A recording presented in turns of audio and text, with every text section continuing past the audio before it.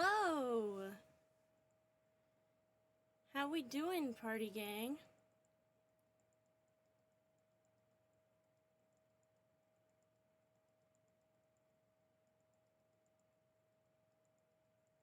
Are we doing good?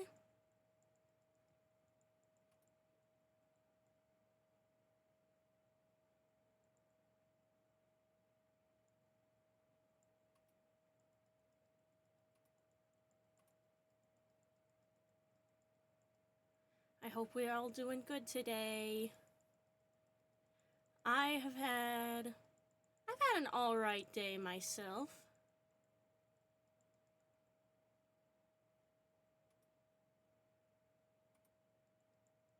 A pretty alright one.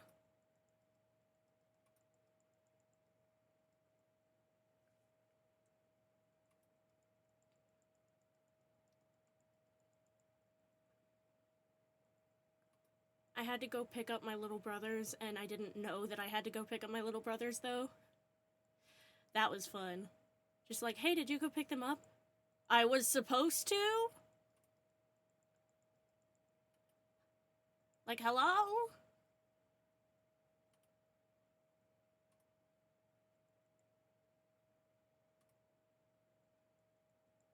But we got it resolved. It's all good.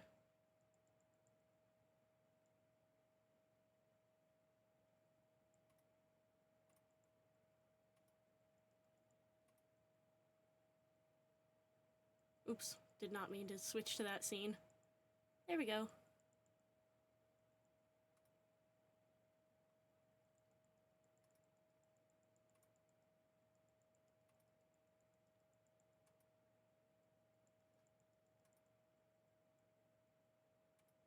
I'm just clicking all the wrong things right now. Bruh.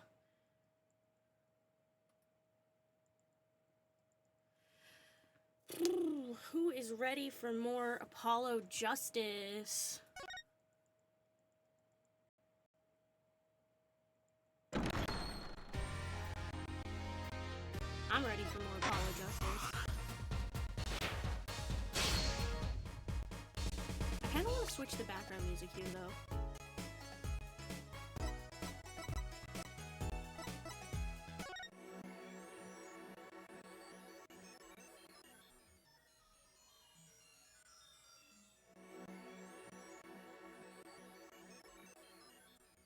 Yeah, that's thematic.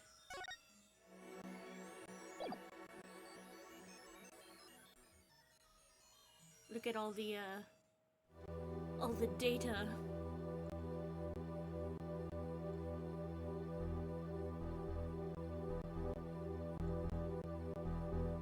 I'm excited for this one.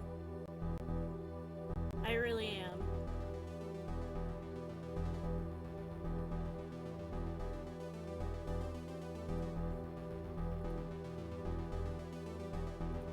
I love this fucking case. Oh, it's so cool. I do really like also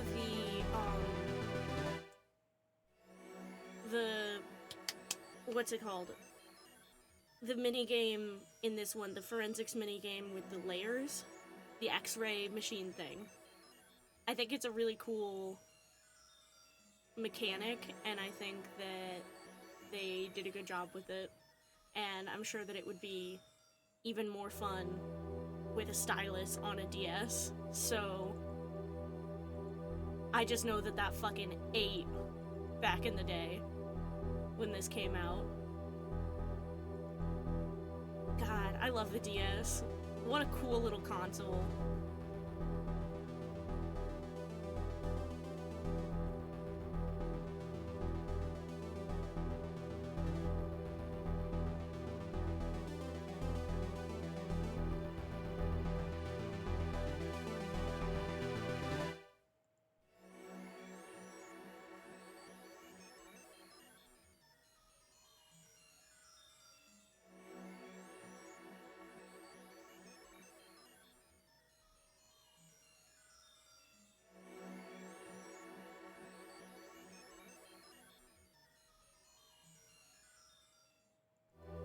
Sorry, gang, give me a minute, I gotta take care of something.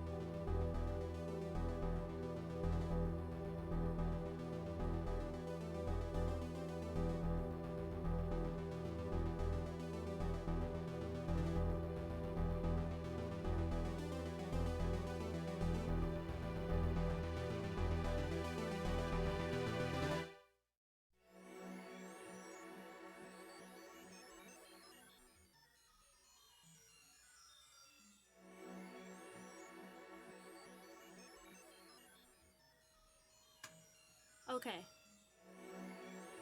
Let's load up our game.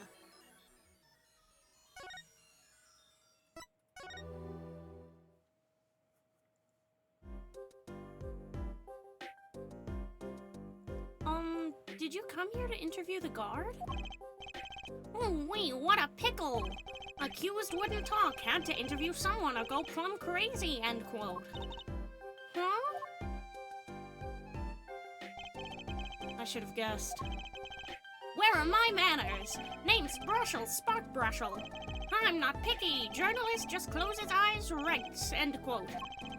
What's that nauseatingly strong mint smell every time he grins? Until you've been interviewed by me, you don't know what thrilling is. Wild romp through crossroads of mayhem, madness, end quote. I can see that. He's writing something again.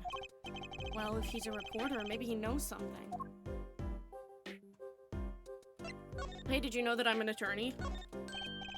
Ah, right. Let me go on the record here. Yes? I know what you're going to say. Brushel, take this, write brilliant column, end quote.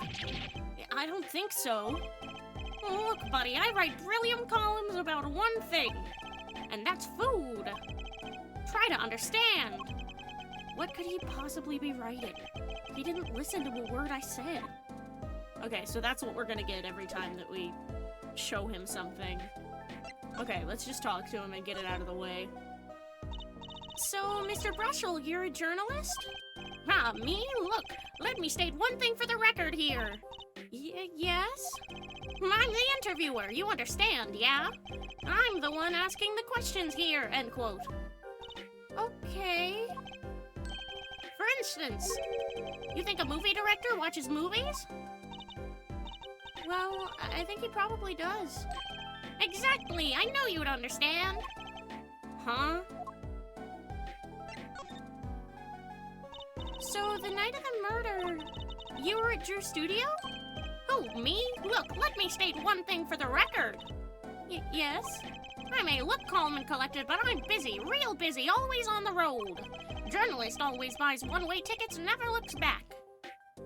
Hi, I love you. Welcome in, my love. I can understand that philosophy, but you want to know the thing about one-way tickets? Once you use them, they're gone. Oh, because you have to give them to the guy at the airport. True enough. But don't they give normal tickets away too? Exactly. See, it's the same thing. What is...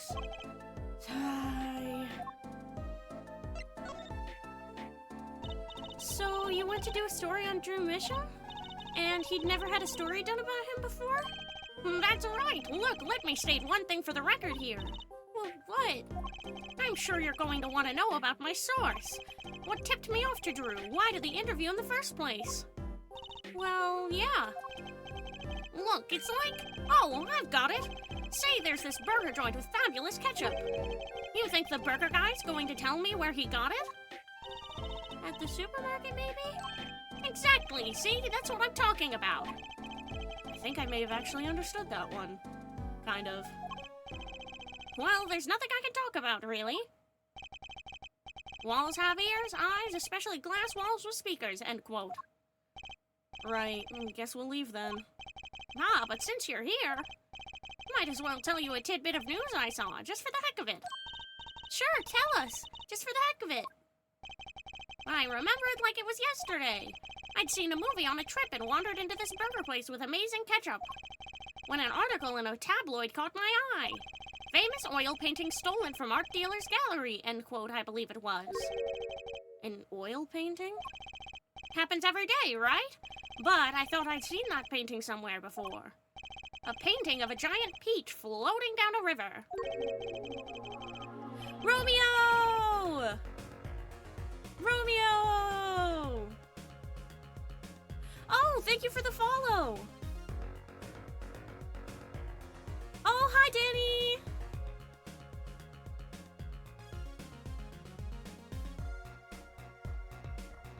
Thank you for the follow, Danny. I appreciate it.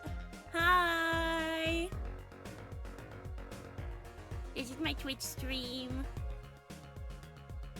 I don't like him. If I was a young kid, I would be crying right now. Yeah. He's like... He's not as annoying as the clowns that never were, you know? But he's up there with annoying characters. Someone stole an oil painting of a giant peach. I was in James in the Giant Peach, the musical, once. I got a callback for James. I didn't get it, though. That's how the cookie crumbles. But I did have fun in the ensemble. I got to be Vagabond 3. And I got to say the line, "Grab a shovel, start to dig my grave. Just imagine a lice-infested boy loafing about the house."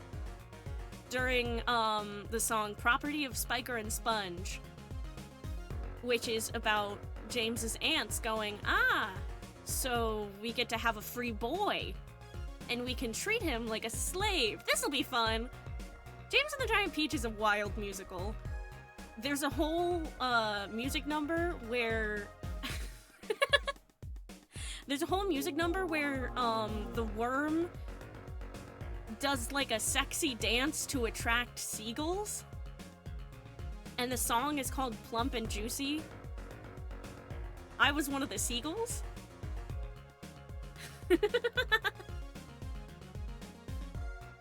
I got to do a lot of costume changes in that one.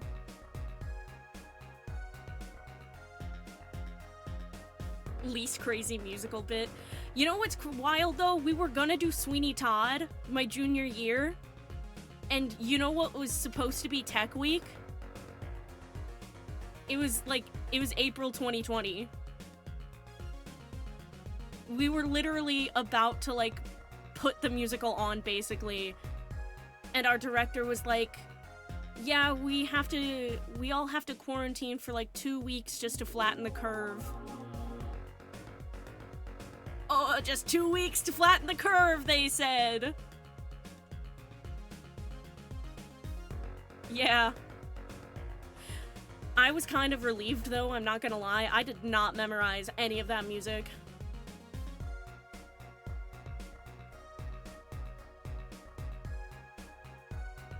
I was supposed to play a person in an insane asylum at one point, though, so that's fun.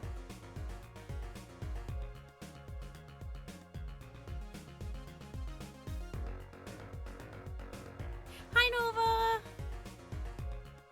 Welcome in! Unfortunately, we're still talking to Spark Brushel, but we're almost done. Ooh, mac and cheese! Mac and cheese. Like Spanish, you know? Mac and cheese. I always think about the e-bugs thing.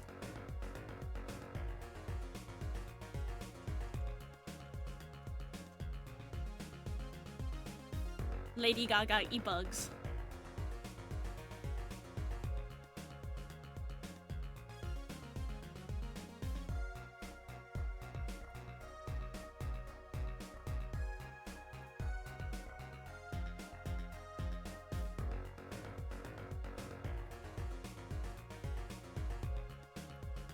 The gang's all here! The gang's all here!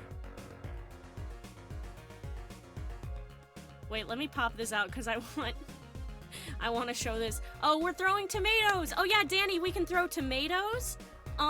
We can throw... What else can we throw? We can throw tomatoes, we can throw rocks, we can punch him, we can shoot him. We can also throw kisses and flowers. Mac Ichez is the name of an Ace Attorney victim.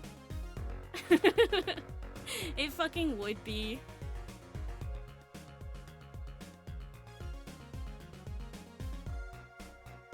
Here, wait, let me show this real quick. Lady Gaga e-bugs.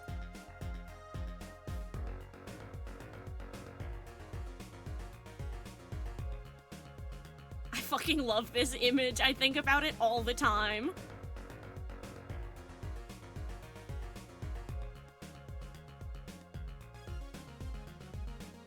Signora y Signor Gucci. Signor Gucci. E-bugs. E-bugs. Okay. Okay.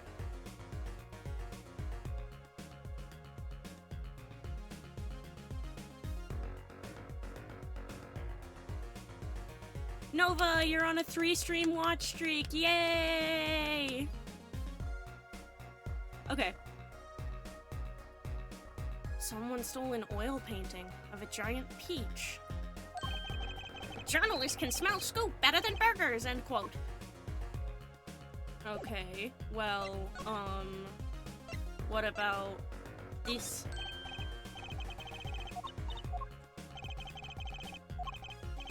No, okay.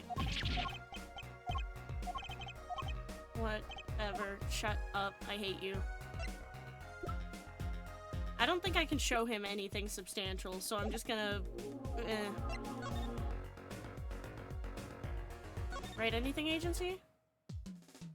No? Sunshine Coliseum? I want to be done talking to him.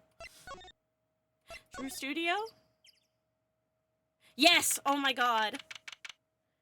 By the way, love, our fucking Mii's almost got divorced earlier today.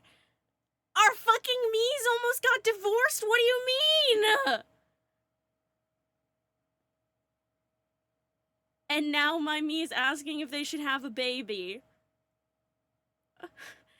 Hey, me? Hey, me in your Tomodachi Life Island? Having a baby is not gonna fix the marriage, babe. We do not have babies just to try to fix marriages. Bad.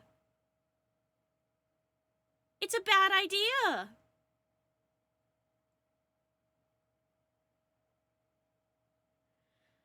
Get a dog or something. Damn.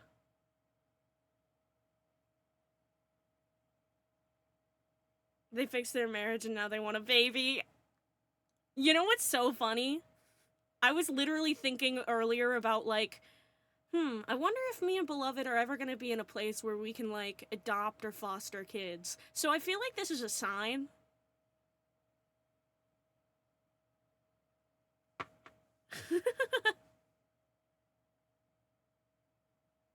I feel like it's a sign that our Mii's have to have a baby.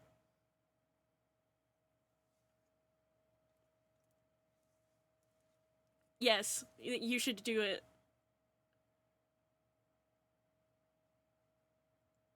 I want to see what our baby looked like.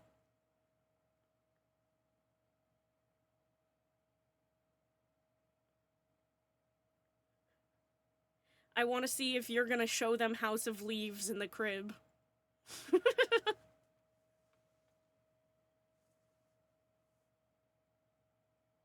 I have so many pics to send. Please do. I want to see so many pictures of your Mii's.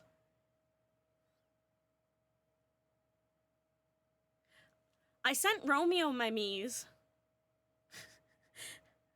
House of Leaves or a cigarette, take it or leave it. Baby needs Smoko. Baby needs Smoko. You don't understand. Baby needs Smoko. October 7th, Drew Studio. Well, how'd it go? Find anything out? Actually, there was one thing I wanted to check with you. Well, what's with that scary face you're making? And what's with the I know something but I'm not telling you face that you've got going on, Emma? They're so bitchy. I love them so much. Ah! This painting came from behind that dresser. Well, yes, so? It was stolen, no? I was hoping you wouldn't figure that out. Do you think you could tell us a bit about this? I suppose. It's what you think. Drew Mishram was a forger. A forger? Ooh, he was doing illegal things. So what exactly is a forger? Well, basically it's someone who makes forgeries. Fakes, in other words. Fakes? Copies of an original. Exact copies, so precise you can't tell them apart. Well, why not just photocopy them? The big problem with forgeries is that people try to sell them as the real article. It's a crime, of course. So, Misham was a criminal? I'm afraid so. He received money to create elaborate forgeries. To supplement his work in illustration, I guess. I see. Actually, that's why I brought this here in the first place. What do you mean? When you're trying to determine if a painting is a forgery, the rough sketch underneath can be a valuable clue. So the rough sketch is like practice for the real thing. Like doing a magic trick in front of a mirror before you go on stage. But not in the case of a forgery. Not necessarily, anyway. You know what the finished product is going to look like, after all. Oh, yeah, I guess you would. That's why I brought this. I'm going to use it to see what's under the paint of the finished pieces. I get it now. Not that I really needed to go to such lengths, seeing as how one of the paintings was only half finished anyway. Still, it'd be neat to see Mr. Misham's rough sketches. Persona 5 Yusuke Kitagawa. I love that gay fop. I need to replace the other word in my personal dictionary with just fop. Me when I'm talking to Beloved, like, ugh, look at this foppetry. Kind of like what he was drawing when he thought no one was looking. True, that would be interesting, and maybe valuable for our case. You should try buttering her up, Apollo. Flattery will get you everywhere, they say. Maybe I should ask Emma to help us out.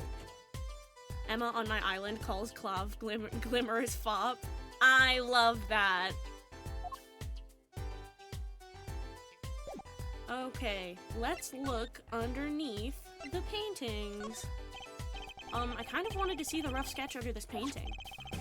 And I was wondering if your tool there might do the trick. Well, you're thinking about my tool, are ya? Emma, we're both gay. Well, I'm just saying. Seems like you want my tool pretty bad. Emma, we're gay and Trucy's right there. Well, yeah, he wants to use your tool. That's what he just said. Oh, Trucy. Okay, girl, not on the job, Emma. I mean, if she's willing to snack on the job, maybe she's willing... Maybe she's willing to eat something else. I didn't say that! I don't know who said that. Did you guys hear something? I don't know. I think it was just the wind. Also, there's ads in like 30 seconds. Ish. If the ad break is actually accurate. Calm down, Emma. We need to get to the bar first. Oh, fine, fine. Just this time, though. Let's check it out. Yeah, let's do this one.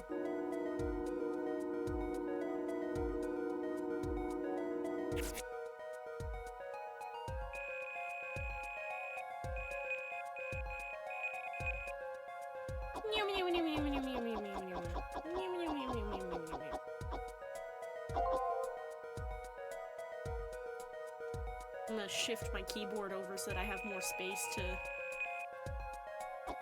to shuggle my mouse.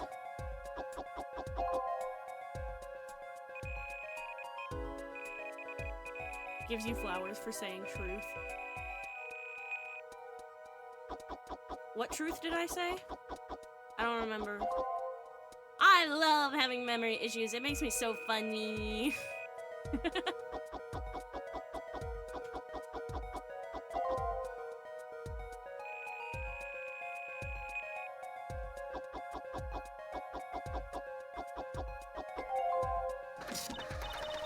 Okay, let's print this one out. Huh, doesn't this look familiar? Oh, ad break.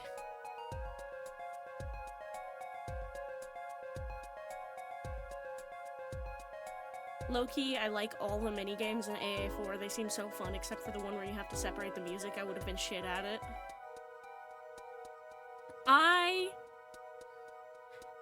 Hey, what's that image? Hey, what's that image? Looks kind of familiar, doesn't it, gang? Looks a little bit familiar. Ooh, what's that bottle? Oh, Phoenix Wright, you piece of shit alcoholic. Oh. But yeah, all of the minigames so far have been, like, really fun. I like this one the most, definitely. The footprint one was fun too. A little bit janky, but, like, definitely fun. The fingerprinting one, also very fun. This one is my favorite, though.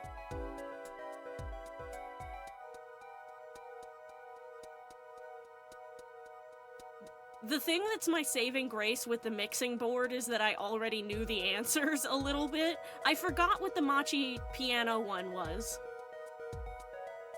Like, I knew it was something with Machi's piano, so I just had to find the piano part and isolate it, but I didn't know exactly what I was doing, so I'm not gonna lie, I used the walkthrough a little bit on that part, but... Because I could tell something was different, but I couldn't tell whether or not it was intentional, like an intentional part of the arrangement or not. But... meh. Anyway, doesn't this look familiar? What? What the heck? Wow, he really blows! The finished painting isn't anything like the rough! Devices like mine didn't exist until recently. He probably thought he could draw any sort of thing he wanted for the rough. What do you mean? Well, in the past, you could only analyze the composition of a rough sketch. Composition? In other words, the traces of charcoal between paint and canvas. So you could tell if there had been a rough sketch, but not what it looked like. Ah, I think I follow you. So, in essence, it wouldn't matter what was underneath the finished painting. Some pros would actually paint out a rough sketch entirely, then do a completely new painting on top of that. Apparently that's a big reason that the Mona Lisa has such a hard time being, like, restored or preserved, because Da Vinci did so many, like, tweaks of it, and so many layers over the years.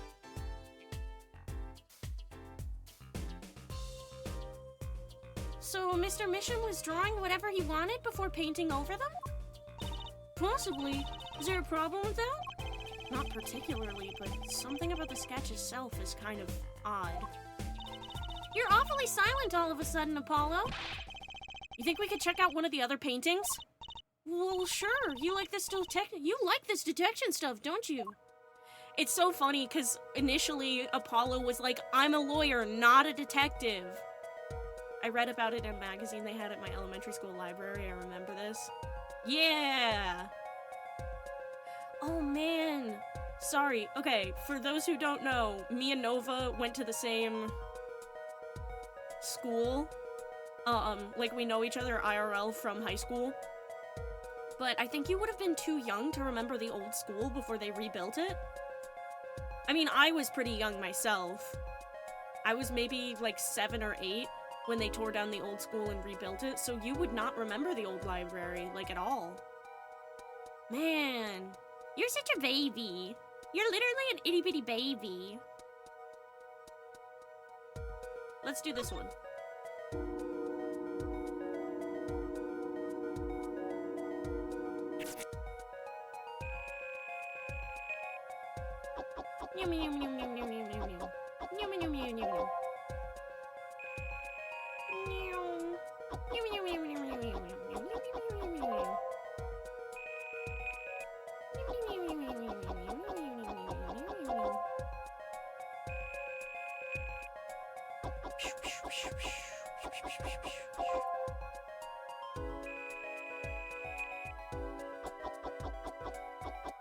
Huh.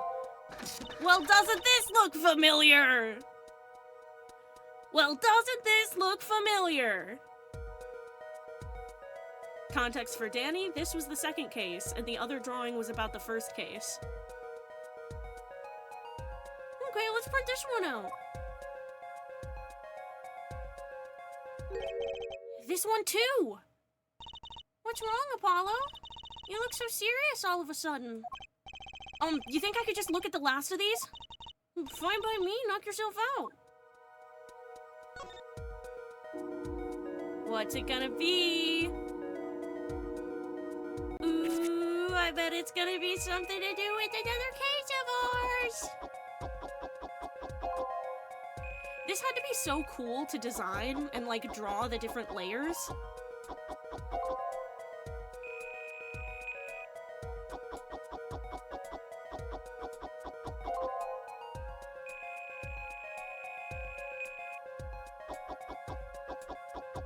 Yeah, baby!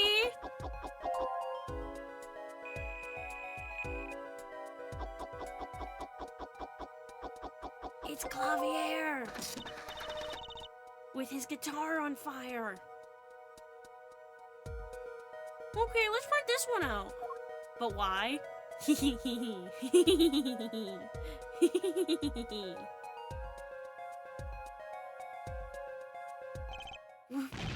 What the heck is all of this? I hesitate to ask why you're getting so excited. You sure your device isn't leaking some kind of strange radiation? Trucy, look at these 3 sketches. Do you notice anything?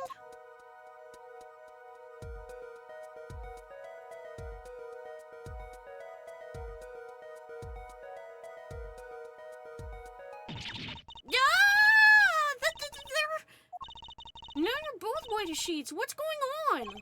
These sketches are of the 3 cases I worked on. What? The murder in the poker room at the Borscht Bowl Club. The dead man pulling the noodle stand. And then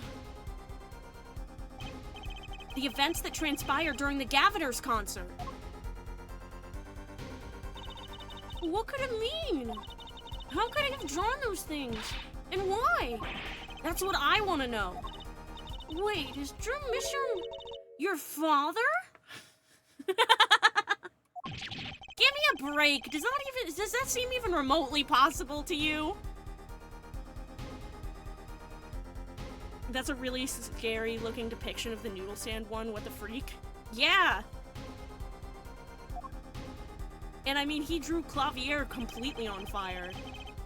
I've never even heard of any Drew Misham before. I hadn't even seen a picture of it.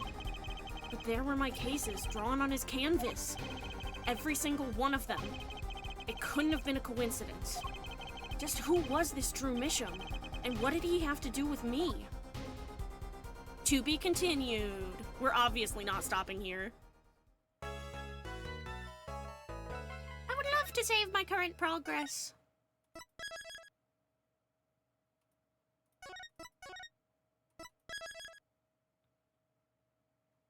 Okay, let's keep going. Hi, Ponold. Hi, Gonald. How you doing? Hi.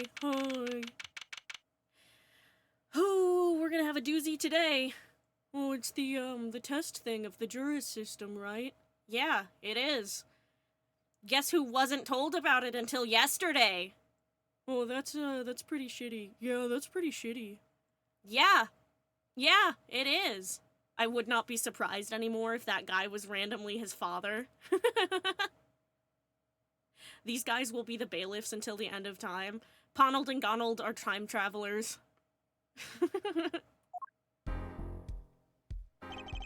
Good morning. So, you're Vera, right? I'm Trucy Wright. That's right with the W. But not right? We're on your side. You can tell us anything, please. Good morning. She speaks. Not bad. But I think you'd do better with a little smile, you know?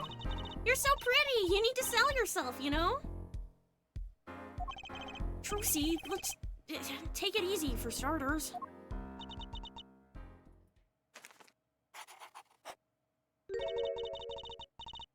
Thank you for taking my case.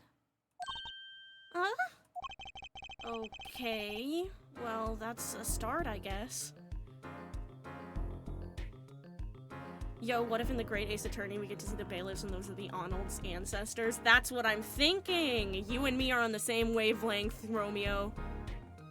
I love Vera so much. There she goes with the nail polish again. That's great, really! It's so cultured!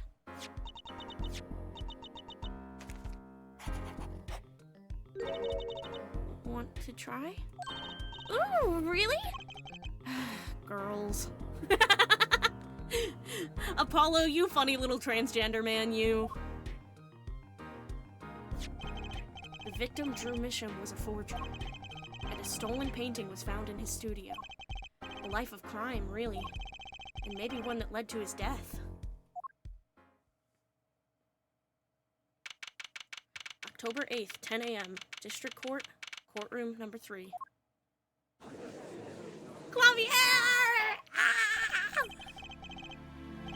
We will now, begin the, trial of, Vera Misham. Is the judge okay? His voice is all raspy and he's looking around all nervous-like.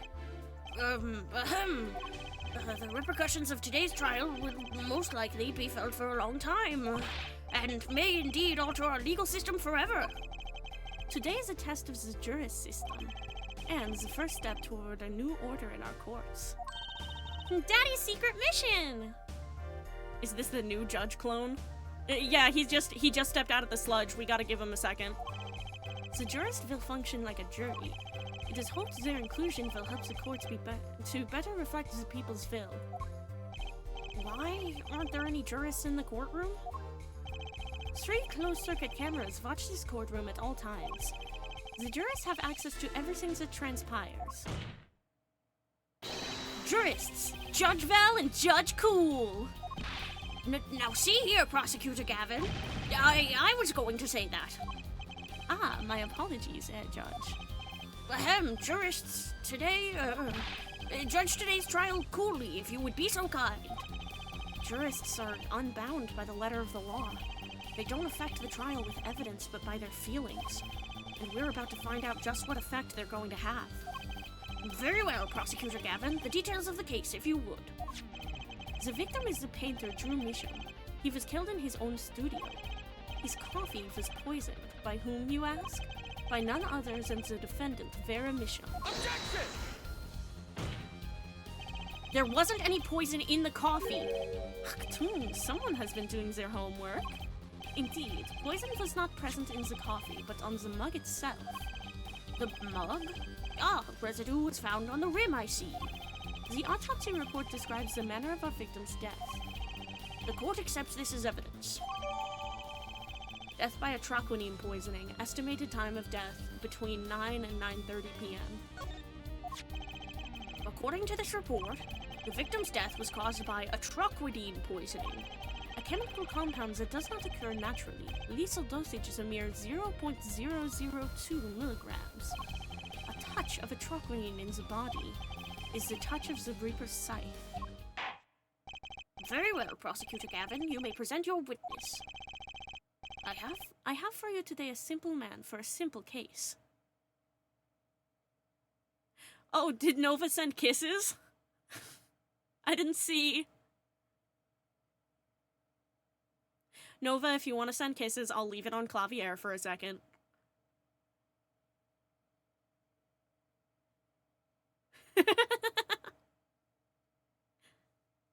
It's so hard to time.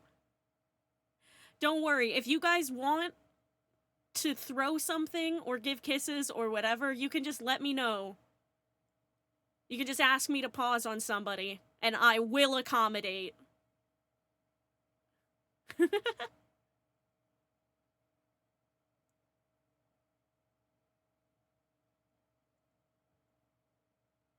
Okay, a smoochie has been deposited, and flowers have been thrown. Are we ready to move on? God, I fucking love you guys. I love my wife. Okay. I have for you today a simple man for a simple case. A man who witnessed the murder in its entirety. That journalist, no doubt. The witness will state his name and occupation.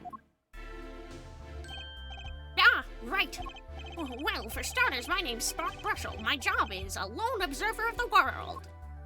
In other words, a freelance journalist, right? Ahem, if you don't mind, I'd like to state something here for the record. Yes, Mr. Brushel? I dislike conclusions, specifically the aspect of jumping to conclusions. RPing as a Gaviner fan by throwing flowers at him in the gallery. Court-mandated annoying witness on day 1. True. We got a break from annoying witnesses for a little bit. And now it's back. Preconceptions make Park Sandbox of endless desert waste, end quote.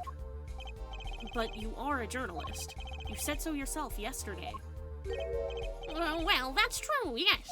But you must understand, I stand before you today a man with a dream. I'm offering you my testimony in exchange for exclusive rights to the story. Scoop turns Mr. Brushel into that Mr. Brushel, end quote. Let's hear your testimony then, shall we? A simple case, eh, Gavin? For me, the jury is still out.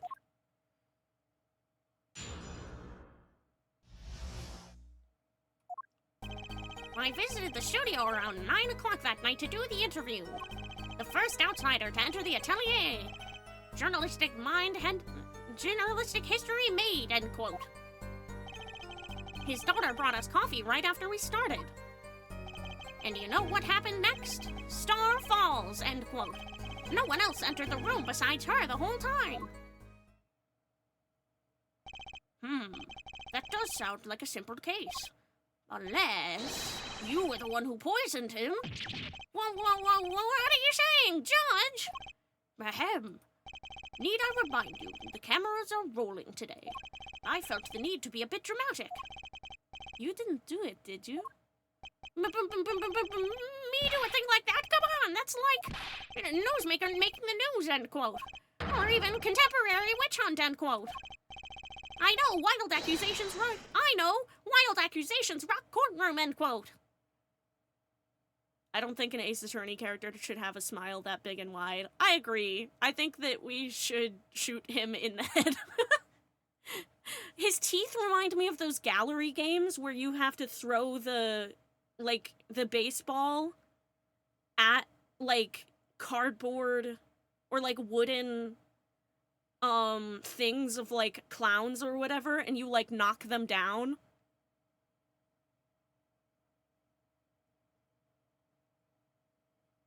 It looks like I need to, like, knock his teeth backwards and win a prize.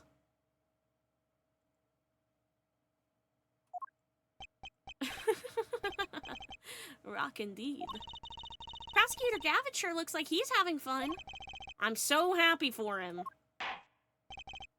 Very well, Mr. Justice, your cross-examination, please. Oh shit, did you shoot? You just assassinated Clavier? No, but no! I can't time for shit. I can't. Oh my god, Clavier just died! Who fired that shot? Oh my god, I just saw someone die right in front of my eyes!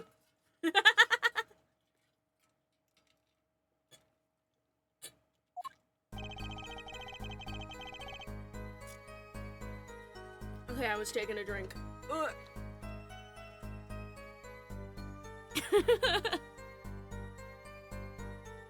Okay, let's just press on everything. 9 o'clock that night? Isn't that a little late for an interview? If the great painter Drew Misham says come at 9 o'clock, believe you me, I'd go at 9 o'clock. The first, and as it turned out, last interview with such a prolific painter. Right. Can you tell us what it was like when you arrived? The first outsider to enter the atelier. Journalistic history made, end quote. You were the first reporter ever in Drew's studio? Posterity will look back on that night as a turning point in journalistic history. A basically insignificant step for all mankind, but a giant step for that Brushel guy, end quote. Okay, that's kind of funny.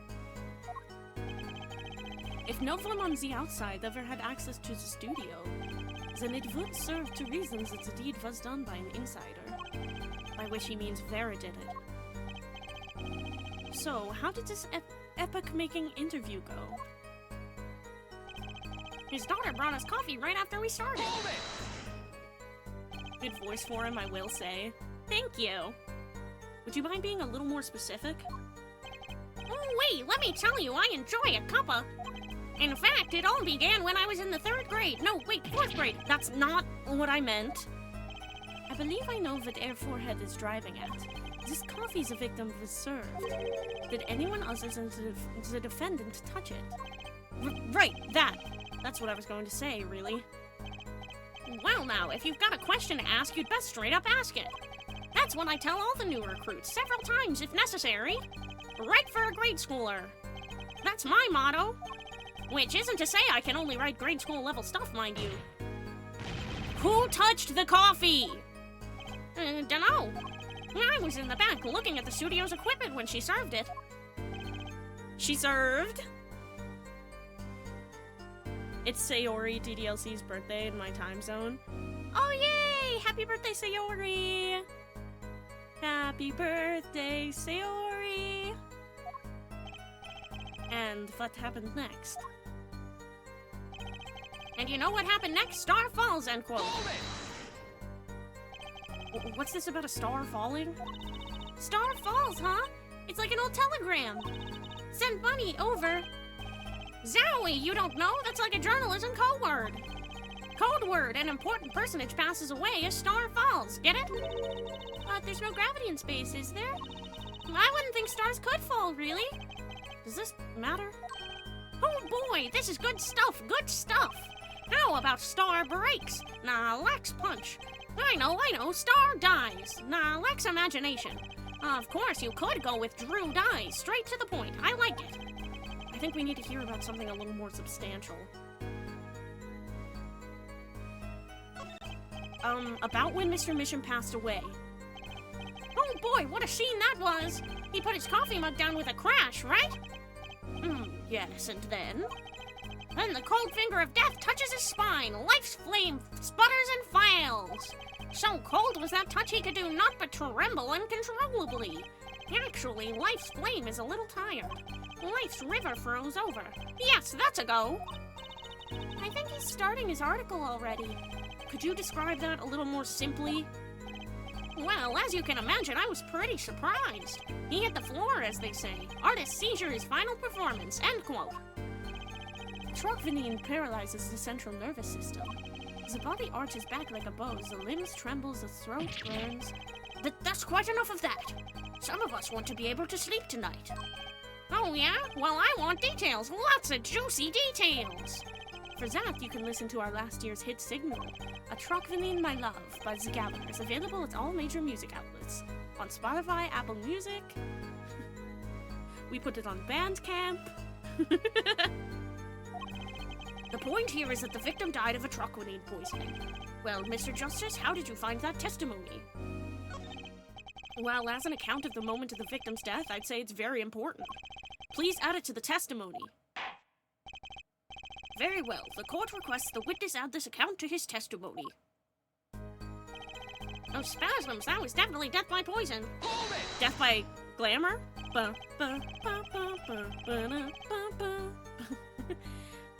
You say it was definitely death by poison. How can you be so sure?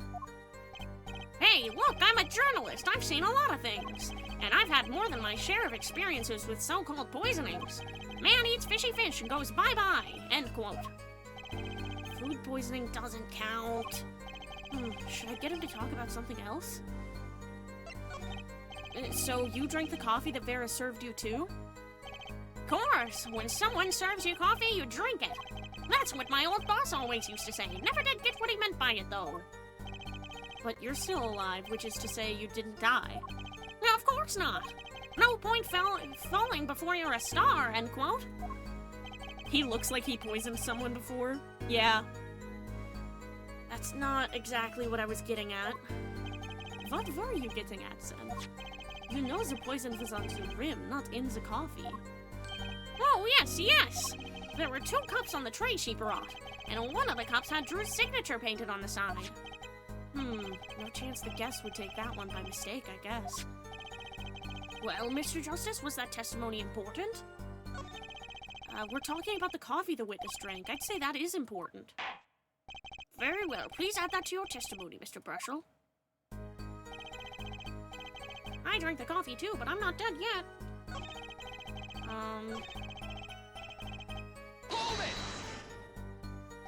You're sure you drank the coffee? No, yes, quite. I gulped it down, felt that sweet scorch in my throat. But you say the victim took one sip and fell over, and you still kept drinking? Of course. Drink your coffee when it's hot, never when it's not. That's what my old boss used to always say. Never really knew what he meant by it. Should I get him to talk about something else?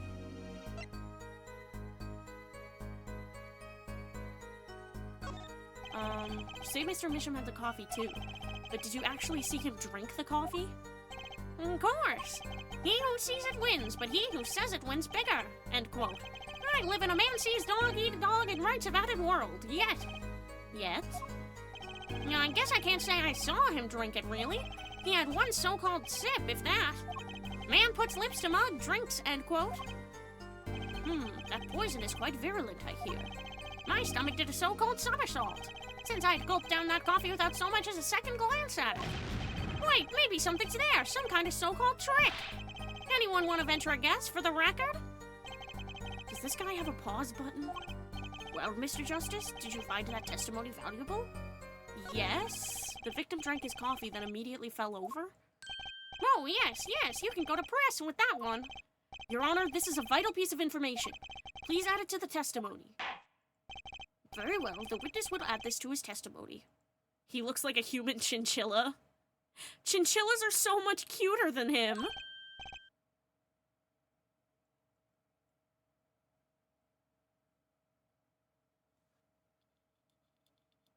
That's such an insult to chinchillas, Danny. Vital, right? He had one sip, if that, and the next moment he was on the floor. Hold it! I do see what you mean, though. So he either took a sip or he didn't and then fell over? Oh, yes, indubitably, just like that, wham bam! So Mr. Misham drank the coffee and fell over immediately. I think Burschel's telling the truth, too. Should I get him to talk about something else? No, I think that there's no real need to change the testimony. The problem with the testimony is already pretty obvious. Who else entered the room besides her the whole time? Okay, hold on. Present.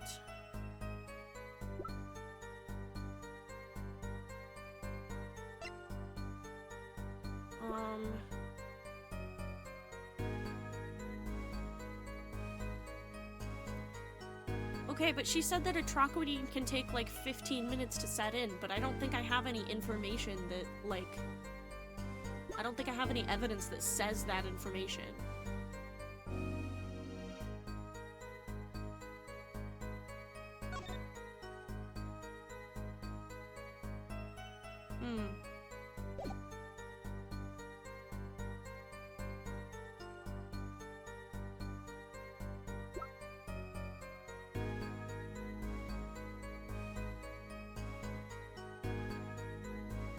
The cup?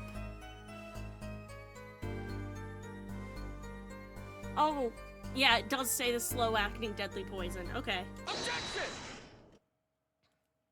Thank you for pointing that out. You know what I have a problem with? A particular property of the poison used, atroquinine. Oh, Prosecutor Gavin was quite clear about the poison. A lethal dosage of 0.002 milligrams paralyzes the central nervous system. Sorry, am I backseating too much? No, that was perfect. Thank you for helping. If you drank that, even you, Mr. Justice, would be reduced to a quivering pile. Why are you using me as an example? Oh, how the turntables! Now the judge is the one who's, like, half-threatening the attorney. Sorry, that was funny as fuck when the judge was, like, convinced that Phoenix was trying to kill him. Unfortunately, we weren't told everything. There was a vital omission in Prosecutor Gavin's information. An omission? Atroquinine is as virulent as he says, but death doesn't come upon ingestion, not immediately. That's because atroquinine is slow-acting.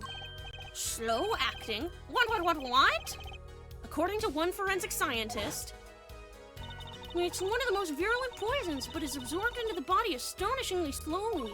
It takes at least 15 minutes from the time of ingestion for adverse effects to show.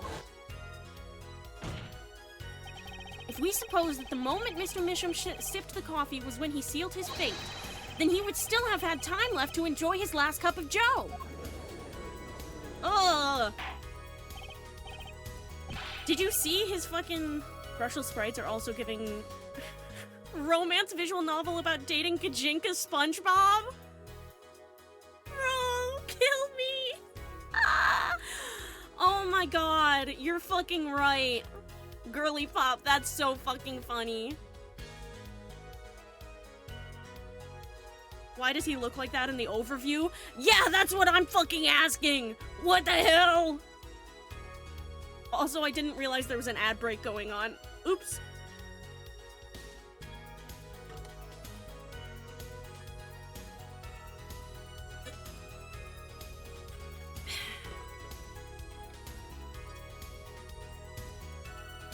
Okay, we should be back. Order! Order! What's the meaning of this? If what the defense says is correct, why, that contradicts the entire testimony we've just heard. Well, Mr. Brushel, anything to say on the record? Slow acting. SLOWACT. It was virulent, all right. Even then, it had already begun digging its claws into the journalist. He's working on his scoop. Sigh. Objection! It's Brushel, yeah? Herr Brushel, let's take a trip back down memory lane. Huh? Did the victim really die the instant he took a sip? Think it over, this is vital. You know what I think? I think that was a not-so-subliminal suggestion, end quote. I admit, it does cause a problem if he died when you say he died. I would be forced to say auf Wiedersehen to my simple case. And you would be forced to say farewell to your article. Oh, Clav, you manipulative bitch! You're being slimy, Clav! It's not a good look on you! Come again? You can't write a story based on conjecture, can you? And as the case drags on, other reporters will pick up the scent. And you'll be forced to kiss your exclusive scoop goodbye. Scoop, scoop, ah. Look, wait, just wait a second. Just 1 second. We're waiting, out with it. Yeah, I think I just recalled a so-called important detail. A revival of recollection, end quote. A story survival, end quote. Attorney utterly confused, end quote. Actually, I did notice something when I visited the studio. I'd heard of poison that takes its sweet time, see? But not what I've been saying for the last few minutes, apparently. Mr. Brushel, are you saying you noticed something that explains what happened? You bet I am! The antidote for a poisonous contradiction, end quote, you might say. Or, I still have no idea what you're talking about, end quote, I might say. I figured it out, but only after an in-depth interview. See, thanks to my journalism skills, I know who poisoned that coffee. Why is his butt so defined? Order, order, order. As far as I can tell, the witness is standing by his testimony. That Mr. Misham died the instant after he drank. Of course I'm standing by my testimony, and my dream of exclusive rights to this story. I suppose it was too much to hope for. What was? Of course he wouldn't choose a simple case, not him.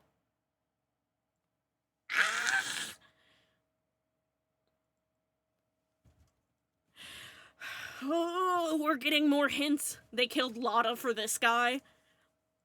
Can you imagine Lotta during this case? It would be so good. It would be so good, so pleasant. Some people think Lotta's annoying, not me! Maybe I think she's a little bit annoying, and I love her! Of course he wouldn't choose a simple case, not him. Him? Phoenix Wright, who else? We're getting more story! Herr Brushel, report for us if you would. What is it that you noticed?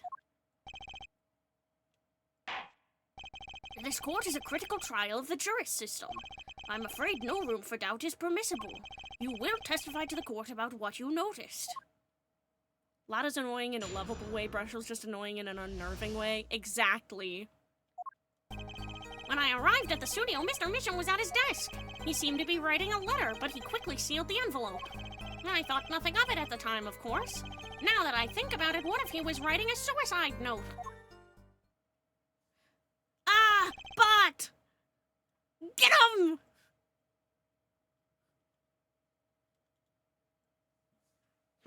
A suicide note? Yes, he had this look on his face.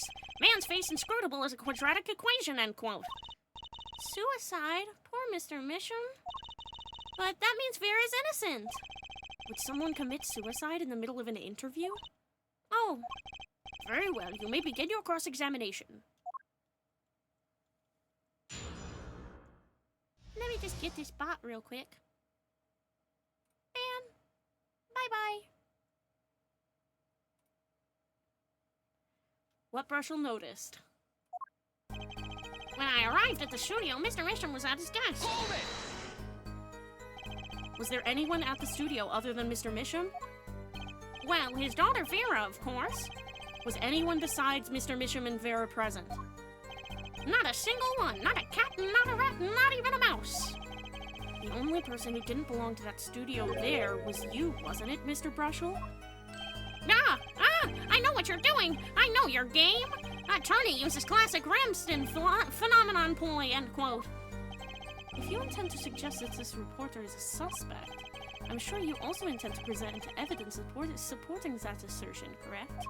In the meantime, let's move along, shall we? He seemed to be writing a letter, but he quickly sealed the envelope. Hold it!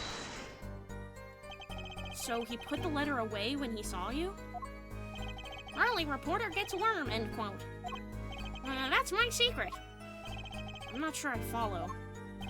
It's the night of the interview. I arrive 15 minutes ahead of schedule. The handle turns, the door opens, and I barge in. Are you sure that's okay to do? I mean, isn't that unlawful entry, really? Mr. Misham sure seemed to think so. You should have seen him. He crammed his letter into that yellow envelope as fast as he could. I know a secret when I spot one, and that was one. It does seem significant. Well, Mr. Justice, I wonder. It does have the ring of something important. Add it to your testimony. The defense finds this testimony vital, Your Honor. Very well. Please add it to the testimony, then. Hey, why not? My account comes free of charge. It was a yellow envelope. I heard it was left at the crime scene. Are you sure, though? And you saw him seal this yellow envelope with the letter? Hey, don't look at me like that. I saw what I saw. Apollo, you think this might be... Our big break, yeah. What I need is to show some decisive evidence now. I thought nothing of it at the time, of course. Hold it! I'm just gonna press on everything. You didn't think anything might be wrong at the time? Hey, when I go in for an interview, that's what I'm there to do. Interviewer finds looking more effective than caring. End quote. So what about now? Thinking back on it, did you sense anything strange in Mr. Misham's behavior? Well, yeah. That's why I'm telling you all this to begin with. Very well. Continue with your testimony. Hold it! A suicide note? Well, yeah. Don't quote me or anything. I'm just saying it's a possibility, you know? So you didn't actually check the letter? Of course not. It was sealed. Contents of can unknown until can is opened, end quote. You can always check the label. Do you think Mr. Mission was writing a suicide note? If he was, that would solve the case in a jiffy. It kind of makes me wonder about that letter. Yeah, okay, I get it. Presented. It was a yellow envelope. Okay.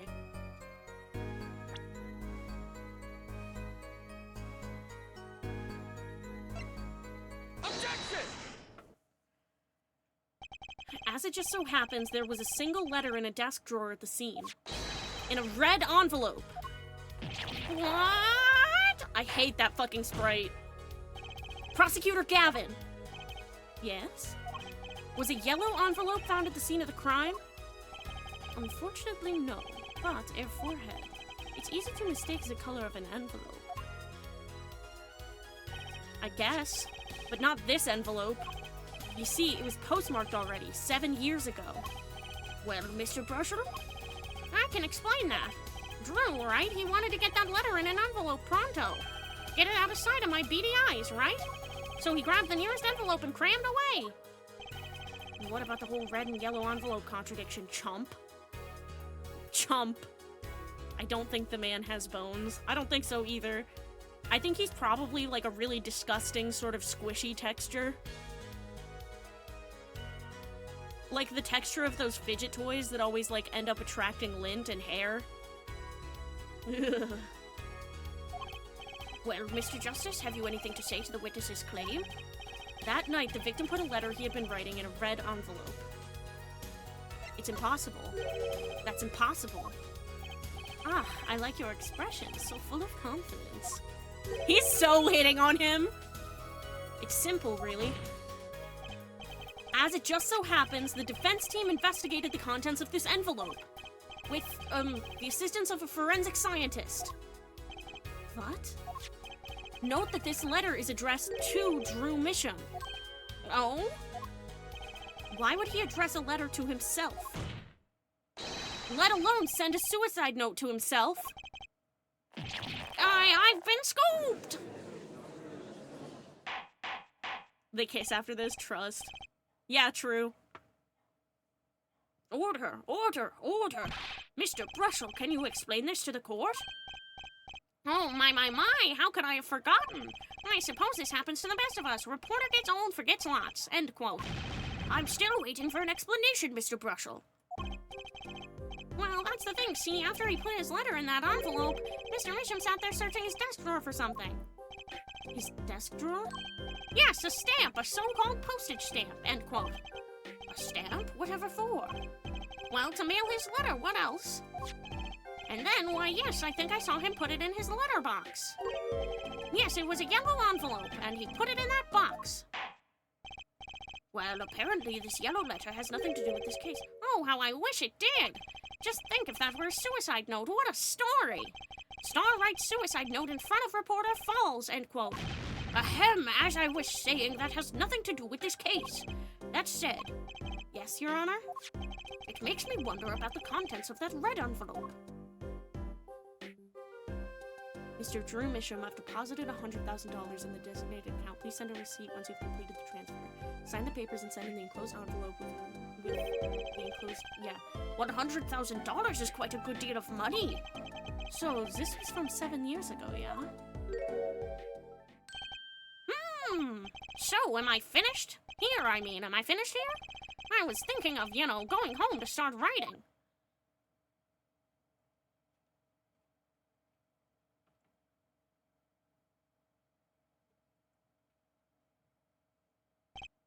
I hate to state what should be pretty obvious to anyone, but when you catch the scent of a story, you make that, rather unique face. Ah, come on! The attorney has active imagination, little else, end quote. Even I noticed something, and my eyes aren't what they used to be.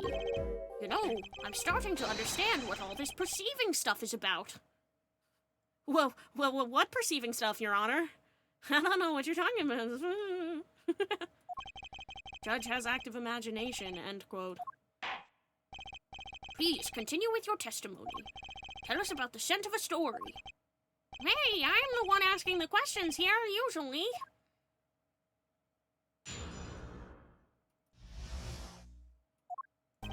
Actually, it took a bit of work to get a thumbs up on the interview. Reporter leverages story, gets his interview, end quote. The story concerned a certain case from 7 years ago. That red envelope probably had something to do with it. Say what you will, but Drew's talent was without compare.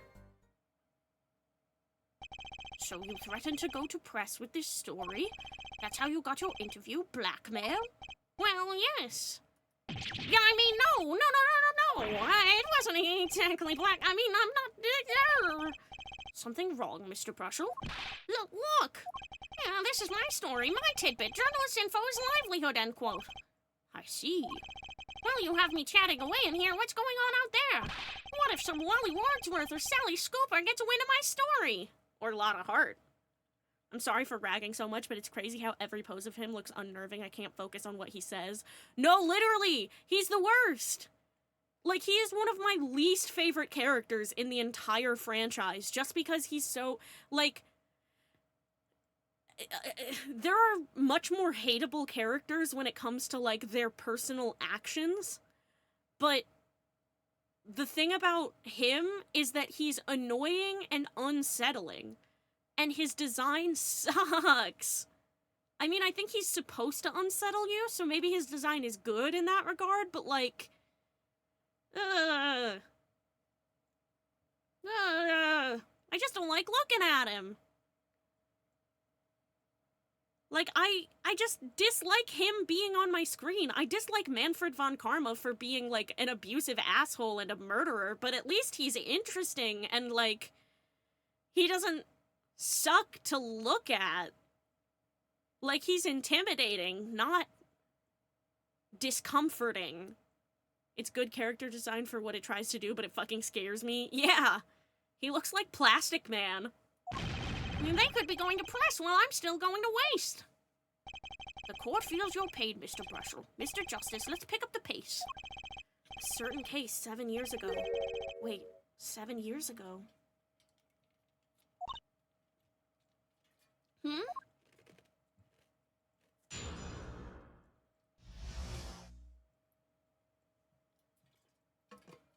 I'm drinking a lot of water this stream. For some reason, my throat kind of hurts.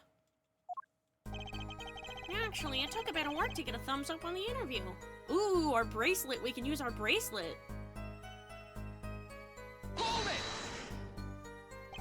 I'm starting to get why Nick's involved in this case. Oh, buddy. You got a big storm coming. The victim, Drew Misham, had an aversion to reporters? Boy, I guess not even my considerable charms did much for him. Until I finally got my thumbs up, that is. Maybe you can elaborate on that bit for us. A reporter leverages story, gets his interview info. Exactly what sort of story was this? Oh, a little one, like I said. Nothing more, nothing less, nothing in between, end quote. I might have suggested I had a lead on this particular story, but I didn't threaten or cajole or nothing, honest. So a suggestion was enough to get an interview? Mr. Misham must have really wanted to keep it under wraps. The story concerns a certain case from 7 years ago. A certain case 7 years ago? Tell us, what case? Let me state one thing, Mr. Attorney, and you can quote me on this. I can't talk about that case. Well, why not? It's about journalistic pride and staunchness and credibility and connections. Journalist reveals sources only over his dead body, end quote. So what'll it be? Gonna strangle me? Dead men don't tell tales, Mr. Attorney. He sounds pretty determined not to talk. Our chances of breaking his will aren't looking good. That red envelope probably had something to do with it. On the one hand, we have your story, and on the other hand, this letter. What makes you think the two are related? No, I was just saying it's possible. Call it reporter's intuition, end quote. Hey, I say a lot of things. You going to pick all of them apart? Be my guest. All of them? No, just the incredibly suspicious ones. I see. Anything else to add about Mr. Misham? Say what you will, but Drew's talent was without compare. Just how amazing was Mr. Misham's talent? Huh? Oh, wait, boy, I mean, hey, he's a star, man, a star. The flow of his brush is like a great undulating river across the canvas. Artist paints light up studio like sun, end quote. This guy is full of wacky gestures. That one just now was wackier than usual. He looks kind of nervous to me, Apollo. Definitely. I'm sensing something different than he before here. Maybe it's time to bring out you-know-what. That testimony left a bad taste in my mouth. It all makes sense. Nothing jumps out as ridiculous. I wonder what this story he's talking about is. It must have been good to get an interview with a famous recluse like that. Something powerful enough to drag Drew Misham out of hiding. I wonder. Maybe it had something to do with Mr. Misham's art? Okay, yep.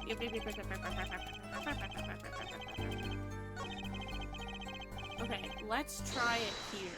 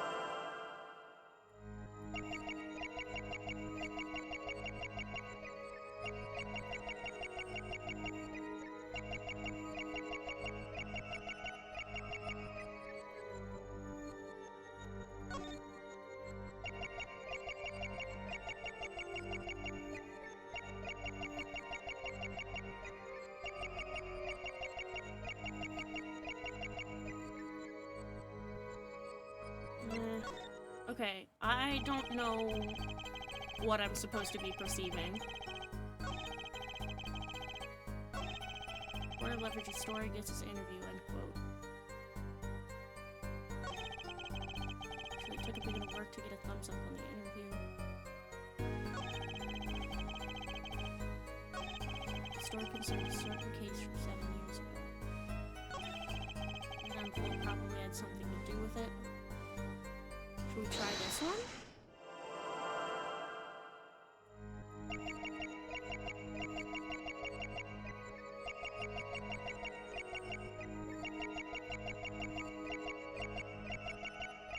No, I'm not seeing anything.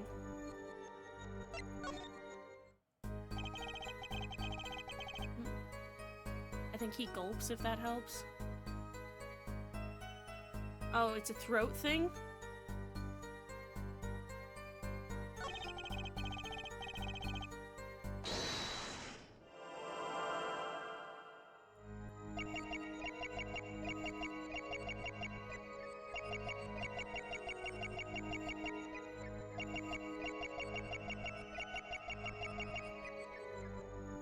Okay, so it's not that one. I think, I'm not sure though. Lamira War gulped. That was her tell.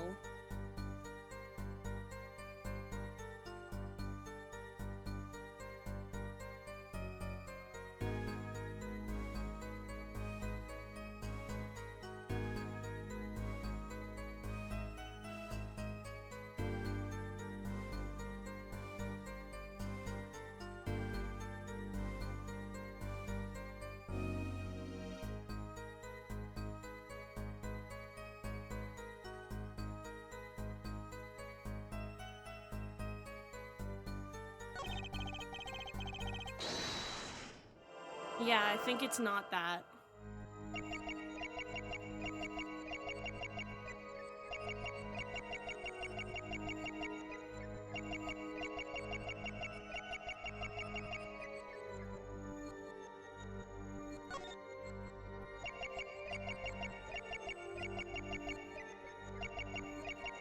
Oh, ew.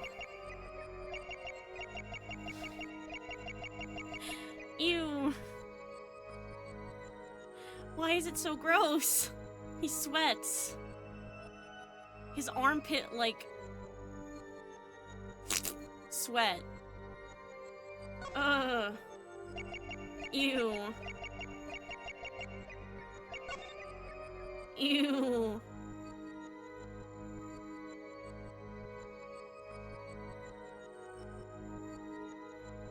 Why is it so gross? Gotcha!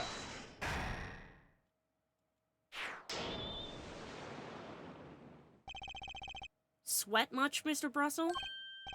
Brussel? Yeah, well, a man can't help his glands, you know? It's more than that. When Mr. Misham's talent was mentioned, you suddenly began to sweat buckets. Literally, it was really gross. Ah! You're hiding something about his talent. What? That's ridiculous! Evidence time.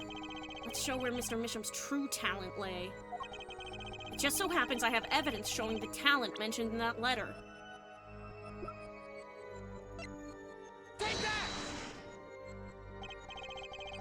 I can't help but wonder what the court is supposed to conclude from this evidence. Oh, Other than that, you've made a horrible mistake. Man burns bridge, forgets to cross first, end quote. oh, I'm supposed to present the other one. Oh, fuck me, dude.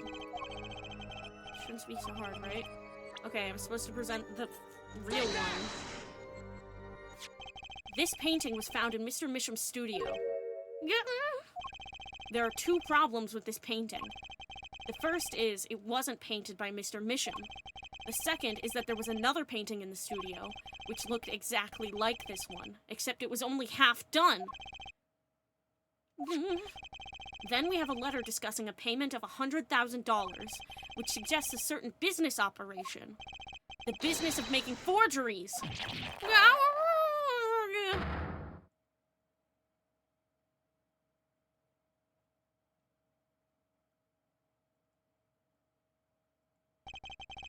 That is all, Your Honor. Everyone, please, everyone. Can we keep this private, please? This is my story, my scoop. Forgery is a serious crime. Joe Mitchum is known as an artist these days, but there were rumors he dabbled in another kind of art until a few years back. Another art meaning forgery? Joe Mitchum was talented, all right. Talented at making precise, detailed fakes. A fact that certain criminal elements were quick to discover. Criminal elements? What? You can't seriously be talking about... Exactly. I'm talking about forging evidence. The rumors started circulating 7 years ago. Oh, man, guys! Also, we have an ad in a minute and 20 seconds or so. Oh, man, guys. 7 years ago? So are we to understand that this letter, this payment of $100,000 was for... Exactly. Forged evidence nets tidy profit, end quote. Order. Why, it's like our victim was living a double life.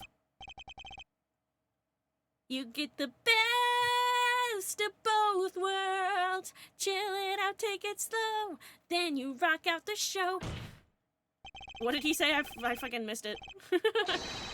Shit. Aha, this is my chance. So the victim had ties to the criminal underworld, right? He could have had plenty of enemies we know nothing about. Objection! This is my first time hearing of this criminal world. We certainly found no criminal connections when we conducted our investigation. Objection! But how do you explain all this money? You have to admit there's a possibility of some illegal activity here. Objection! But there is no proof tying this letter to our case. Our case was and remains simple from the beginning. Only the defendant could have poisoned that mug that night. And you, of course. Hey! The only thing I poison is my pen when I'm writing reviews. Mr. Brusher, your testimony to this point has been quite unreliable. It doesn't speak well of your reporting acumen. What are you talking about? My journalism is rock solid. Journalism so solid you could stand an elephant on it, end quote. In any case, let's hear a summarized recap of your testimony. If we can ascertain the situation in that studio from the recap, the trial is over. Apollo, what's he talking about? The cross-examination showed Mr. Brushel didn't have reason or means to poison him. As long as there's no other suspects. Then the killer had to be Vera, that's what. This next testimony is our last chance. Mr. Brushel, your testimony, please.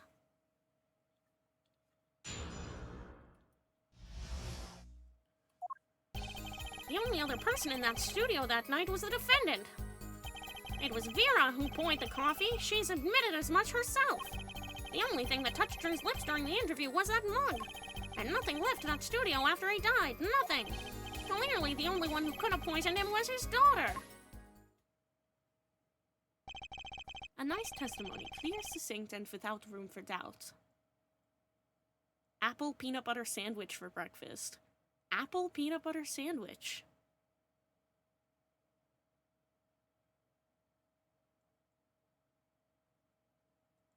Like apples on it? Or like apple jam or something? I've literally never heard of this in my life.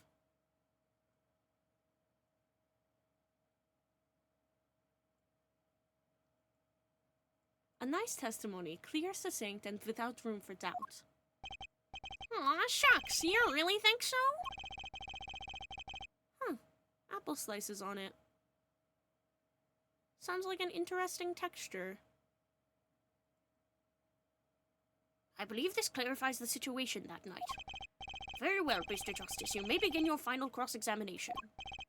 Right. I still have one trump card left to play, and I won't let this trial end until I use it.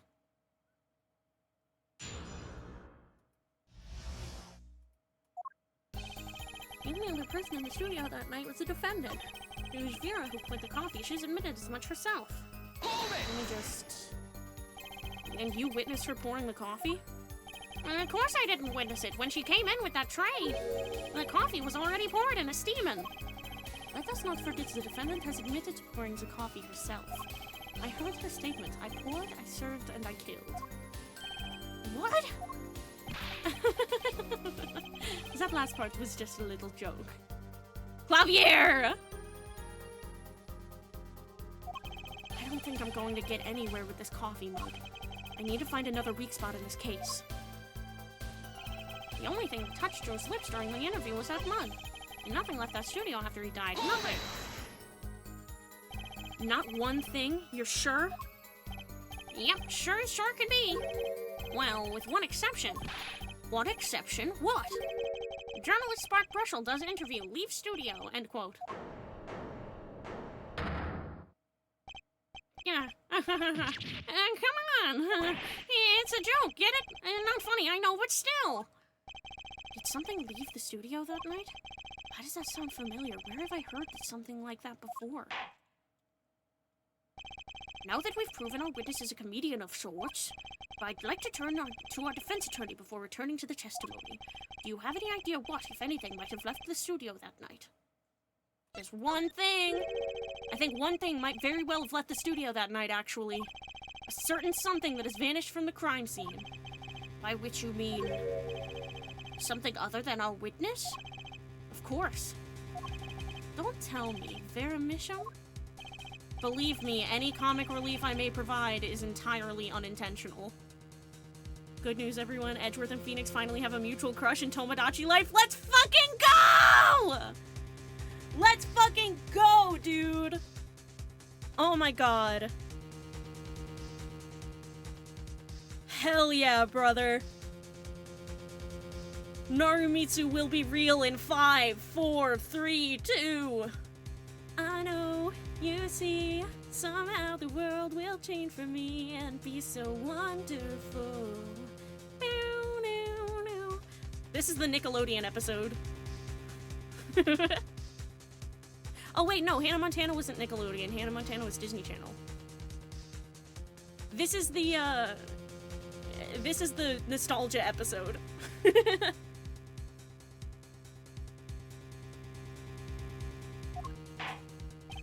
Then let's see what you've got for us, Mr. Justice. Well, this thing wasn't at the scene of the crime, so I can't show it to you. But I do have evidence that shows how it could have been taken from the scene. Bada bing, bada boom, motherfucker. This is the only link between that studio and the outside world. A letterbox? What did Mr. Brushel just tell us? When he entered the studio on the night of the murder, the victim had just finished writing a letter. Yeah, I said that, and yeah, it was true. Furthermore, he went on to tell us that he put the letter in a yellow envelope and put it in the letterbox. Ah! But that very same letterbox was empty. In other words, that night, the yellow envelope disappeared. Objection! Ah, yes, intriguing. So an envelope has disappeared from the scene of the crime. Of course, this changes nothing. Huh? He has a point, Mr. Justice. What we're trying to figure out here is how the poison got into Mr. Misham. Is it really important that this envelope the witness says he saw disappeared? Well, if it did disappear, then something did leave the studio that night. That seems very important to me. Very well, then the witness will add this to his testimony. You got it. I still think this fails to change anything, Air Forehead. I wouldn't be so sure. A letter disappeared from the crime scene that night. This is exactly the opening I've been looking for. A letter was put in the post from the studio, but I hardly think that matters. Nothing could be more serious than an envelope disappearing from that studio. And you were hiding that fact from us. Yes, well, actually... I don't argue the possibilities that the letter disappeared from that studio. But Air Forehead, isn't there a much more serious question before us? Right, how Mr. Misham was poisoned, I know. But Mr. Brushel's testimony has changed, which means the facts of the case have too. And what he's told us means something entirely different now, I'm starting to think. Let's keep thinking, Apollo! Clearly, the only one who could have poisoned him was his daughter. What do you think, Apollo? Everything he's saying seems so not flawed. Well, that's kind of what you want from a testimony, really. I need to keep my eye on what matters. How and why was Drew Misham killed? Vera poured the coffee, that's not going to change. if that coffee didn't kill him, I need to find what did and prove it. Okay. I'm gonna press on this last statement. Hold it! You say clearly as though it were obvious. But this claim that the defendant poisoned the victim is merely conjecture. Yes, well, you see, in my business, it's all about making the most ridiculous things sound right. A bad habit, I know. Yes, well, actually, I guess this is more of a case of ridiculous journalist sounds wrong, end quote. The court is forced to agree with you. Please refrain from wild conjecture. Understood loud and clear. If only I could believe that. What do you think, Apollo? Everything he's saying, blah, blah, blah, blah, blah. We already got this. I poured the coffee, that's not going to change, but if that coffee didn't kill him, I need to find what did and prove it. Letter was put in the... I hardly think that matters. Clearly the only one who could have poisoned him was his daughter.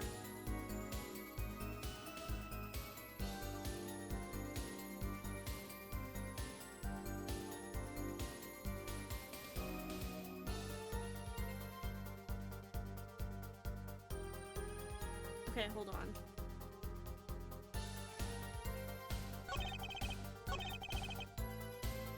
The only thing that touched Drew's lips during that interview was that mug. Hold it! You're sure about that? Well, to be really, really precise, I was busy gobbling mint candies the whole time. One of those candies might have been poisoned. Objection! Yes, at the time of the autopsy, no fresh fragrance of mint filled the room, and no mint residue was found.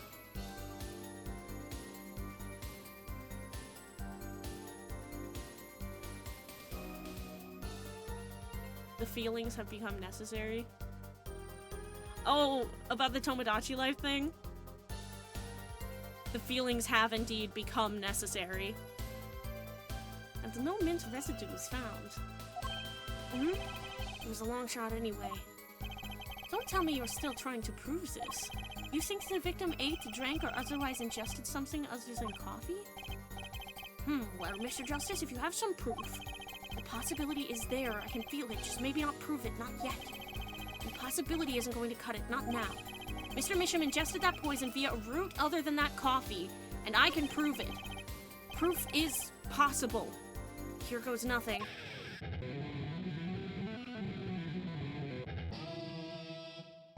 You do understand what we need, yeah?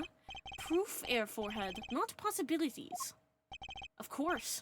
And, Prosecutor Gavin, I hope you understand. I'm ready to give you that proof. They're flirting! What did you say? I have proof of the disappearing envelope. I saw him writing a letter, I did! Which was picked up by the mailman, I assume? Of course, which means that envelope had a stamp on it. A stamp? Ah! As we all know, stamps come with dried glue on the back. In order to use the glue, you have to wet it by licking the stamp. Objection! No one worth talking to actually licks stamps in this day and age. Objection! Even if you wanted to talk to him, you couldn't. He's dead after all. Objection!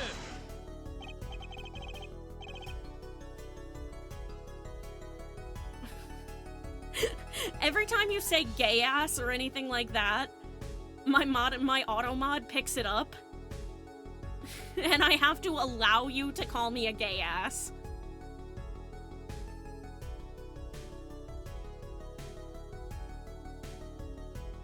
Okay, so he licks the stamp, but wait. How does that explain the atrophinine on the rim of the coffee mug? Objection! If he licked the back of a poison stamp, the poison would get on his tongue, yes?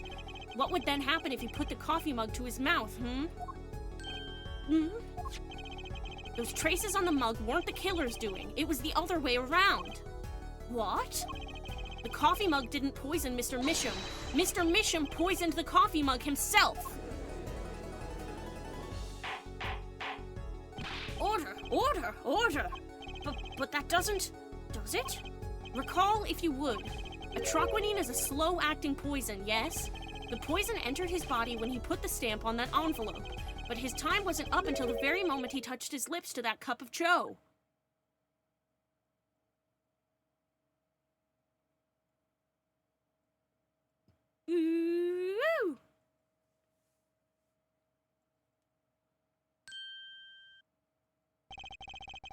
You have something to add, Mr. Brushel?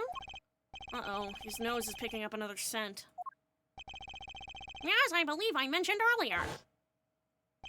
Well, that's the thing. See, after he put his letter in that envelope, Mr. Misham sat there searching his desk drawer for something. Yes, a stamp, a so-called postage stamp. End quote. But you know, I don't seem to remember him ever finding one. Maybe he'd just run out? Incidentally, we searched the desk drawer at the scene of the crime. There were no stamps, not a single one. That does pose a problem. How would you prove that the stamp was coated with poison? Actually, I'm glad no other stamps were found. It makes proving the stamp he used was poisoned possible. Good show, good show. You can't even prove there was a stamp at the scene in the first place. Well, let's hear what the defense has to say anyway. Where's your evidence that proves the existence of this poisoned stamp? It's the teeny tiny frame! The Ibble Bibble frame! Yay! It's Ibbledy Bibble! Take that! Bada bing, bada boom, bitch! Well, that certainly is a cute little frame. And by little, I mean really little. It was on the victim's desk, Your Honor. Quite empty, as you can see for yourself. I noticed that too during my inspection, so what? Apparently you weren't as observant as you should have been. You see, when you saw this frame, it was missing something quite important. Missing something? Yes, a pale bluish stain on the inside of the frame. A troquinine residue! What? Why wasn't I told about this? The frame is only 2 inches square. The face of the frame is even smaller. Maybe an inch wide at most. You aren't saying... Oh, but I am. Tell me, what fits in such a small frame? Who fucking frames a stamp? A commemorative stamp, perhaps? Order, order, order! The poisoned stamp was in this frame? Impossible! Prosecutor Gavin? Why would he put something like that on his desk? Don't tell me he had it there so he could commit suicide if the mood struck. That's such a funny line. If he was just feeling a little suicide-y today. Something that I never do. I'm normal. You know, can I say something? I had a thought, see? Watch, Mr. Brusselman, please stop jittering around like that. It's unnerving. The victim was a forger, right? So there's a lot of money in that line of work. Forger forges friends, makes enemies too. End quote. So the poison stamp might have been a murder weapon aimed at him. Objection! Yeah, air guitar clav! Oh, Rich, that's rich. Leave the ridiculous flights of fancy to the Governor's song lyrics, please. Finally, something we agree on. I'm glad Clavier is low-key due for a diagnosis of some sort. No, literally, I read a fic where he has OCD, and it's just canon to me now. It's just canon. Me and Beloved were talking about it. It's so canon. Like, he definitely had a fucking breakdown after the last case. Like, he had a major breakdown. He was like, my rituals got fucked and someone literally died. My worst fears come true, and I just have to deal with that? I just have to keep on going? I need to die. I caused the man's death. It's all falling apart. There is no hope.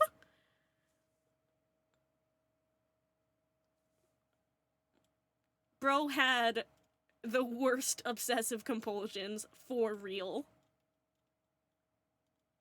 Also, I love that Clavier, like, low-key insulted his own lyrics and, like, without even realizing it, and Apollo's like, yep, they are ridiculous. The stamp was a murder weapon? Nonsense. Murder is a simple business. Who would go to such lengths? No one. Oh, I disagree. Come again? Recall, if you would, the victim's reclusive lifestyle. Drew Misham hid from the world. He avoided meetings. His only contact with the outside world was the mail. The mail! Your package came in the mail? Yeah, I bet it did. Now, if you wanted to kill someone you couldn't meet but you knew read letters, a stamp would be the perfect weapon. Ridiculous! Where's your proof? I want proof. Show us evidence that this poison stamp was sent to him as a murder weapon. I might not have evidence, per se, but things are finally starting to come together. What is it, Apollo? Your fists are trembling. I think I know what happened. I don't believe it, but I can see it. I think I know how Mr. Mission was killed. Well, fill us in, Mr. Justice. A certain piece of evidence points to the truth, Your Honor. I could show you how someone with the intent to kill sent Mr. Mission the stamp of death. Also, you know, I'm like slightly surprised that Clav is prosecuting since normally by the last trial a new prosecutor takes over. Oh my god, yeah, you're right. Clav, most consistent and trustworthy, and also, like... Fuck, what's the word I'm searching for?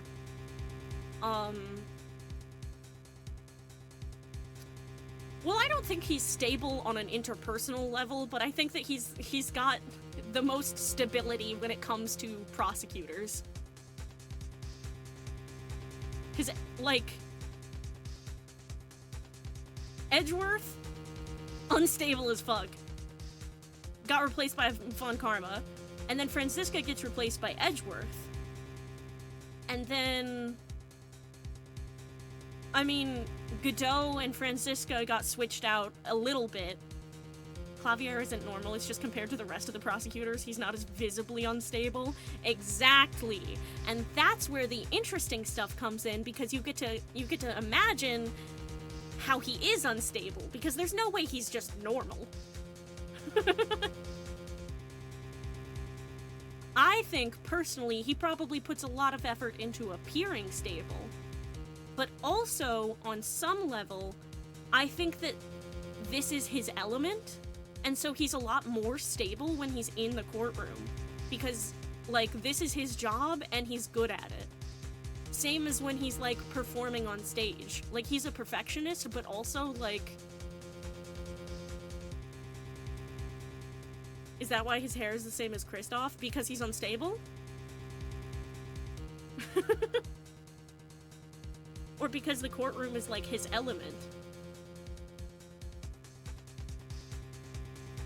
I just think it's so interesting to imagine, like, how...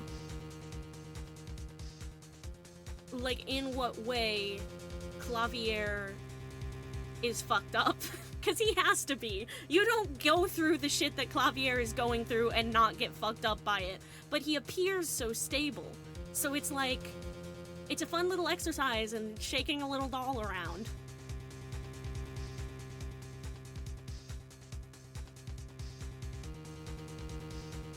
Anyway, I can show you how someone with the intent to kill sent Mr. Mission the stamp of death. Take that! Isn't this the envelope, the one from 7 years ago? Think about the text of the letter again. Please send a receipt once you've confirmed the transfer. There were 2 pages in the envelope. This is page 1. Sign the papers and send in the enclosed envelope with the enclosed stamp within 3 days. I need not remind you to speak of this to no one. And this is page 2. I want to draw your attention to one phrase in particular. Send in the enclosed envelope with the enclosed stamp within 3 days. The enclosed stamp, Your Honor. Yeah! In other words, if I have this straight, the stamp, poison on the stamp, lick, lick, gasp, end quote. Now, what if he had done exactly as the letter asked? He would sign the document, put it in the envelope, and put the stamp on it, right? Then he would put it in his letterbox. 15 minutes wouldn't have elapsed between affixing the stamp and mailing the letter. But the clock started ticking, and when the time came, he drew his last breath. And the murder weapon would be taken away from the scene. Quite conveniently, thanks to the postal system.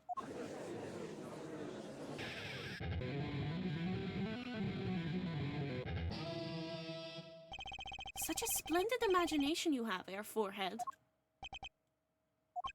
Let me confirm one thing with you, if I might. So, this poison stamp was inside this envelope from 7 years ago, yeah? Is that what you'd have us believe? Really?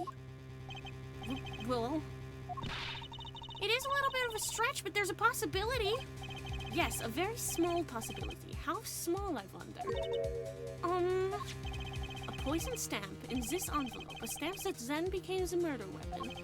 How do you intend to prove this seeming coincidence? Well... It was 7 years ago and we don't even know who sent that letter. And your answer is silence, I see. Very well, I move to...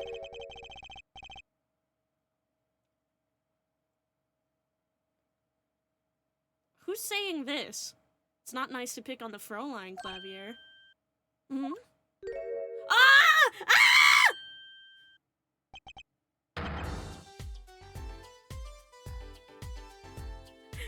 Jump scare!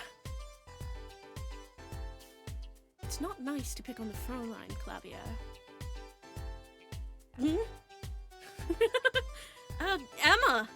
Dude, Emma and her Gavin impressions. PTSD flashback for every lawyer in the room. Emma, that was a scary impression of Kristoff. Never do that shit again. Well, like my Kristoff Gavin impression? Did I sound like him? Ah! Emma, don't fucking do that!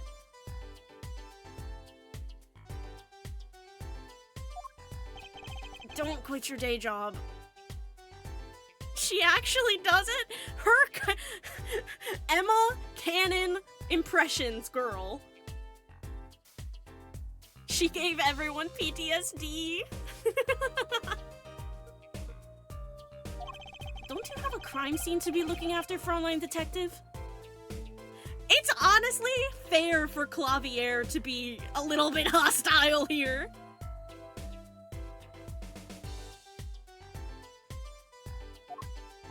Someone had to come dig you all out of the mess you're making of this case. Mess? You know, none of this would happen if you just trusted in science a little more. Clavier acting like his heart didn't just stop. For fucking real. You can find out if that stamp was in that envelope easy. Care to explain yourself, Fräulein Detective? Learn me all you want, but science is on my side. It's all in the residue, right? That's right! The poison detection spray. Produce the red envelope at once. You can open it on the authority of the court.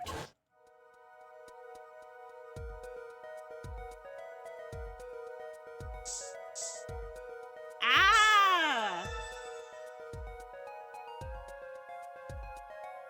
Oh, I have to click on it again. Well, would you look at that? No mistaking it. That's a troquinine residue. Spray time! Just a little bit, but we got a little bit of spraying in. Forensics, yay! I don't believe it. A murder weapon from the past. Now, 7 years later, it bears its fangs at last. Objection!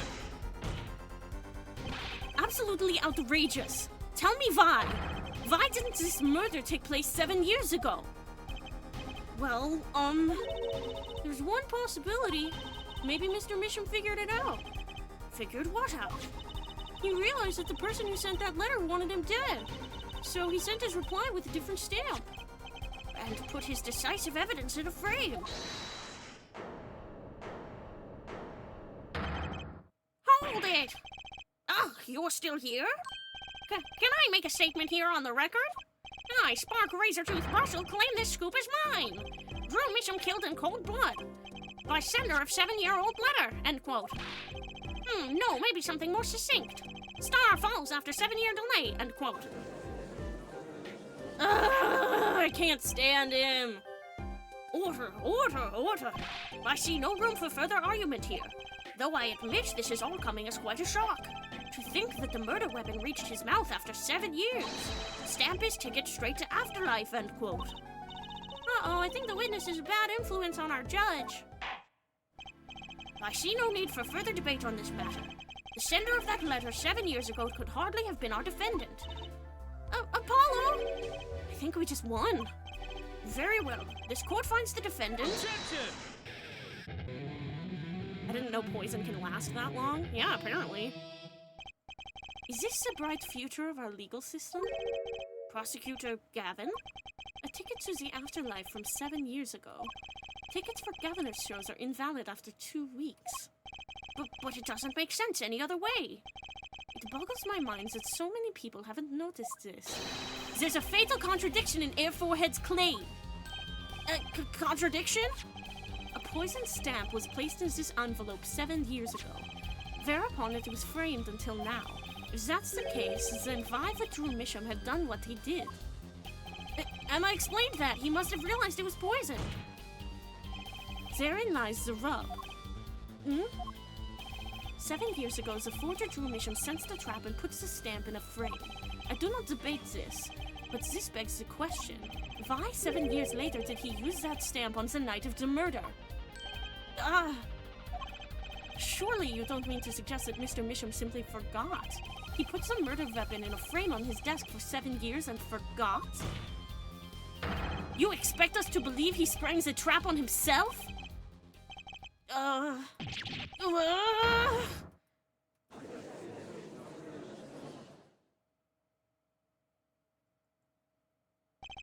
Well, I admit this is all quite shocking myself. It does seem highly unlikely that he would fall afoul of a trap that had been sitting on his desk for 7 years. Apollo? I don't think we're winning anymore. I'm glad to see we're all back in the real world now. Welcome back to reality. We've been waiting for you. Objection! Okay, then how do you explain the poison stamp that was in this envelope? The poison stamp? Where exactly is this poison stamp again? Have you brought it to court for us? I see no proof that such a thing ever existed. Objection! What about the atroquinine residue, huh? Oh, I agree, that does seem to be atroquinine residue. But, Air Forehead, it's certainly no stamp. Yeah, but... Even if your precious poison stamp did exist, Drew Misham never would have used it. That is all. What if he saved it for a different reason? I believe we've come to a conclusion, again. Apollo, were we wrong the whole time? I can't believe it! The poison traces match up. It can't be a coincidence. I'd like to bring some closure to this issue sometime this year. Mr. Justice? Yes, Your Honor? Let's review the facts and see where we stand. 7 years ago, Drew Misham received a red envelope. There were traces of the poison atroquinine on the document inside that envelope. A similar trace was also found at the crime scene, on this tiny picture frame. The defense has indicated the possibility of a yellow envelope, an envelope that left at the scene of the crime with the poison stamp on it. Yes, but even if this envelope contained the poison stamp, and the Drew Misham, knowing this, put it in a frame, he never would have used that stamp. I'm afraid you're right, which means there is a fatal flaw in the defense's case. I haven't been on the wrong track this whole time, I'm sure of it. The traces of atroquinine, the envelope, the frame, and Drew Misham's mysterious death.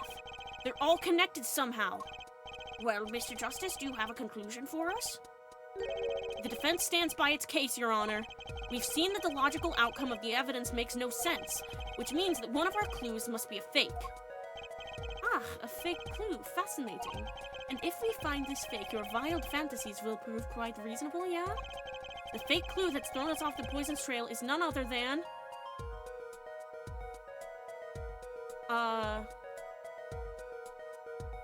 Drew Misham? The victim was a fake clue? I'm afraid I don't understand. I'll explain. We have an envelope, a frame, and a mug linked by poison. That all makes sense. What doesn't make sense is the victim himself. Objection! Congratulations, you've completely lost me. So the fake evidence is none other than the master of fake himself, the forger? It makes a good story, I'll give you that. The fake clue, fakes, forgeries.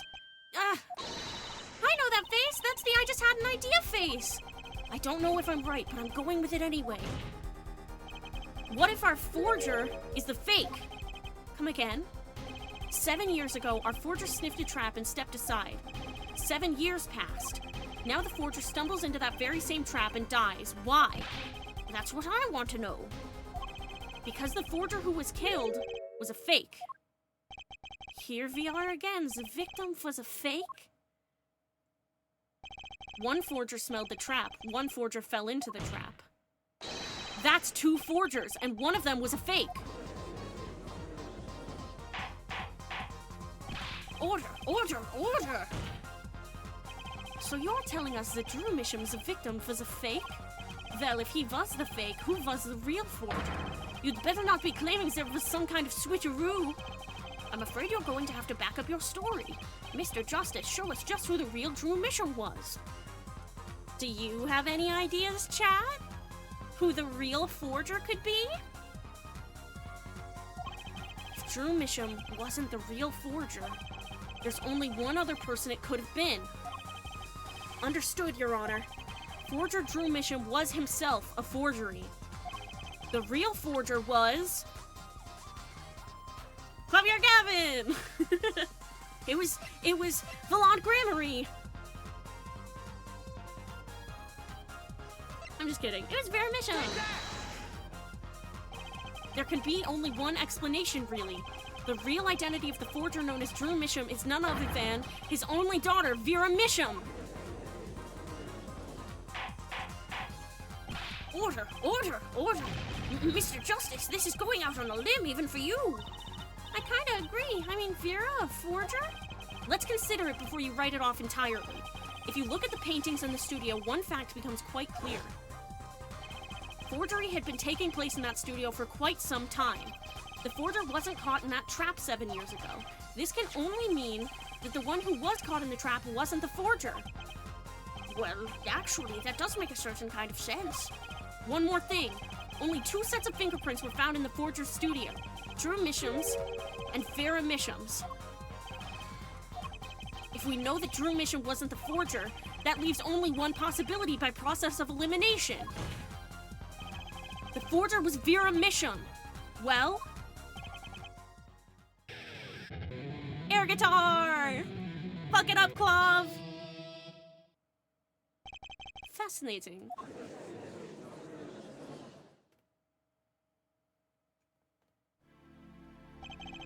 Vera Misham? You've been paying attention to the trial so far? Let's just ask her and be done with it, shall we? Who are you?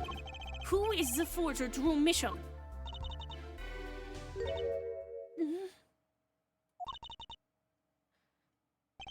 Was that an expression of emotion I saw in her face?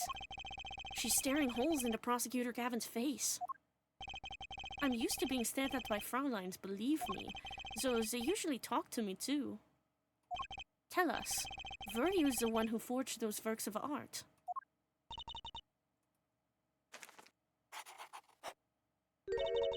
Yes.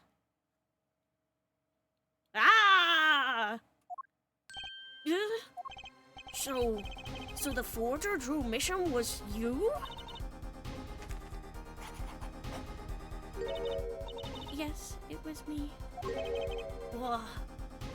What? The court was in an uproar and it wasn't coming down. We had to break for a 10-minute recess. To be continued. Whoa!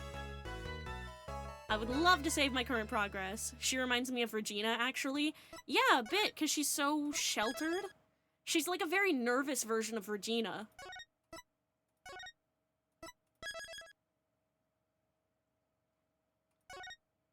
I want to draw them being friends.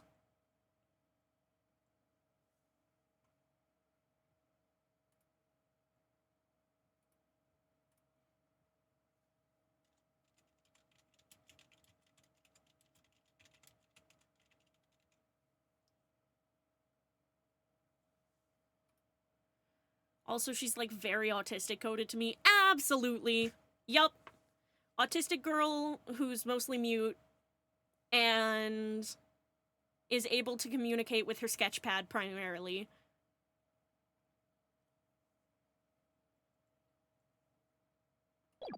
Let's keep on going. Hi, Ponold. Hi, Gonald. Isn't this shit crazy? I can't believe it. I can't believe it either. They're like Timmy and Tommy a little bit.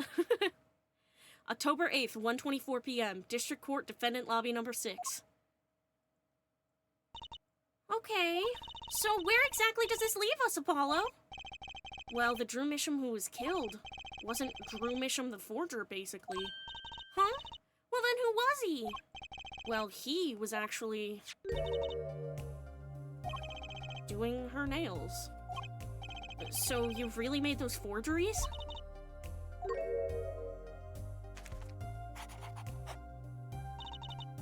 Yes, for Father. I know it was wrong. Could you tell us how it happened? My father was a painter. I loved painting ever since I was a child. One day, Father saw it in me. He saw that I had the talent. The talent for making forgeries? How should I say it? It was, not only paintings I made. Given the materials, I could make anything. Anything? Father was so proud, and I so happy. But in the end, I was making those. Oh, it's a crying face. Oh, Vera. It's a sad face. Forgeries. I've never had, a good constitution, nor, personality. I know very little of the world outside my door. Now, because of me, Father is... You know, maybe this guy low-key deserved to die if he made his daughter do his own crimes. Yet another thing to remind us of Regina. Guy who probably deserved to die for what he was doing and the way he was treating his daughter. Do you know about this red envelope? I remember that envelope. It was some time ago.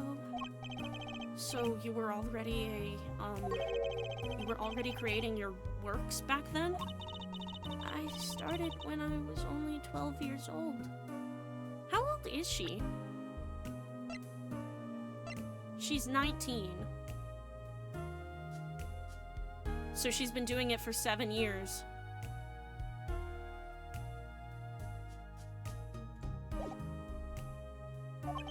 So the one who figured out the stamp was poisoned, that was...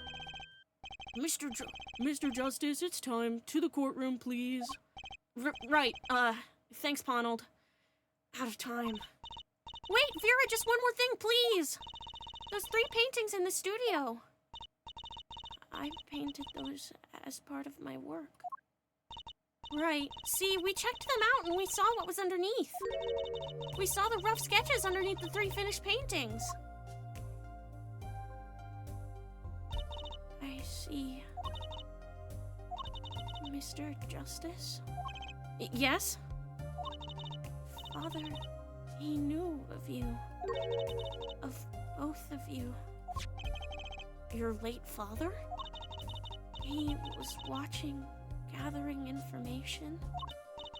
All about the Wright & Co. law offices. But lately we're not doing just law. Yes, you do tricks, gags to amuse and play piano. Well, they're not really gags. Yet when Father heard you had resumed the legal business, how pleased he was. Who was Mr. Misham? How am I supposed to know? What if he was Daddy's daddy? Judging from the relative ages involved, I'd say it's highly unlikely. Things are already confusing enough with all these daddies running around.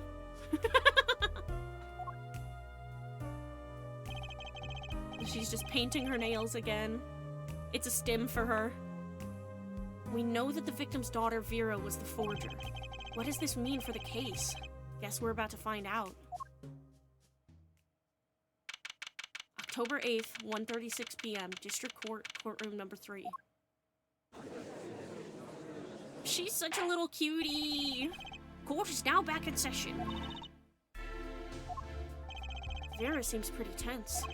She's practically chewing her fingernails clean off. Man, that's gotta taste bad. Like, I guarantee it hasn't had time to dry.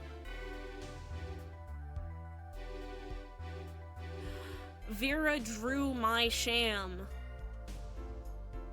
Ah. Yeah, that makes sense. Perhaps you could begin by telling us how it all worked. How did you set up this Drew Mission Forger persona? There's that stare again.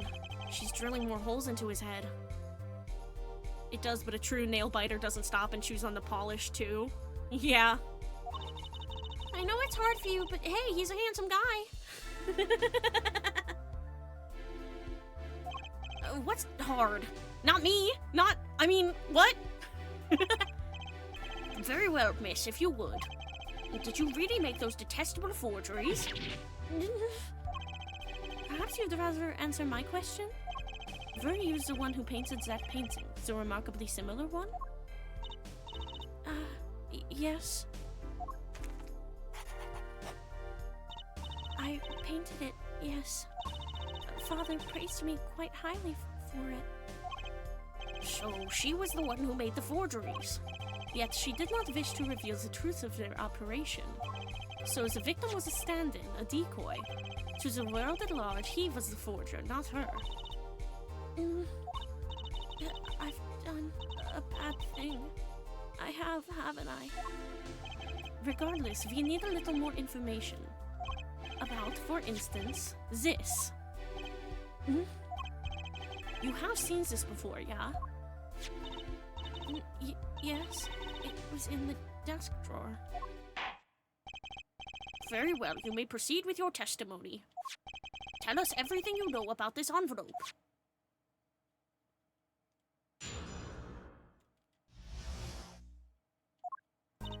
I created things and, Father sold them. This envelope came after my first work. That was other than a painting. Father handled the deal, all of it.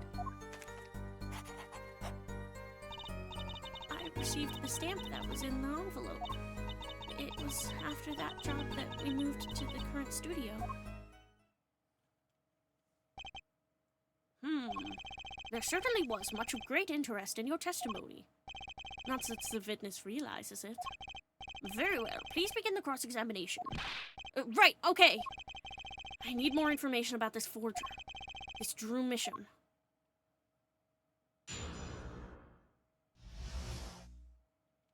I created things and Father sold them. So these things you were making are... You mean paintings identical to other paintings, right?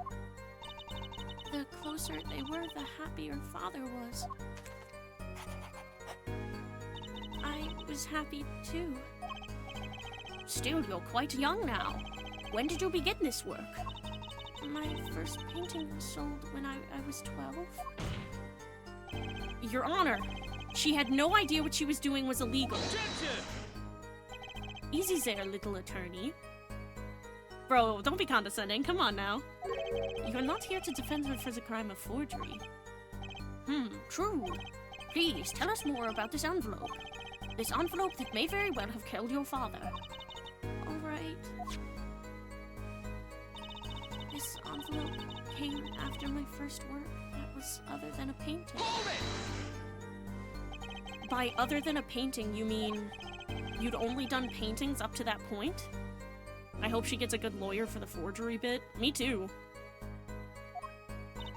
Yes, but Father had a realization. He noticed my talent extended to making things other than paintings. For instance? For instance, a letter someone had written, or a fingerprint left upon a cup, or a signature on a document, a seal upon a letter. None of this makes her sound very innocent at all. And the $100,000 promised in this letter was the start. The beginning of a new industry for Drew Mission. A new industry? The creation of items to be used in criminal proceedings. Forging evidence, in other words. Uh-oh. Father handled the deal already. So you didn't know how the things you were making were being used? I enjoy painting very much. I think I understand. The Fraulein has lived in an unusual little world. Can you tell us what happened to the papers that were in this envelope? Father signed them and sent them back, I believe. Did he follow the instructions? Send in the enclosed envelope with the enclosed stamp. This is a rather important matter. Give your answer some thought.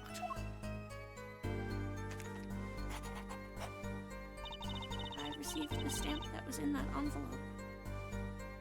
Noticing this game has a lot of unsympathetic victims? Yeah, it really does. Except Lettuce Guy. Yeah, Romain Latouche was just, well, hey, listen, he was a cop, so...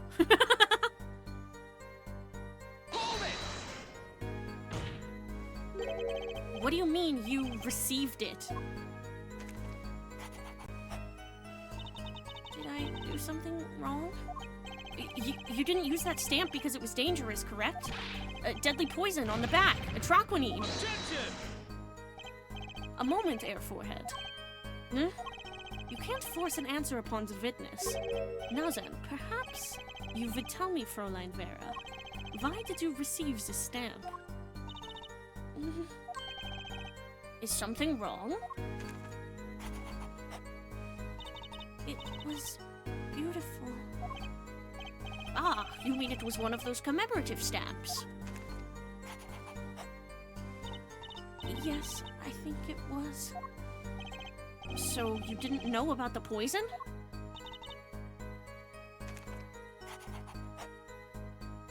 Oh, new face! I guess not. They're kind of doing good cop, bad cop on her. A little bit, but Apollo's not even trying to do bad cop. He's just like asking questions aggressively on accident. So the trap failed by chance, by mistake, thanks to this commemorative stamp. Quite the close call. It was after that job that we moved to the current studio. Hold it! You mean you moved to where the current Drew studio is? Yes, we saw very few people there. I began drawing picture books. This single job had tied them to the criminal underworld. I'd think Mr. Misham wished to reduce their visibility to the world at large. When we had to meet someone for some reason, Father posed as the creator of the work. So that was the real essence of the artist Drew Misham. You did the work and he supplied the face. So, you really didn't know anything, did you? You had no idea how much danger you were in. And that's why he's had no interviews. Exactly. Apparently not. About this commemorative stamp. Could you tell us more about it?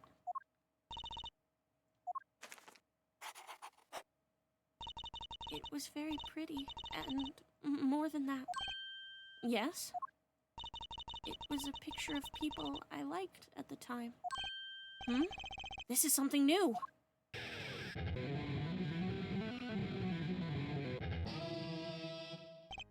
Apparently, we've got some cross-examination yet ahead of us. If you would be so kind as to continue your testimony, Fraulein.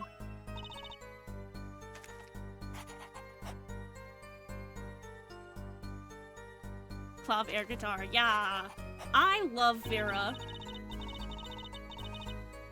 The stamp was a picture of my favorite magicians, so I kept it. Hold it! Magicians? I love mysterious things. I always have. Troop Grammary? Oh, I wonder if it was one of the only magician groups that exists in this world. Even though she fainted when she saw Mr. Hat. You're confusing mysterious with freaky. father took me when I was very young. It was a great magic show. I loved it so much. See? See? Isn't magic great? Fine, great, yeah, sure. No need to get all excited. But the magic troupe we saw disbanded soon after. Oh, her little sad face! Oh! I was quite sad. Did she just say what I think she said? Magic troupe? Now where have I heard that before? The red envelope came after she completed her first job. That makes it a letter from her client, whoever wanted a forgery made. Apollo! We're close, we just have to piece together the parts. A deadly weapon in a red envelope, and the path it took to take Drew Misham's life. I created things and Father sold them. This envelope came after my first work that was other than a painting. I don't know what I'm supposed to present here, honestly. Father handled the deal, all of it. I received the stamp that was in that envelope. It was after that job that we moved to the current studio. The stamp was a picture of my favorite magicians, so I kept it. Okay, so do I present this? Because, do I... Hold on. So am I supposed to present the little frame? I think you need to make the link. Yeah. I'm gonna try this. Oh no, the music continued. The witness's statement is clearly faulty, Your Honor. Yeah, okay, I see it. Yeah, okay. Get me in trouble, alright. Give me the penalty already! Ugh, I must be on the wrong track. The stamp was a picture of my favorite magician, so I kept it. Do I present Volant? I meant with the show ticket? Oh.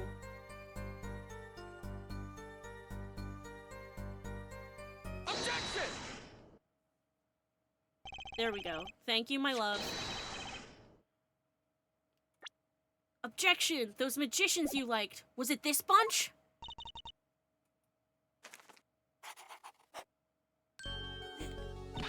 Yes.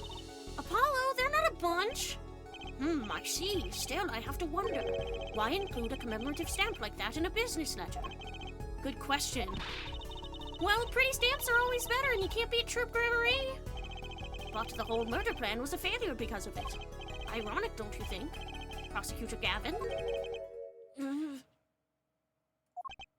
Prosecutor Gavin? This is... Gramarye? What's with Gavin? Might I ask just one question of this witness? In your testimony just now, you stated this was your first work that was other than a painting. Please tell me, what exactly did you make? Can I ask why? No! Answers the question now! Prosecutor Gavin? You're usually not the one whose volume concerns me. Yes, it is unbecoming of me. I apologize. But I must know. Please, Miss Misham, tell me. It was a book.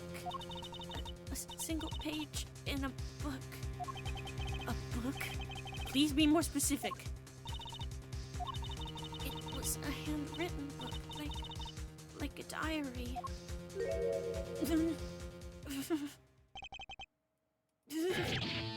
No! I don't! No!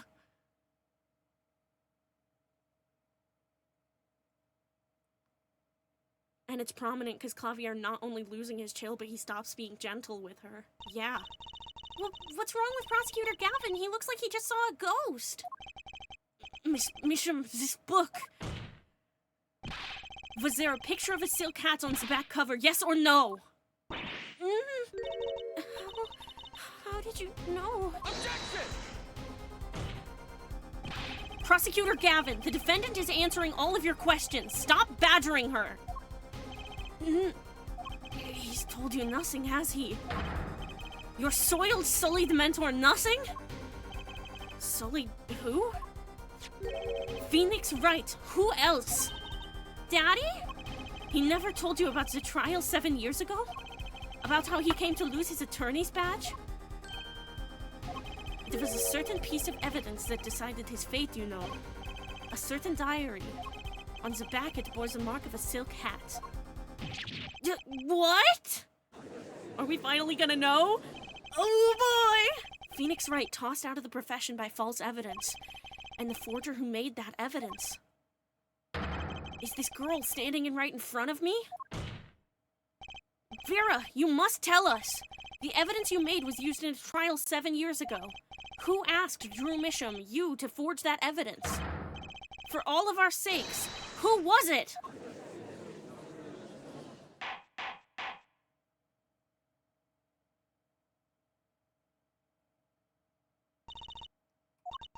We only met once. You met the client? Well, who was it? She's gonna faint now, my prediction. It was... What's going on with Vera? She's staring at Prosecutor Gavin's face again. Yes, what? Is there something about me? I remember clearly. I remember who gave me the book, the diary. Who was it?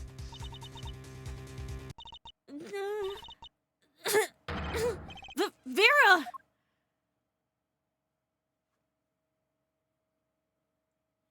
The devil.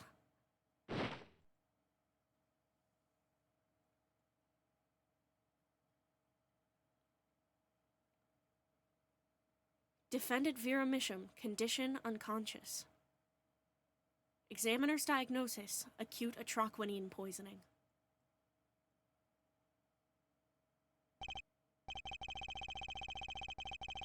This ends the recording of the trial for the murder of Drew Misham. Vera Misham was, during the trial, poisoned by an unknown assailant. The dosage was just under the lethal amount, sparing the defendant's life. She is currently in intensive care and is not to be disturbed for any reason. A very simple case at first glance, until it finally began to show its true colors. The long road to the truth takes us to the record of another trial. You hear that music, guys? Oh, I just got chills a little bit.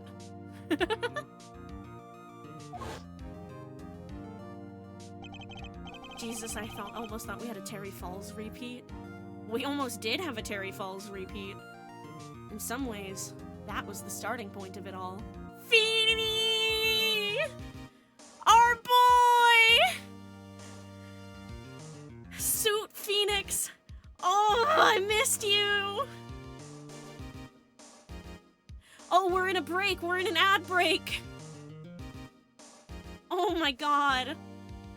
Oh, I missed him. I missed him so much.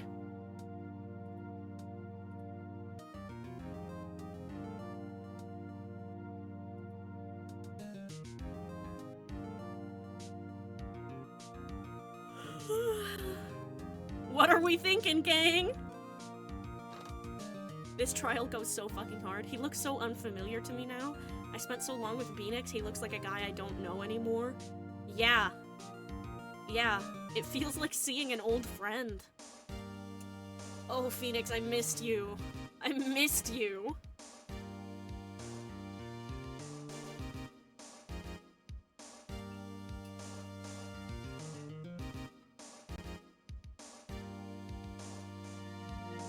We are about to get introduced to a whole lot of different information that makes a whole lot of things click.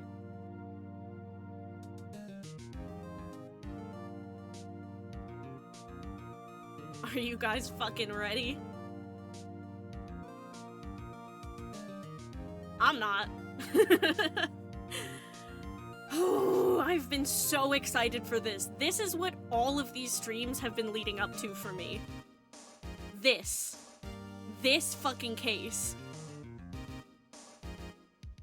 Everything, all of the streams up to this point, for the last 2 months now, have been leading to this.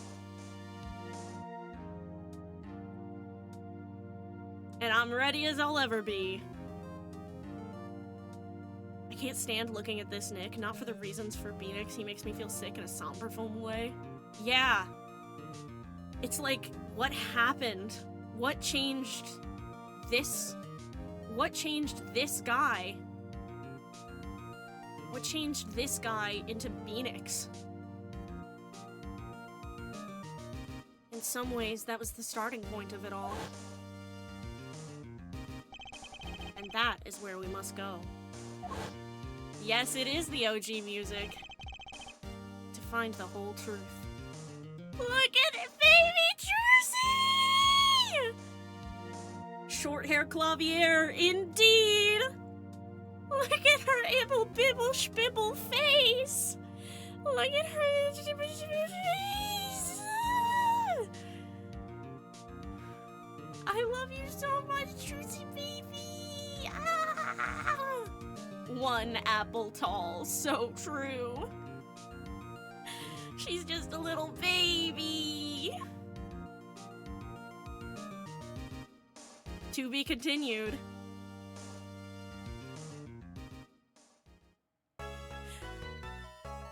Oh no! I moved on before you could give her a kiss. Oh, do you want me to continue, Romeo? Did you want me to keep going?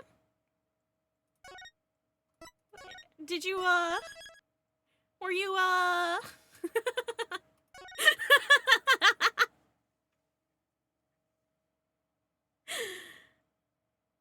will need the kisses in the coming days. So true. Yeah, alright, let's keep going.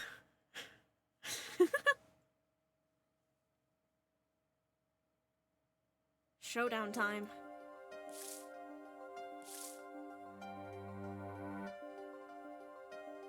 I lost. It's only a game of poker. A game I've played for a long time. And only lost twice. Who was the first? The man I killed, of course. Well, it seems I've found the partner I've been looking for all along. Over a game of cards? Why, yes, over a game of cards.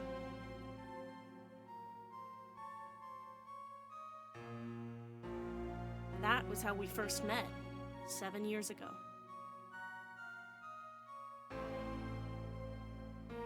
7 years earlier, Phoenix Wright's final trial. Here we go. Oh my god, the old painting! The old couch! The old plant! Ponold and Gonald aren't even here!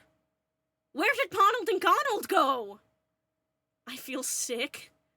Oh, buddy, buckle up, brother. April 19th. Hey, that's my sister's birthday. 9:27 a.m. District Court, Defendant Lobby number 2. HD version of this room, uncanny as hell.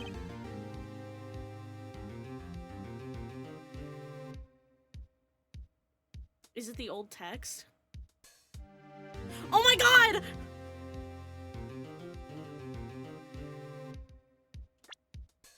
Okay, the court record is still the same. That would be crazy if they switched the UI.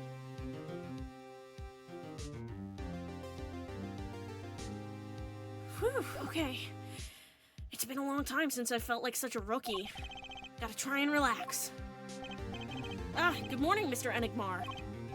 I'm sorry to have sprung this on you so suddenly. I received the files from your previous attorney only yesterday. They should have switched the UI, it would have killed me. Yeah. Honestly, I'm not entirely sure I'm prepared. I understand. I am asking the impossible of you. Yes, well, you haven't really told me what happened yet. All we did was play cards. And that was enough. Actually, it wasn't, trust me. Oh, morning, Daddy! Ha, I'm so glad you came. You okay, Daddy? They picking on you? I am fine as always. This old boy is here to help me after all. That's a young man to you. Good morning. That's a cute outfit you have on. Thanks! My first show's today after all! Oh, I'm sure it is. What the heck is she talking about? Oh, old boy! Huh? Me? Look what he started. Here. It seems fate's clock will make me wait a little longer. At least only less than 10 swift minutes remain. To all who have supported me in my life's work, I give thanks. Farewell. Magnifique Grammary. He doesn't know he's gonna adopt her yet. He has no idea that this is gonna be his daughter.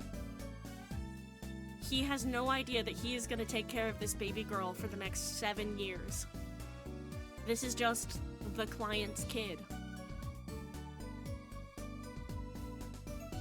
Pause on the baby. Okay! I don't know, I just got it over there in the hall. I am paused on the baby diligently. You may now attack her with smooches. Oh, I love her so much. Oh.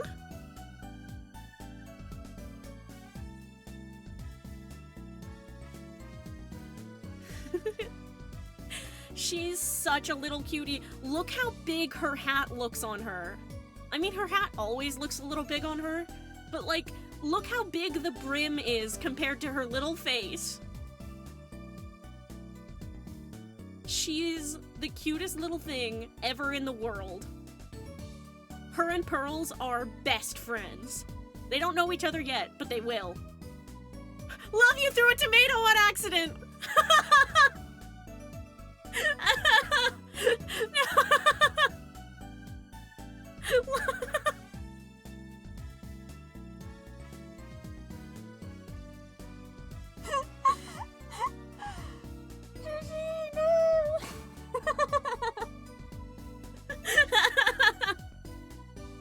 Pearl would be like 18 by now, right?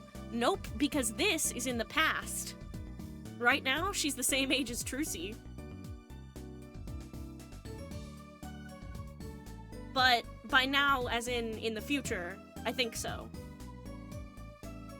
Because she was 9. No, she would be about 16. She would be Trucy's age. I immediately forgot the date. What did it say again? April 19th. This should be 2019, I think.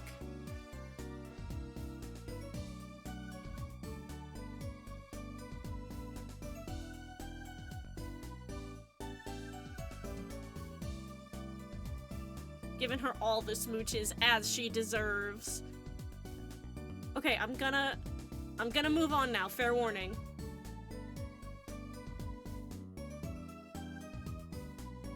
But yeah, Pearl was about 9 in 2018 during the, like, not even a year after Trials and Tribulations. Yerp! Yep! Mm-hmm.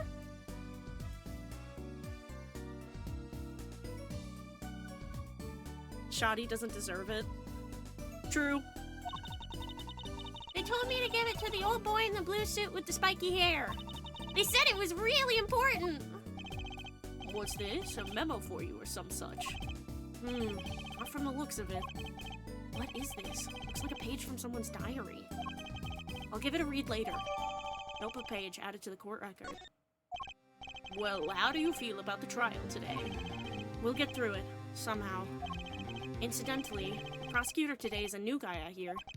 Ah, an easy win then, yes? They're calling him a true thoroughbred in the history of the prosecutor's office. Well, of course, there's one of those every year. Switching of attorneys just before the trial. I know it is a difficult situation to put you in. Godot finally realized Nick was a lawyer that deserved to succeed over Mia, and then a few months later, the idiot gets disbarred. Yup. Yeah. When did, can somebody look at the timeline in the wiki for me and tell me when the last case of Trials and Tribulations takes place?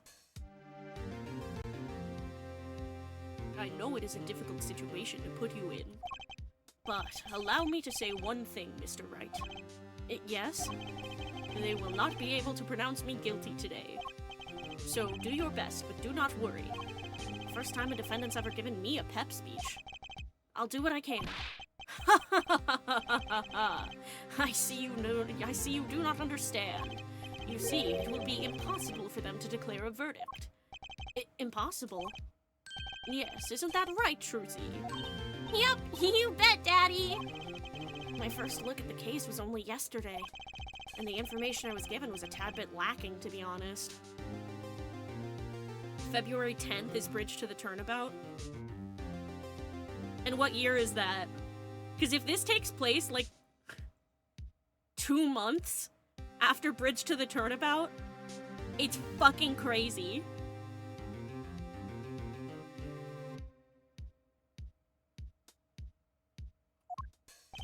Still, I'll do what I can, for their sake.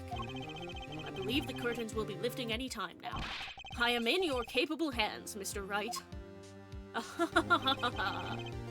My client is Shoddy Enigmar, known to the world as Zach Gramarye, a wildly popular magician, star of Troupe Gramarye. His mentor, Magnifique Gramarye, was a rare breed of magician. He single-handedly ushered in a golden age of stage magic, until he was shot dead. And Zach Gramarye is the suspect.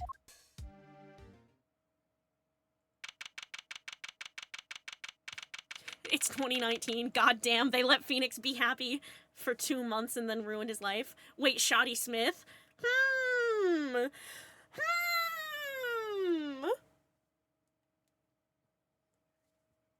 his name's Shoddy Enigmar. That's crazy.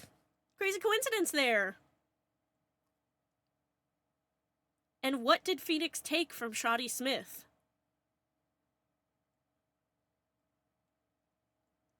April 19th, 10 a.m., District Court, Courtroom number 7.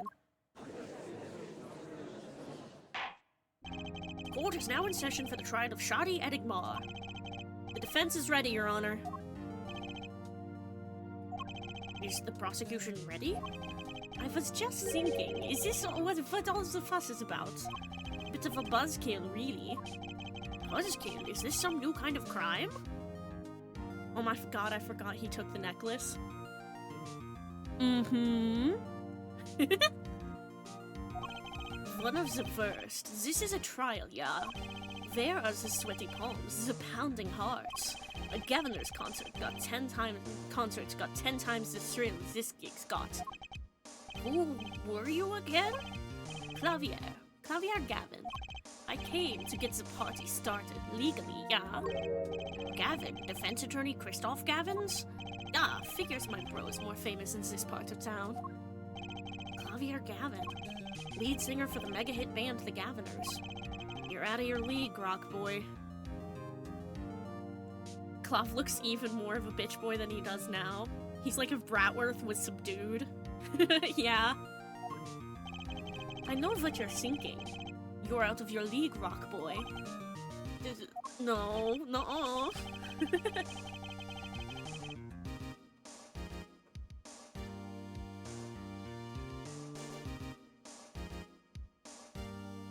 Sorry, I'm turning on my fan in a higher level. True, my debut single's 13 Years Hard Time for Love went platinum overnight. But that's just a hobby to me compared to this, yeah? Talkative, aren't you? I like your affected Euro-rock accent, by the way. I'm just getting warmed up, Herr Attorney Wright. Perhaps you would be so kind as to fill us in on the case? Act 2, baby. It's time to call on the opening act. What was his name again? Ah, yes, Detective Gumshoe. Hit it! Gumshoe! We get to see Gumshoe in this game! I'm so happy!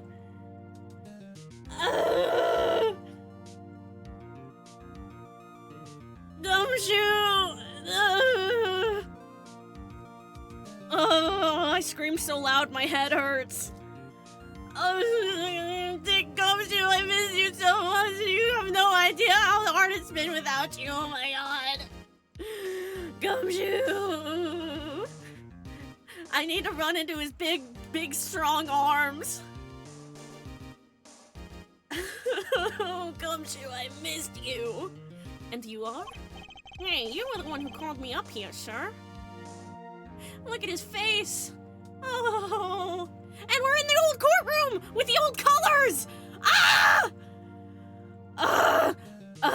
I'm going feral, I'm going feral, I'm going feral, I'm going feral.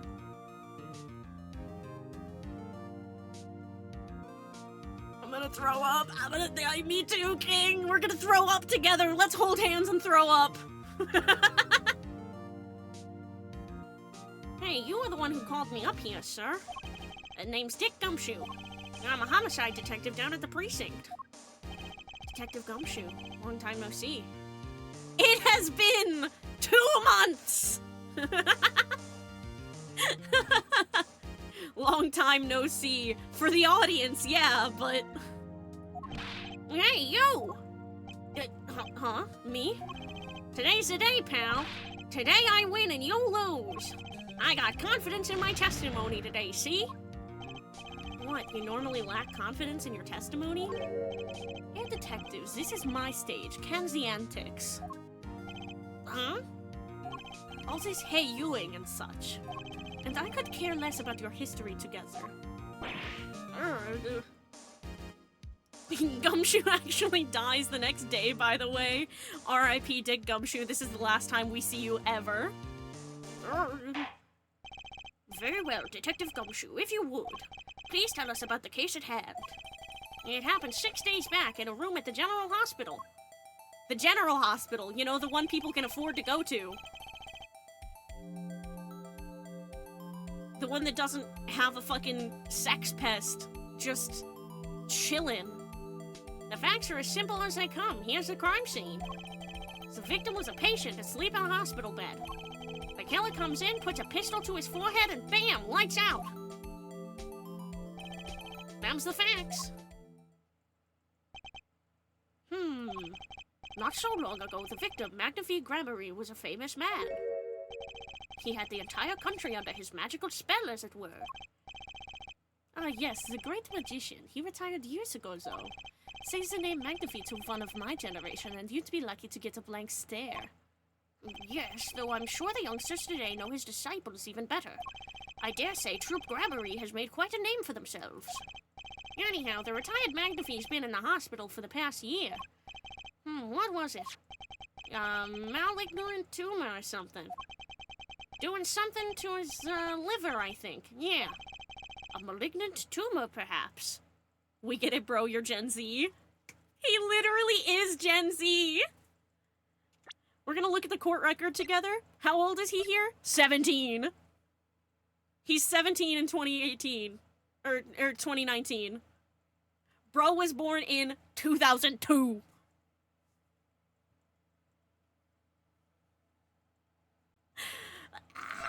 Trucy is 8 years old! So she's 1 year younger than Pearl. Fun fact. We're the same age. Yeah! I get the Apollo age, and Beloved gets the Clavier age.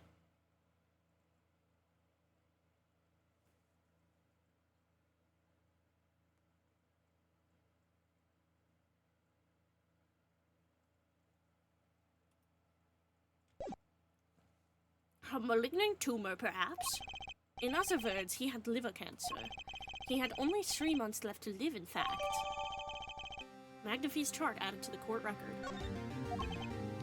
The facts do seem simple enough, but something's not right. The victim was already climbing a 3-month stairway to heaven. Why not wait for him to knock, knock, knock on heaven's door? Why shoot him? I see your references! Also, interesting to me that Clavier shows more of his chest as a 17-year-old than he does as a 24-year-old. Sort of an interesting analysis you could make there about teen stars sexualizing themselves. Or being sexualized. Sort of an interesting little character bit there.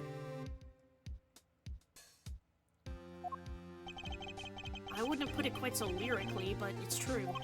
Why make that effort just to commit murder when the victim was about to die? Incidentally, the victim had a serious case of diabetes. Diabetes? In fact, he was about to shoot up with insulin. When he was shot with a pistol, the syringe was found at the crime scene. Chronic diabetes and cancer. As much as it pains me to say it, the victim was clearly at the end of his life. Small syringe added to the court record.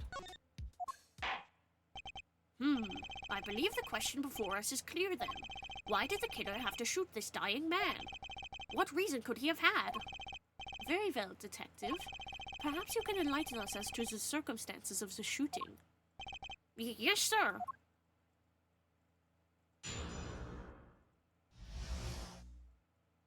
I don't know if you guys have noticed at all, but I'm trying to, like, deliberately make Clavier's accent thicker at this point in time than in the future where the rest of the game takes place, because I feel like he would have, like, naturalized a bit more, you know? His accent probably would get more American. The circumstances.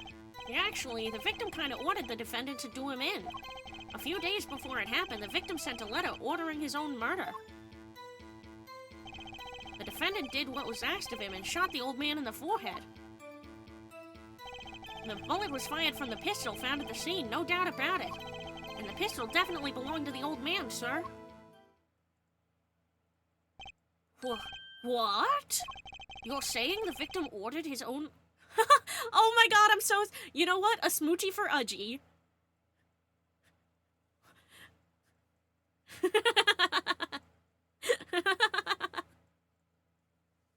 It's okay, we'll see him again. I'll stop on our next gumshoe.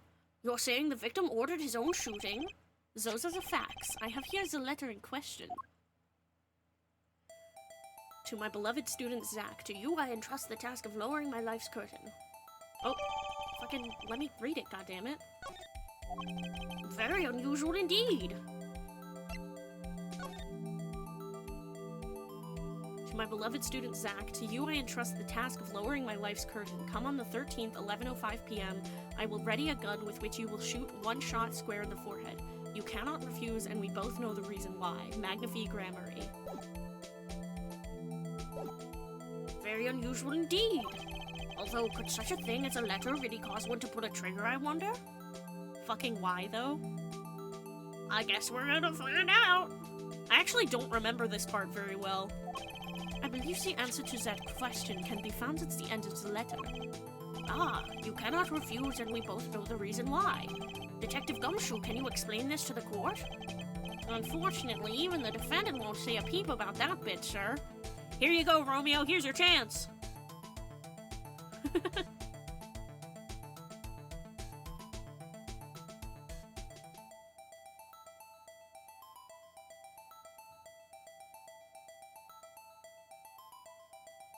There you go.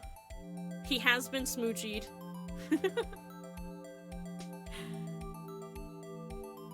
Right on the schnoz. One thing bothers me about this. Why didn't he just say 11? Why have him come at 11:05 without some specific reason? The devil is in the details, Herr Attorney. Well, was there some reason? As it turns out, there was. Every night for a half hour, starting at 11 o'clock, the victim, Magnifique Grammary, was given an IV. An IV? There it is in the picture, off to the side of the bed. At 11 o'clock, a doctor would come to set up the IV. 30 minutes later, he would come back for the empty bag. This happened every night without fail. So that was the only time they could meet without the chance of an untimely interruption. During his IV. Very well, shall we begin? Mr. Wright, your cross-examination if you would. What's this reason he couldn't refuse, I wonder? He could have at least mentioned it to me. Cross-examination! Look at his dumb little sunglasses. Ugh, love him. Ads in 2.5 minutes. More saying for myself than anybody else, so that I actually remember they're happening when they happen. Actually, the victim kind of ordered the defendant to do him in. Just because he got the letter doesn't mean he went through with it. Bro was wearing sunglasses inside. For real. Oh, I disagree. The victim was, indeed, shot in the forehead after all, just as he had commanded. It could be a setup, but let's not be in such a hurry. Maybe we should let the witness talk for a change. Thanks, pal. Fine, I can play it slow as well as I can play it fast. On with the testimony, Detective Gumshoe. A few days before it happened, the victim sent a letter ordering his own murder. Hold it! It's so weird seeing Clav in the OG courtroom. I know, right? And this letter was sent by the victim? There it is. Gotcha. You're all mine this time, pal. Huh? Yeah, I had the handwriting checked out, of course. It's the victim's, no mistake. Yeah, I see. Ha ha ha ha ha ha! Score one for the boys. I didn't lose, I was just ascertaining the facts. So why am I so annoyed? But a letter ordering your own death. They did not change Udgy's positioning, though. He's not normally, we're not normally looking up at him so much. They didn't change Udgy's sprite. But a letter ordering your own death. Things aren't what they used to be, I guess. Successful rage bait by Gumshoe. I'm not sure this is exactly commonplace even now, Your Honor. So anyway, I guess I'll keep going while I'm ahead. The defendant did what was asked of him and shot the old man in the forehead. Hold it! How can you be so sure? Hey, you gotta learn to stop relying on people to do your thinking for you, pal. Learn to think for yourself. Get that noggin cranking. You failed to grasp the concept of questioning, Detective. First, we got this letter. It says shoot in the forehead, loud and clear. I can see that, but I still wouldn't do it. Well, maybe you need to grow yourself a backbone, pal. You fail to grasp the concept of shooting people is bad, Detective. Oh, imagine that. A cop doesn't understand that shooting people is bad.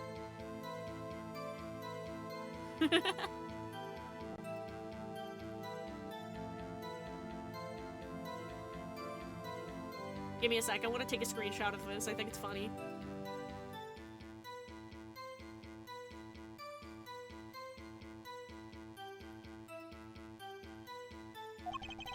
We also found the defendant's pistol at the scene. Traces of gunpowder residue shows that it has been fired recently. Well, Mr. Wright? As far as I can tell from looking at this photo, there seems to be no issue with the prosecution's claim. Photo. Maybe there's something in there I can use. So they're saying the defendant shot the victim in the forehead? I think there's a hole in the prosecution's argument. Clearly, Mr. Enigmar. Looking at this photo, another possibility occurs to me. Yes? What does the letter tell us? That the defendant had a reason he couldn't refuse his teacher's wishes. Bingo, pal! That's why the defendant popped him one in the forehead. Nuh-uh. Oh? The defense disagrees. You see, the defendant had another choice he could make. Objection! What, and you can prove that with this photo? I can prove he had a choice, yes. The defendant might have fired like he was ordered, but he didn't shoot the victim's forehead. Well, let's hear what you're thinking, Mr. Wright. If he didn't shoot the victim's forehead, what did the defendant shoot? Right here. Wha-bam! The clown doll? Take a closer look. See? It's been shot in the forehead, too. Bah! There's a hole in its forehead. Yes, and a hole in the prosecution's claim. Objection! Ha! And I suppose you have a reason as to why he'd shoot the clown doll? He didn't just shoot the doll. He shot the doll's forehead. His forehead? Ah! Air forehead. Air forehead. I miss Phoenix's confident look. I know, right? But like, air forehead. Air forehead. Forehead! Of course he likes Apollo! Foreheads are significant in Clav's life! His forehead? Ah! Let's read the orders once more, shall we? You will shoot one shot square in the forehead, which is exactly what he did. He shot the clown doll square in the forehead. The defense has raised an intriguing possibility. That hole in the clown's forehead. It definitely looks like it was shot. Bailiff, send someone to investigate this matter. Objection! Okay. I admit I'm impressed, but I expected nothing less. Still, this doesn't mean he didn't shoot the victim. Objection! Perhaps he did have to shoot a forehead as ordered, but the letter says nothing about whose forehead. This was the only way he had to follow his orders without taking a life. Clav was easy to agitate as a newbie prosecutor, for real. It's interesting seeing the contrast. The bullet hole in the clown doll's forehead does demand an explanation. It might very well be a clue, yet Prosecutor Gavin is right. It alone does not prove the defendant's innocence. You cannot say for sure the defendant didn't shoot the victim. Let me look at this court record. How do we not have the gun in the court record? How many shots is the gun capable of holding? Single gunshot to the head. Mysterious paper. Has been washed and shows no sign of use. Has been washed. That's weird. You don't usually wash syringes. They're, like, disposable. So sorry, Mr. Wright. How sad it is to see the mighty fall. How sad it is to see the novices' overconfidence. He doesn't realize just how big this little hole is going to get. And I'm screenshotting that one, too. Can you blame me?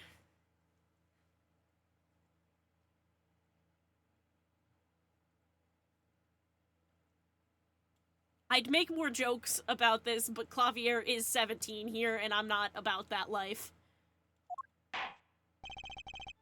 Detective Gumshoe, please take this newfound fact into account as you continue your testimony. So what if he shot the clown? He still shot the victim, pal. Hold it! So let me get this straight. You're saying my client first shot the clown, then shot the victim? Hey, not a bad summary, pal. More of a confirmation than a summary, but whatever. That was really more of a confirmation than a summary. But our defense attorney seems pleased enough with himself. Do these people ever miss a chance to mock me? Well, now that Mr. Wright's gotten that out of his system, shall we continue with testimony? I didn't have time to gather all the details before coming in here. His testimony might be my only source of information. Better pay attention, and read this letter carefully. Okay. Let me read it again. Lowering my wife's curtain.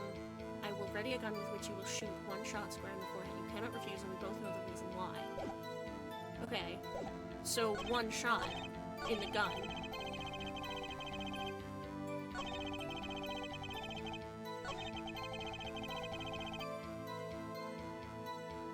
Okay. So, I present the letter, right? Objection! Oh, no. This evidence clearly reveals the contradiction in that statement, Your Honor. How exactly are the evidence in the statement just now related? They aren't, are they? Oh, it's the old dialogue, too! Not at all. Mr. Wright, please think the facts over before making accusations. I don't think that won me any points with the judge. He just said it! I don't think that won me any points with the judge! Man, I'm getting hyped over the tiniest things. So what if he shot the clown? He still shot the victim, pal. Oh, I meant to do it on that fucking...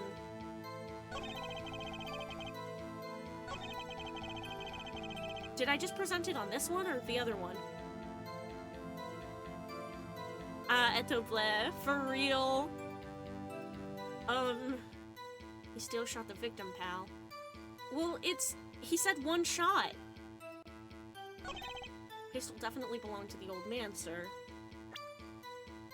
Okay.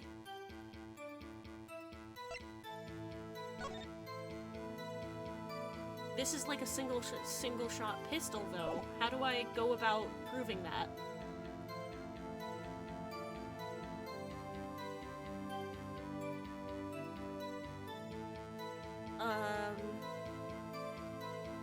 Let me think for a minute.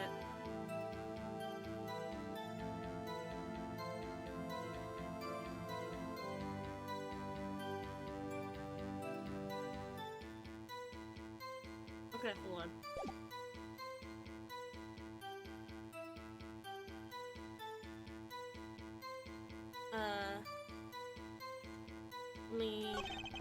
Bullet was fired from the pistol found at the scene, no doubt about it. You mean this pistol? The one in the... Oh, we need... Okay. So that's gonna be added to the court record then, and we'll learn more about the gun. Okay, that makes sense. You mean this pistol? The one in the crime scene photo? That's the one! It's a funny-looking gun, so there's no mistaking it. If he compares the bullet taken from the victim's skull with the bullet fired from this gun, the rifling marks on the bullets were a perfect match. So, you verified the murder weapon, in other words. You bet we did. And the pistol definitely belonged to the old man, sir. Why are you so certain? What pile of sand has your head been stuck in all this time, pal? You never heard of Zack and Valant's quick-draw shoot-'em? Uh-huh. What's that? Oh, Phoenix being chronically culturally ignorant. One of the defendant's specialties. Zack and Valant stand on either side of a girl. Then they shoot. But the bullets don't hit her. Instead, they hit everything else on stage. This was one of the pistols they used in their show. Got a great design, huh? The kids love it. Many boys and girls join the police because of that pistol, I hear. Ew. Hi, Valant and Shoddy and woman.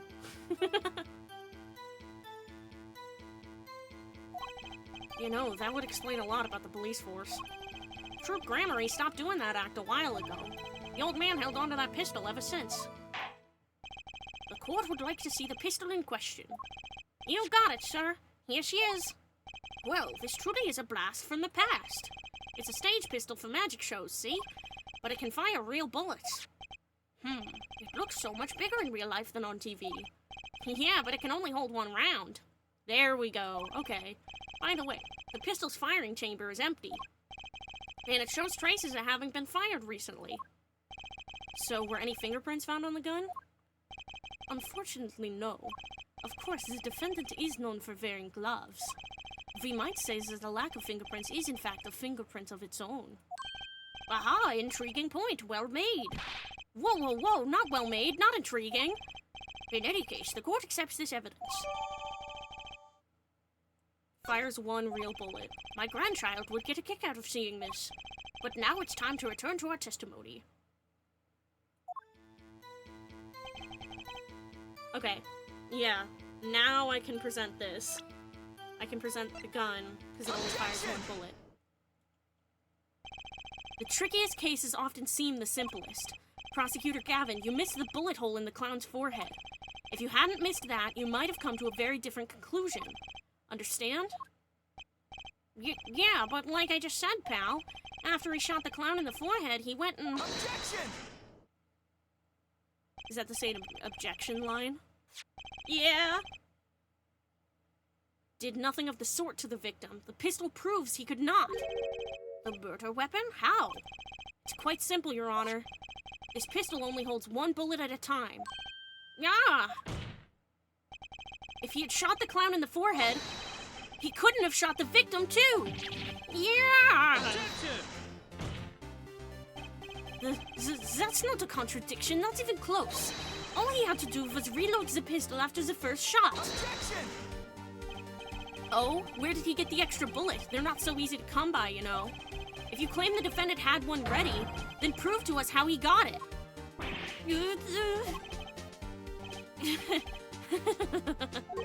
I had a feeling this wasn't over yet. No, this party's just getting started. And I haven't even proven anything yet beyond my good looks and startling record sales. And utter lack of humility. It is interesting how Clavier is, like, visibly more humble when he's older. Oh, the old music! I wasn't even paying attention to it. I need to turn my headphones up. Oh, yeah. Oh, yeah, that's the good shit, dude. It sounds like an old friend. Ah, what's this? It seems that the prosecution has another witness prepared. Like I said, a detective was just a warm-up act. Now since the audience has gotten a taste of what's to come, they're ready. Ready for what? For my decisive witness, of course. A witness who, you will find, can prove one thing for us. That it was Zach Gramarye who shot the victim in the forehead. He's a shitty teenager who's a famous star, it makes sense. Yeah! It's just good writing, I like it. Very well. We will pause for a 15-minute recess. This might be my lucky break. I'll need that 15 minutes to talk to my client, Zach. Court is adjourned. Wow, we are blowing through this shit right now.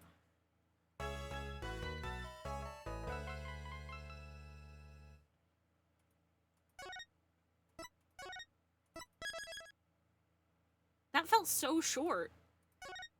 Yeah, that one was only like 40 minutes. Which is still, like, you know, a while, but... How many sections left are there? 1, 2, 3. Oh my god, there are only 3 sections left.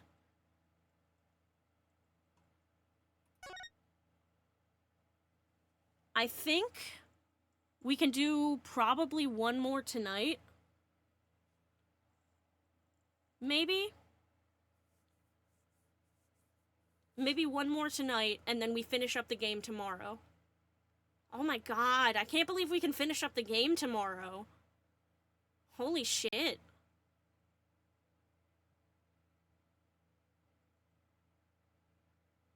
Whew. Man, I'm just thinking, like, this feels strangely short compared to the other finales. Oh, trust me. It...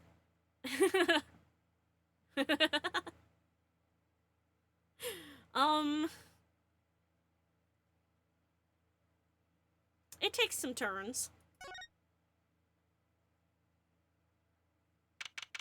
April 19th, 11:21 a.m. Your squint emojis are justified. April 19th, 11:21 a.m. District Court, Defendant Lobby Number 2. Very impressive, Mr. Wright. I have to say, I expected nothing less. We've only just begun. I was hoping you could tell me a bit more about what happened, actually. I did not think you would believe me if I told you. Better that you discovered the truth for yourself. I was thinking of you, you know. I think we need less thinking and more talking. That night in the hospital, what really happened? The way your eyes gleam, Mr. Wright. You'll scare Trucy. Speaking of which, where is she? You have seen the problem yourself, the letter. The one shot in the forehead one, right? Yes, and the reason he speaks of. I could not deny my mentor's wishes, even if it meant my own death. Why not? This is something I will not say, for now at least. What's this for now business? I have done many things in my life, some well, some poorly. But this is a cross we must bear alone to our graves. We? You wanted to know about the night of the incident? Finally, this guy sure likes to take his time getting to the important stuff. Yeah! Wonder if we're ever gonna... Wonder if, that's ever gonna be something you partake in, Phoenix? Wonder if you're gonna take some cues from this motherfucker. Be influenced in some way by his mysterious bullshit. Finally, this guy sure likes to take his time getting to the important stuff. Of course, I had no intention of shooting my mentor. I snuck into his room that night at the appointed time. I found there upon his bedside table 2 pistols. 2? Yes, the one I had used on stage, and the one that had been used by my partner, Volant. Oh, for the Zack and Volant's quick draw thing. My mentor had the look of one sleeping. I stood by his bedside, hearing only the light sound of his breathing. Then I took the pistol into my hand. I cannot deny that my resolve faltered then for a moment. You faltered? You mean you thought about shooting him? Recall there was a reason I could not refuse his request. His last such request, though not his first. So there were other requests you couldn't refuse before? To be honest, I've not always been steadfast, and I fear I've brought pain upon Trucy. Was Magnifi coercing his disciples somehow? Just what was going on in Troop Grammary? Yet, in the end, I did not shoot him. Instead, I turned and shot the clown! I took the pistol I had fired and placed it in my pocket. In your pocket? I believe if you examine the bullet in the clown's head, you will find it to be different than the one in my mentor. What were those called? Rifling marks. Yes. Well, that is all I have to tell you concerning the case. Concerning the case? You mean there's something else you can tell me? You are a fascinating man, Mr. Wright. Thanks. Yes, there is something. My mentor, his eyes opened. What? McAfee Grammary? The old devil, he was not asleep, you see. Of course, the gunshot would have woken him anyway. And there we had our last discussion as mentor and pupil. It was not a long discussion, maybe 5-10 minutes or so. What did you talk about? Haha, Mr. Wright, did I not just tell you? It does not concern this case. Zach Grammary, he seems pretty steadfast to me. Or maybe just stubborn. Mr. Wright, your presence is requested in the courtroom. Thank you, Ponald. Once again, I am in your hands. Right, let's get back in there. April 19th, 11:37 a.m. District Court, courtroom number 7. Court is now back in session. During our recess, a bullet was found and dug out from the clown's head. Well, this is news, and the rifling marks? There wasn't time to do a detailed analysis, so they did find the weapon type matches the murder weapon. Well, that's not very conclusive, is it? Which is why I'm about to call my very decisive witness. This is giving me the same feeling Turnabout Beginnings gave me, waiting for the other shoe to drop. Yup. Yup. Your decisive witness? How many times have I heard those words? Though they often turn out to be far less decisive than you think. Oh, don't worry on my account. I'm quite confident this witness will do the job. After all, he is intimately acquainted with the players in our little production. Being the other half of Troop Grammary's famous duo, Zach and Valant. Valant Grammary. So, we get to meet the great Magnifi's other disciple.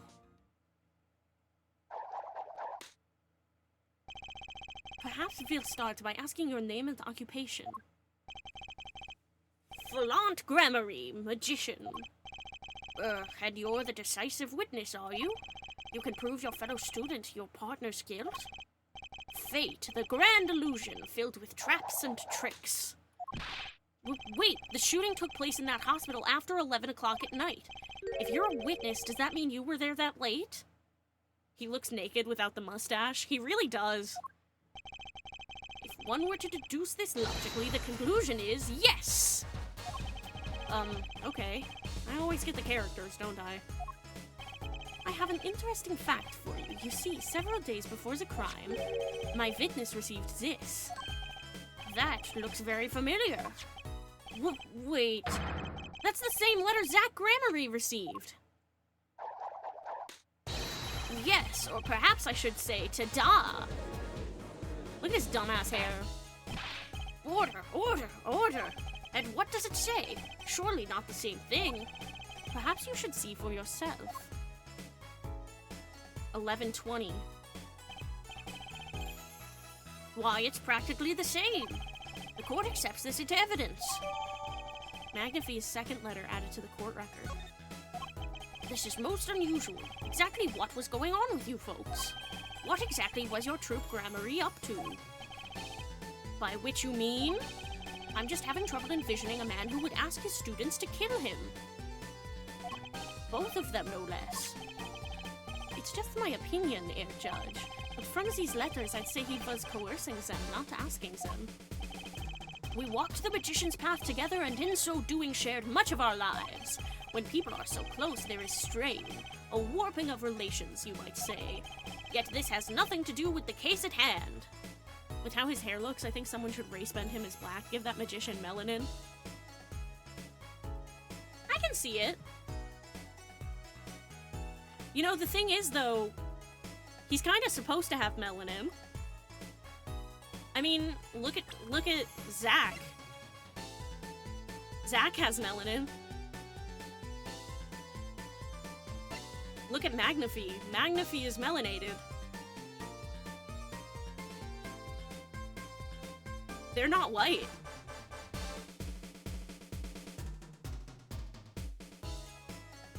Which makes certain things later on interesting.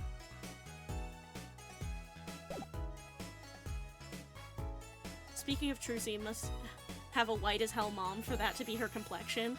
Yeah, she must. Like, look at how fucking pale she is.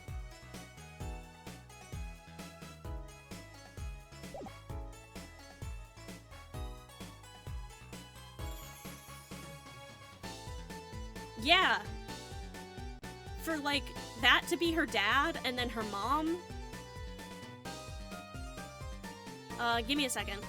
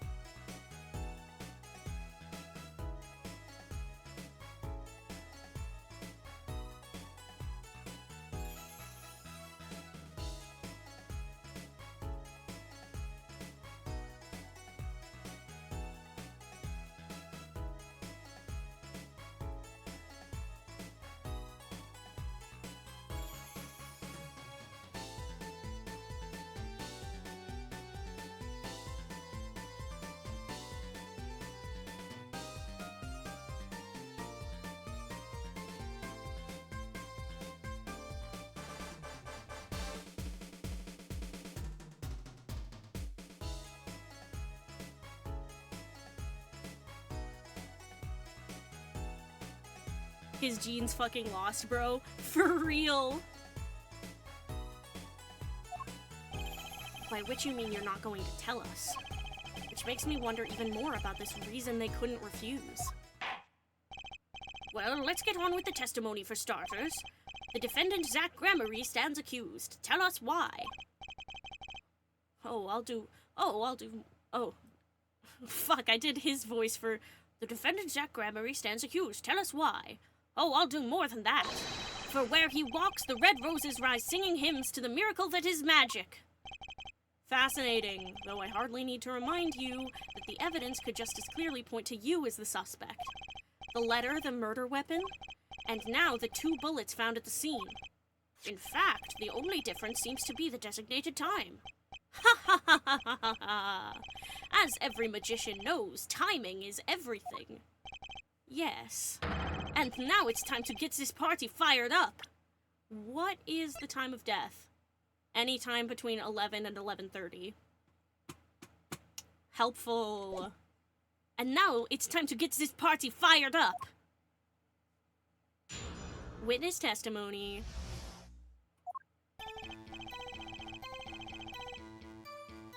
That night, I visited the hospital room at the time Magnify requested. The smell of gunpowder hung in the room, and my mentor had taken his final bow. I did not imagine my fellow student might have received the same instructions. Yet a deal with the dead is still a deal. Death's sweet kiss I gave to the clown. In a normal AA case, Valand would have been the culprit and the story would move on, but we know it's not.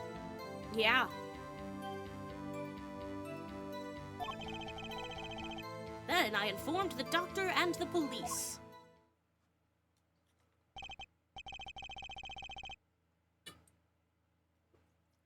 So you were the one who reported the crime? Sorry, I'm choking on water. Indeed, I would think. This fact alone would clear my name of suspicion. Nah, it's a self-report. Let's not jump to any conclusions. Yes, the cross-examination generally comes before the conclusions in this court. But if your testimony proves to be true, then the defendant, Zach Gramarye, is guilty. And if it wasn't Zach Gramarye, then the killer was you, Volant. And no disappearing act will get you out of that.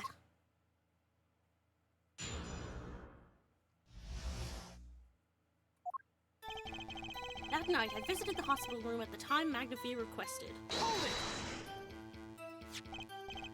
Which, according to the letter, was 11:20 p.m. Indeed. In magic, timing is everything. Right. Consider the illusion of teleportation. If I were to appear on stage before my stunt double has left, how would that look? Why, it would reveal the very secrets of my magic. Now that you've revealed the very secrets of your magic for all of us, let's move on. You've entered the designated time, and what did you see?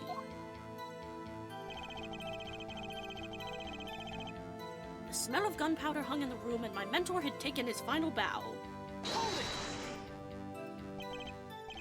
So you weren't worried for your own safety at all? I mean, you smelled gunpowder, yes? What if the shooter is still nearby? I did not consider this, to be honest. It is forbidden for a magician to have a good imagination. What? That doesn't make any sense. Really? Isn't magic all about illusions and imagination? That's what I'm saying, Phoenix. How about this? You were the shooter, which is why you weren't afraid. Now you are the one imagining. It is forbidden for a lawyer to have a good imagination. The witness will refrain from pausing so suspiciously before responding. My forbidden imagination is starting to imagine things. I did not imagine my fellow student might have received the same instructions. Classic Nick and his bluffs. Which brings us back to this reason neither of you could refuse. So it does, and my partner, he did not refuse. But Magnifi wrote the same thing to you. Why could you refuse if Zach couldn't? Because I have a will of steel, of course. I also do this trick where I bend steel bars, so perhaps steel isn't also strong. So which is it? Mind if I continue? Yet a deal with the dead is still a deal. Death's sweet kiss I gave to the clown. There were 2 bullet holes at the scene, one in the victim and one in the clown. You're saying the one who shot the clown was you?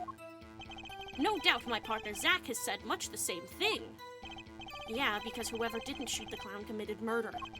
I'd better dig around here a bit more and see what I turn up. Mr. Volant, let me ask about something else concerning the crime scene. Namely,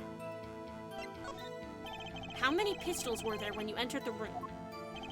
By which you mean what, precisely? 2 pistols were used in the Zach and Volant quick-draw shoot-'em, correct? 1 for each of you.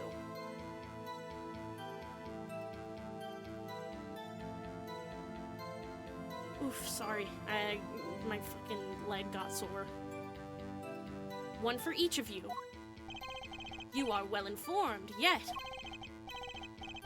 Oh, we have an ad break. Ad break. Ad break.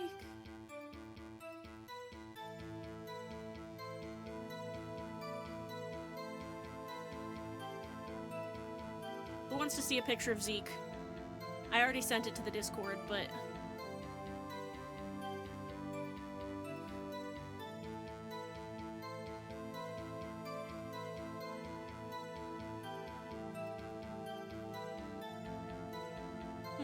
Why are you not showing up?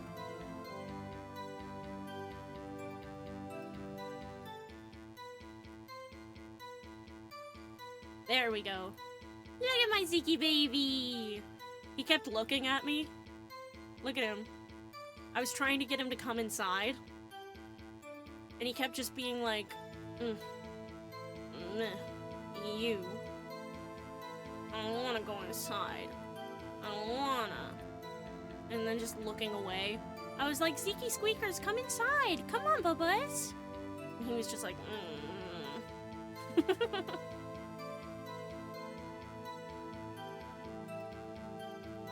Okay.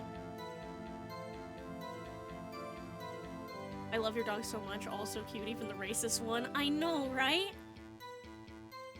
I heart my racist dog. Put that on a t-shirt.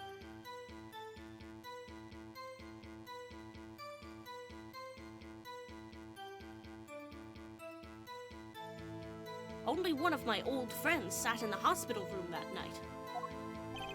What did Zach tell me back in the lobby? Of course, I had no intention of shooting my mentor. I stuck into his room that night at the appointed time and found there upon his bedside table 2 pistols, and I took the pistol I had fired and placed it into my pocket. I see no problem with that statement. Only one pistol is visible in the photograph of the crime scene, after all.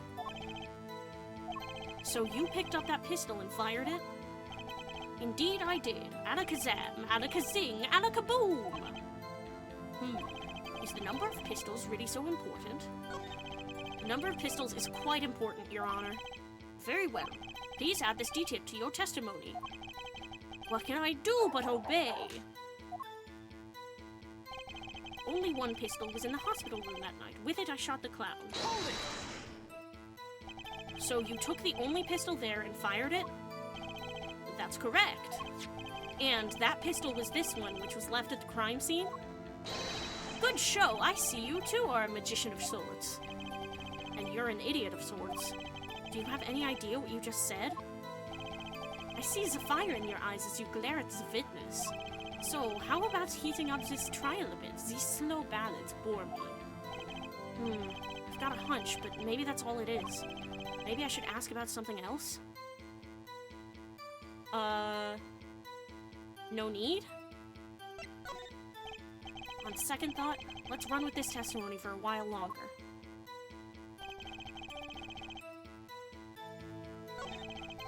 Only one pistol was in the hospital room that night. With it, I shot the clown. But the ballistic marks... Did we not enter the bullet? Did we not enter the bullet into the fucking court record? Hello?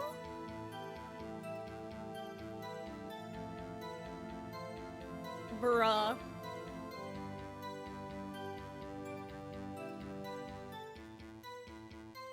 Okay, I guess I'm just gonna present the pistol then. Objection! Okay, the music stopped. According to the defendant, Zach Gramery, when he entered the room, there were 2 pistols on that table. 2? One of those pistols he used to shoot the clown in the forehead. Then he left with it in his pocket. Of course, this is what he would say. Unlike the hapless clown, we must assume our defendant has some brains in his head. Well, what about what Mr. Vallant has told us? You see, there's something about his testimony that doesn't make sense. What might that be? I told you, I took the pistol that was there and shot the clown. That's your story, at least. But the rifling marks tell a very different story, Mr. Vallant. Recall what Prosecutor Gavin told us. We're having another flashback now? Jesus Christ, there's so many flashbacks.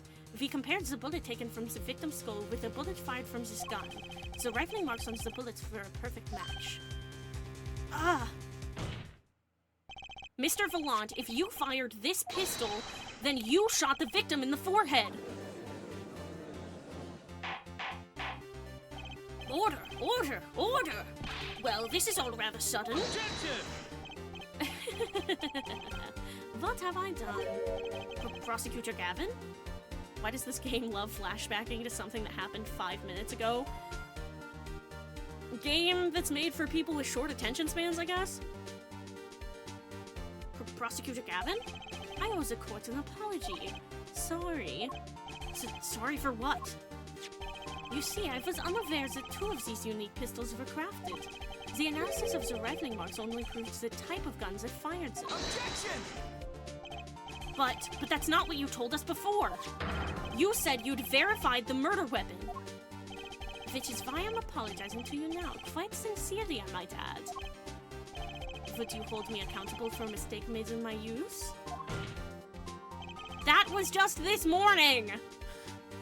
Would you hold me accountable for a mistake made in my use? You mean a couple hours ago? I am still young, and I might add, it wasn't really my fault. If the defendant had only admitted he took one pistol from the scene of the crime, we would not be having this pleasant discussion now. Volant Grammary? Yes, Your Honor?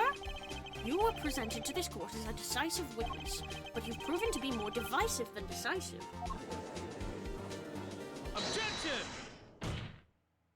Ooh, baby claw fist slam. You'll see in time. The testimony so far has merely been a review of the facts. The proof comes next. Care to elaborate, Prosecutor Gavin? When Mr. Volant entered the hospital room, the victim had already been shot. As his next testimony will prove, right, the real fight is about to begin. Bring it.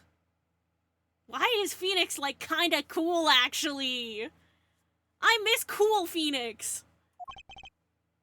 Very well, the witness will now testify to the court. Help us determine who shot what. Witness testimony. Who shot what? I arrived in the hospital room at the appointed time, which is to say 11:20 p.m. After discovering the body, I fulfilled my obligation, then called in the doctor. The doctor examined the body before the police arrived. He was quite clear about the time of death, 11:10 p.m. And then the one in the room at that time was my partner, not me. Okay, well, how do we fucking... Those times are rather close, you have to admit. You're talking about an alibi established over a matter of minutes. To use a 10-minute discrepancy as the basis of your alibi is easy to explain in this situation, Herr Judge. For example, take our debut hit single 13 Years Hard Time for Love. Cue to the song, press play button, and it will play for 2 minutes 15 seconds. Do it 100 times, the result is the same. Your debut single was only 2 minutes and 15 seconds long? What a ripoff. Magic is a world of utmost precision. Hocus pocus requires admirable focus. And in the time of death, determined by the doctor's air, is an incontrovertible truth.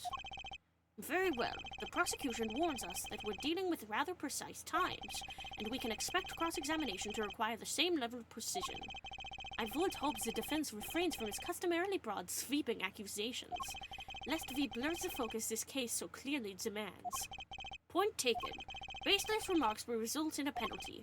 Carry on, Mr. Wright. Carry on, right. So am I gonna get penalized for pressing on stuff that's...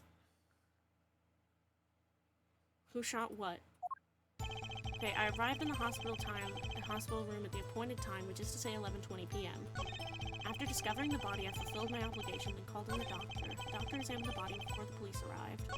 He was quite clear about the time of death, 11:10 p.m. I don't think I'm stepping out on a limb to say I have some doubts about this. How could the doctor be so precise with the time? We do usually only get an estimated time of death, true. I'm not sure I've heard of a verified time of death. Magic revels in making the complex appear simple, but reality is the opposite. What appears complex in this case is a simple matter of subtraction. I see another person has done their arithmetic homework. The point here is the IV the victim was taking. It's quite visible in the photograph of the scene. Recall what we heard earlier about the victim Magnifique Gramarie's schedule. Every night at 11 o'clock, Magnifique took an IV drip for 30 minutes. I can see the IV bag right there, yes. Now, look a little closer. Follow the tube down from the bag to the end. Ah! The needle's been removed. Doubtlessly, it fell out when he was shot. That would seem to be the case. When the needle comes out, the IV no longer drips. Ah! You could just measure the remaining IV liquid. Precisely. The IV liquid functions for our purposes as an hourglass of sorts. This is how the doctor determines the time of death. From the amount remaining in the bag, it was determined that the IV had stopped 10 minutes after administration began. IV report added to the court record. And so it was when I, Volant, entered that room. 10 minutes had passed since that horrible crime was committed. And this is proof. Well, Mr. Wright? Did that seem important? I mean, very, yeah. Well, seeing how it is the biggest clue we have to the time of death, I'd say it's very important. Agreed. It would be hard to imagine a more precise way to determine the time. Behold the power of arithmetic. Which was newfangled when I was young. Arithmetic was newfangled? Your Honor, how old? Very well, I said. The witness will add to this detail to his testimony.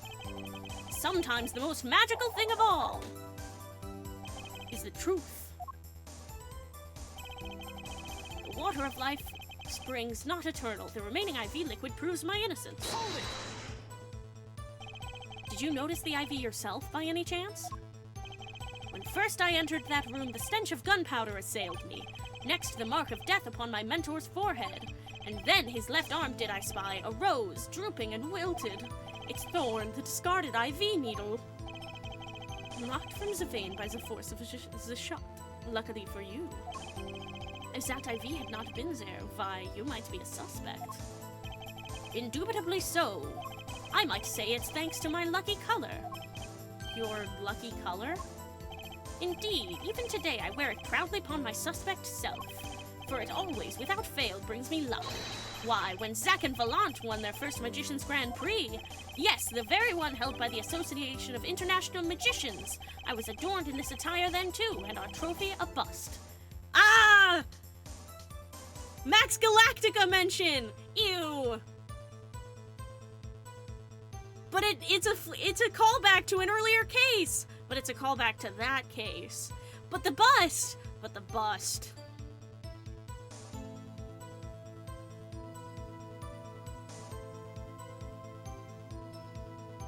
I am conflicted about this callback. Ah, what a day that was!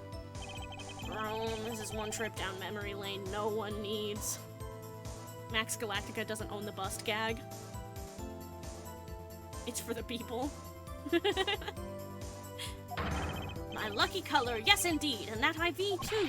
I say, I think 'twas hued especially for me, Valant. That does seem to be the case indeed. Well, Mr. Wright, any thoughts on this testimony? Valant sure looks happy with himself. Okay, how about this lucky color testimony? I mean, it's green though. There's a contradiction. The IV's green. It certainly sounds like your lucky colors brought you plenty of luck, but not this time. Mr. Valant, your lucky colors betrayed you. I'm afraid you've lost me. Your Honor, the witness's testimony just now clearly contradicts the evidence. What? Please recall my warning at the beginning of this cross-examination, Mr. Wright. Baseless accusations will be duly penalized.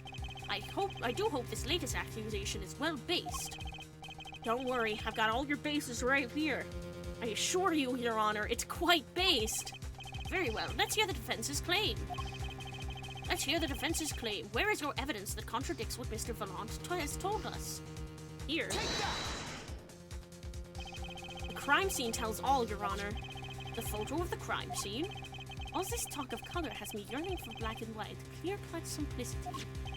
Tell us, Herr Wright, just where is the contradiction in this photo?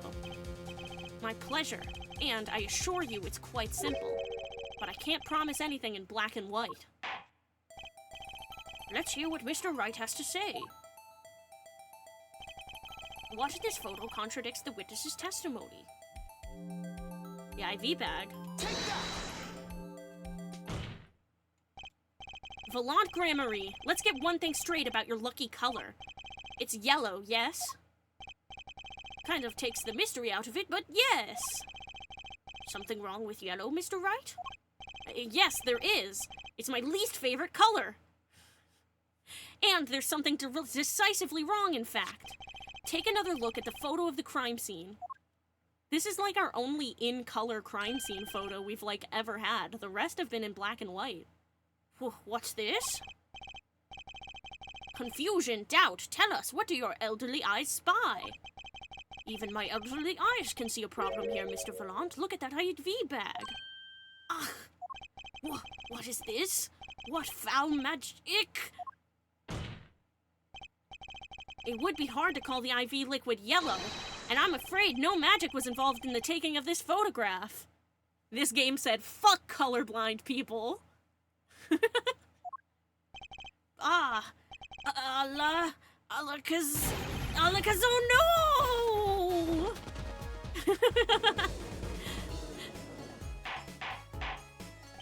Order! What does this mean? This is some kind of mistake. Yes, Prosecutor Gavin. Your witness's mistake. The greener they are, the harder they fall. I suppose there's no substitute for experience. Volant Gramarye, as you reminded us several times, one of those pigeons just hit Gonald. Your lucky color is yellow, but the IV is clearly not. Well... This contradiction can mean only one thing. Objection! And to think, you almost had me. I see your true colors now, Ace Attorney Phoenix Wright. Whoa! That's the name of the game! That's the game name! Whoa! Hold on, I gotta fix something real quick.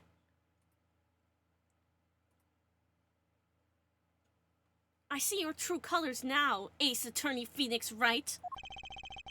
Something you'd like to tell us, Prosecutor Gavin? As far as this court can tell, the witness's testimony does contradict the evidence. Yes, a contradiction. One that I shall be pleased to hand right back to Mr. Wright. How do you mean? How? Because the witness has made no mistakes. I agree, at a glance, the IV liquid does appear a sort of greenish yellow, but I assure you the liquid itself is quite yellow. Yellow liquid? How can you say that? As far as I can tell from this photo, it's green. Yes, but what color is the IV bag itself? The bag? You mean the plastic bag on the hook? It looks like I want to say light blue? Precisely. Figured it out yet? Put a yellow liquid in a blue bag and... you get green. This, incidentally, is the liquid's true color. I see. Yellow is the ideal color for something? For the colorblind? Really?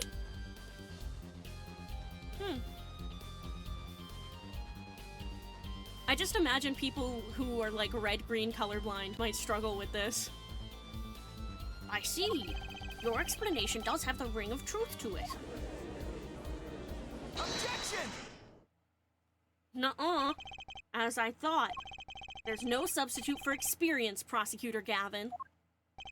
What?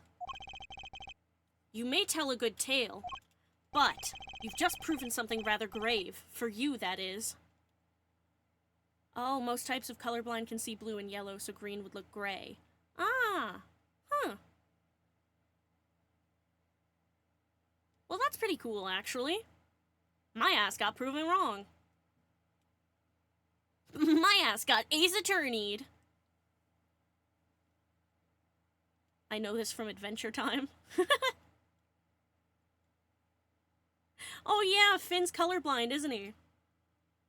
I've never watched Adventure Time, really, but I've seen that clip. But you've just proven something rather grave. For you, that is. Grave? The liquid in the IV is yellow, yes. But how did this witness know that? It's quite unnatural when you think about it. You did think about it, didn't you?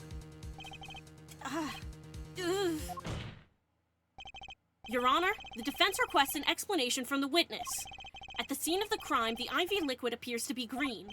So let me ask, how did the witness know the IV liquid was actually yellow? Elikaz OMG! Gonald's like, oh gosh, yeah. Yeah, it is cool that they designed it that way. Order! Mr. Wright, you will explain this at once. The witness clearly knew the color of the IV liquid, so I'm sure it means something, but what? I can think of only one possibility, Your Honor. The witness, Volant Grammary, has testified that the IV liquid was yellow because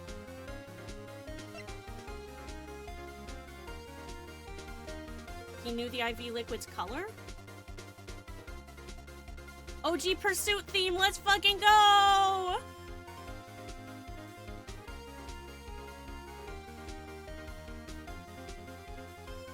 He knew the IV liquid's color. From the facts before us, the answer is clear. The witness knew that the IV liquid was yellow. Why? Because he'd seen it before, but not inside the blue bag we see in the photo. He saw the liquid by itself in a clear, colorless bag. I suppose he would have had to, but I'm still not clear as to what all this means. Ask yourself, why would he know if he didn't work at a hospital? That's where you'll find your meaning, Your Honor. Objection! I'm afraid I find nothing, so what if he knew the IV liquid's color? Leaves are getting excited over absolutely nothing to our teeny bopper fans, yeah? Objection! The IV liquid is the only evidence proving the time of death. A 30-minute hourglass with 20 minutes worth of sand remaining. Your claim, Prosecutor Gavin. I remember it well. However, there's a critical difference between an hourglass and an IV bag. Wait, I know. An hourglass uses sand, but an IV bag uses liquid. I'm right? As much as it pains me to say this, Your Honor, no. Unlike the sands through an hourglass, IV liquid enters the patient's body, at which point, like magic, it disappears. However, what if the amount of IV liquid had increased? You couldn't tell, could you? After all, there's no way of knowing how much went in. Objection! Let me get this straight, right. You're saying the witness watered down the victim's IV bag? Not with water, but with IV liquid. That's how you knew the IV liquid was yellow.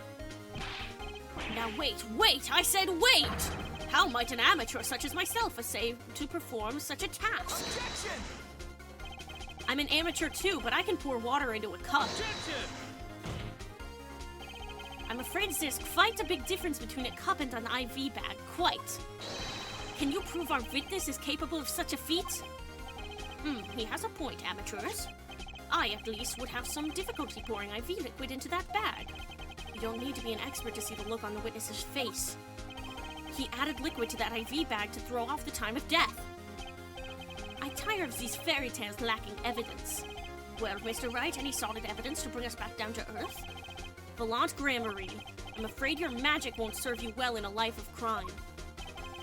Might I ask what you're strongly suggesting? Magic relies on props, and props become evidence. Our witness was certainly able to increase the amount of IV liquid in the bag.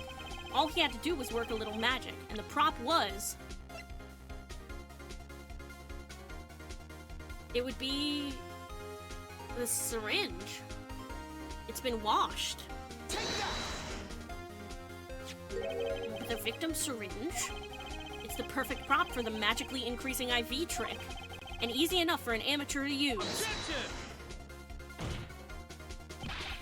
What kind of evidence is that? The syringe was clean, not a trace of liquid in it. Objection! That itself is weird, and don't you find that odd, Prosecutor Gavin? What? The victim had the syringe to administer his insulin shots. There should have been traces of insulin left inside. Well, Volant Grammary, as you pointed out yourself, the IV liquid makes the perfect clock. One that you could manipulate at will. Alakazam!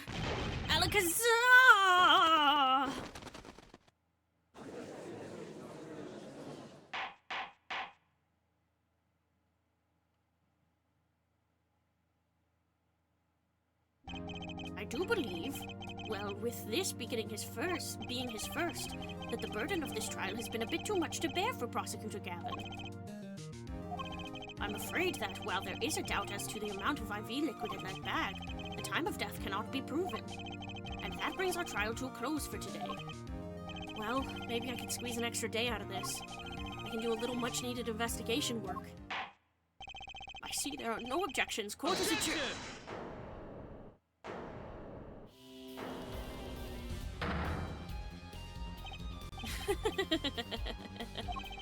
Truly, there's no substitute for experience. Nothing blinds one to the truth so effectively. Huh? Avert the wise. Underestimate the young and they'll sweep your feet out from under you. In a way you never ever expected. You see, I know exactly what you're thinking. What's he talking about? You say the witness has used the syringe to manipulate the level of the IV liquid, but there is no proof. There's no proof he didn't do it either. Yes, quite true. Huh? He's admitting it? Nor was this witness quite as decisive as I'd hoped. This I admit. After all, why linger in the past when the future holds so much? You have something in mind, Prosecutor Gavin? Proof, Judge. I have another way to prove my case. With evidence, no less. What's this? This is the victim Magnifi Gramarie's diary. Diary? After going into the hospital, Magnifi began writing his memoirs, it seems. The story of his birth, his startling debut, and of meeting his disciples. It seems he intended for the last chapter to end quite appropriately with his death. Wait, that book doesn't say what the reason was, does it? The reason why his disciples couldn't refuse his last request? Sadly, it does not. What's important here is on the last page. Apparently, the victim wrote in his journals that night, even after the IV had begun at 11 p.m. Let's read it, shall we? Tonight's IV is in, maybe the last. I leave the rest to them. The first should come soon. His journal may end here or it may go on, but not long. That depends on his hand. All that's left to mine is to lay down this pen. This does appear to have been written just before his death. The court accepts this into evidence. Read the very last part with particular care. This journal may end here or it may go on, but not long. That depends on his hand. Of course, by his, he refers to our defendant, Zach Gramarye. That would make sense, yes. He was the first scheduled visitor, after all. But look at what he said before that. This journal may end here or it may go on. It may go on! Magnifi Gramarye intended to write again. That is, if Zach Gramarye didn't pull the trigger. I see the defense understands the meaning of this. The victim's diary does not go on, it ends. Because Magnifi's life was brought to an end by the defendant, Zach Gramarye. Order! Order! Order! Prosecutor Gavin, are you certain that Magnifi Gramarye wrote this? There is no mistaking his handwriting. Well, this does seem to be significant. According to this, Magnifi did intend to continue his diary. Yet if his diary ended here, which plainly it did, then the one who pulled the trigger was the first visitor, Zach Gramarye. Well, how do you like me now, Air Right? Still too green for your tastes, He's right about the diary being pretty clear. Still, I find it hard to believe that he'd overlook such an obvious problem with his precious evidence. Well, Mr. Wright, the witness's testimony we heard was lacking, but put together with this evidence, it seems quite sufficient for a case. Oh, we have an ad break. How we doing, gang? What are we thinking?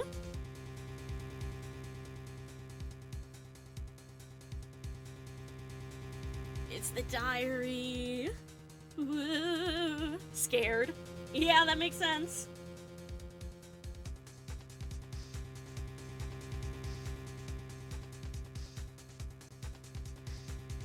Isn't this so sick, though? It's such a good case.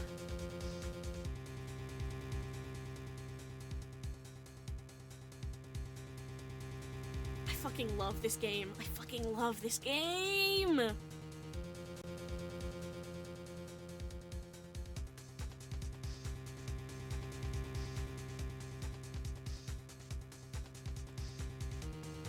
It all comes down to this. The last hurrah for Phoenix Wright as an attorney. Let's see how it ends, shall we?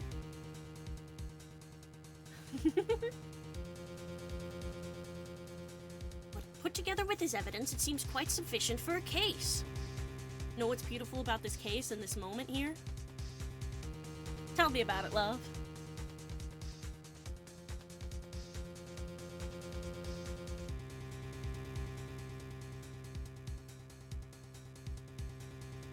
You as a player are playing Clavier as you play Phoenix.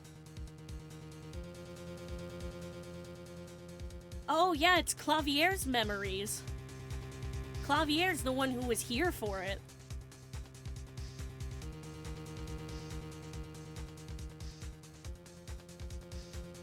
Clavier's the one putting this all together. He's putting it together in his mind with the diary page.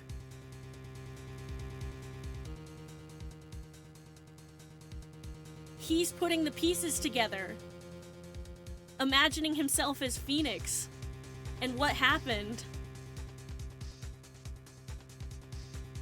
You're Clavier. You play Phoenix, but you're Clavier. You know what's gonna happen. You know Phoenix is about to show the page. Yeah. God.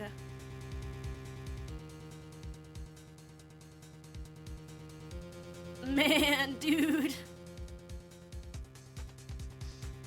Except you're Clavier, you know the page is coming. Yeah. Yeah. Phoenix doesn't, but you do. You are put in Clavier's shoes as an audience. Whew.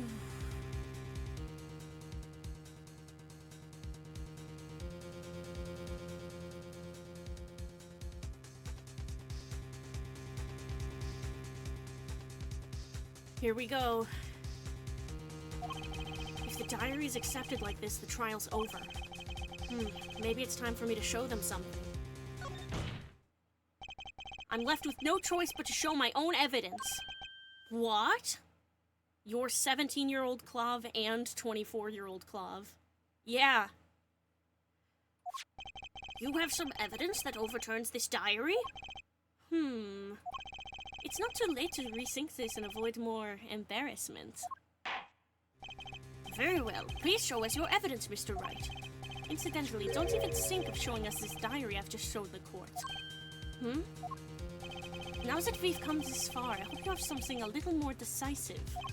Show us evidence that proves the victim continued writing his diary. Alright, I'd be happy to. The decisive evidence proving that the diary didn't end with this page is... Oh, the amount of, like, dread in my body pressing this button is so palpable. Clavier knows what's about to happen. He's... Ugh. It's not too late to rethink this and avoid further embarrassment. Take that! First, take a close look at this diary. Note that a page has clearly been ripped out. What's this? I hadn't noticed that at all. That's why we're still here talking about this. As it just so happens, I have here what I believe to be the missing page. Malachi, I don't believe it! Looking at this page, it's hard to imagine that the first visitor that night shot Magnify Grammary. You know what's so funny? The case is ironic in and of itself.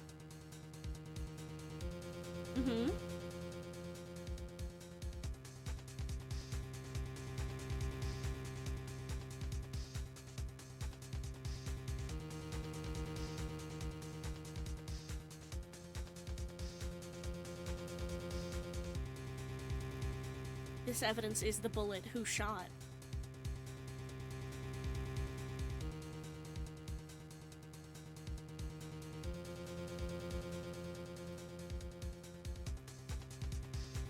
Sorry, what do you mean? Who's going to fire the loaded gun? Ah.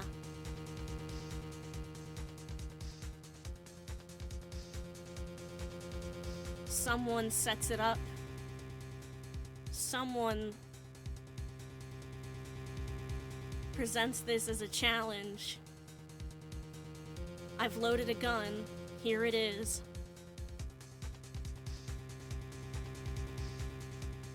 Now, are you going to fire it? It's hard to imagine that the first visitor that night shot Magnify Grammary. That's the defense's position.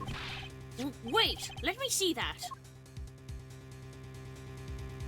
Seems fate's clock will make me wait a little longer. At least only less than 10 swift minutes remain. To all those who have supported me in my life's works, I give thanks. Farewell, Magnifique Grammary. What in Sam Hill? Why, this is the continuation of the victim's diary.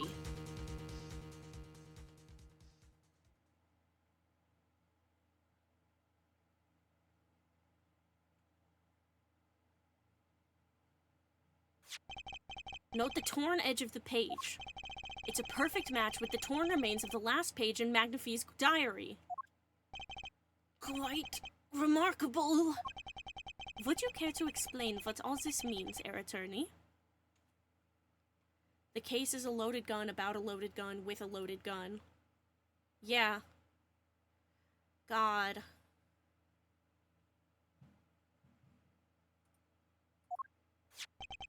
The diary continued after his first visitor came, which means that the victim was still alive after Zach Grammary left, leaving no one to take his life but the second visitor. Valant Grammary! No! No! The handwriting, too, matches that on the other pages. This is, without a doubt, the genuine article.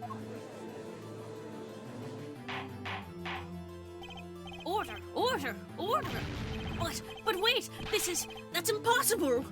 That old man couldn't have written that! Objection!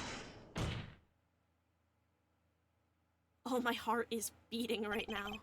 Finally. You just couldn't resist, could you, Airwright? Resist what? Presenting solid evidence? Air Judge? Yes, Prosecutor Gavin? Might I request V puts the current cross-examination on hold? The prosecution would like to call a new witness. But Prosecutor Gavin, this evidence overturns the current witnesses. I ask only to put it on hold. Please, my new witness has a very, very important piece of testimony to give. 5 minutes, no more. I promise, Your Honor. Well, if you put it that way, Mr. Wright, what's your take on this? Well, Your Honor, judging from his enthusiasm, we'll have to hear this new testimony sooner or later anyway. So it might as well be sooner. Then, though this is highly, highly irregular, we will put the current cross-examination on hold. The witness may step down. Now, Prosecutor Gavin, please bring this surprised witness to the courtroom. I had a bad feeling just then. That ripped-out page was too obvious. He must have known. And I should have known it was a bad sign all around.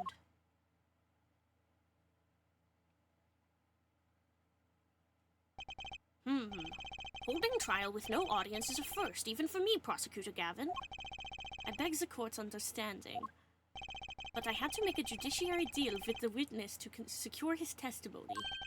A judiciary deal? The details of his testimony may have some legal ramifications, shall we say. I thought it best to contain the information to this room. Very well. And you are the witness, I gather? Yes, sir. State your name and occupation for the record. My name's Drew Bisham. I'm a painter.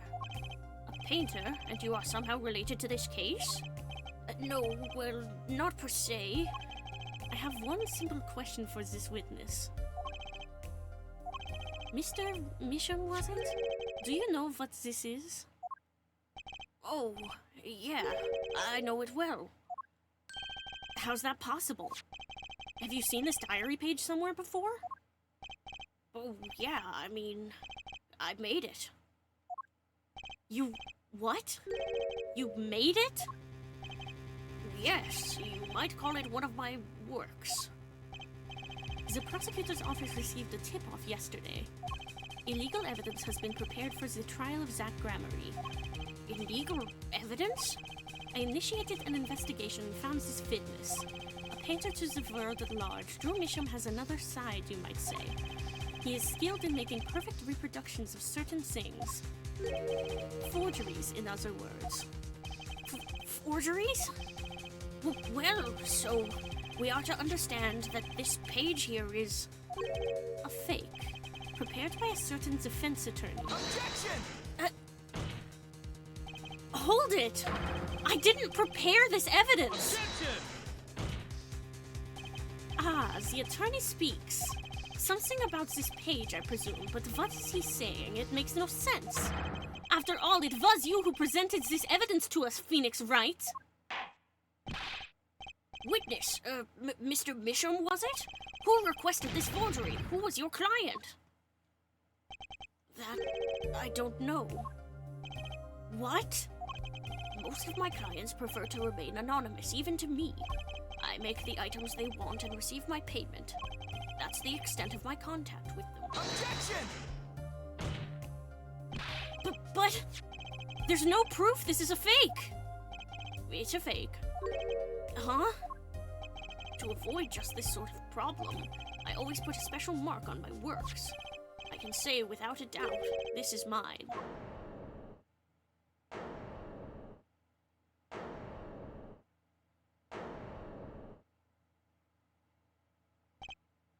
Mr. Wright, you have just presented illegal evidence to this court. My court.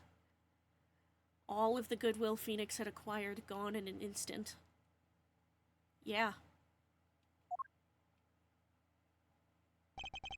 It was careless of me. That's all I can say.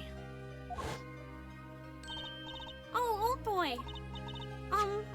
Here. What's this? I don't know, I just got it over there in the hall. They told me to give it to the old boy in the blue suit with the spiky hair. They said it was really important. It was all a trap. A fatal trap.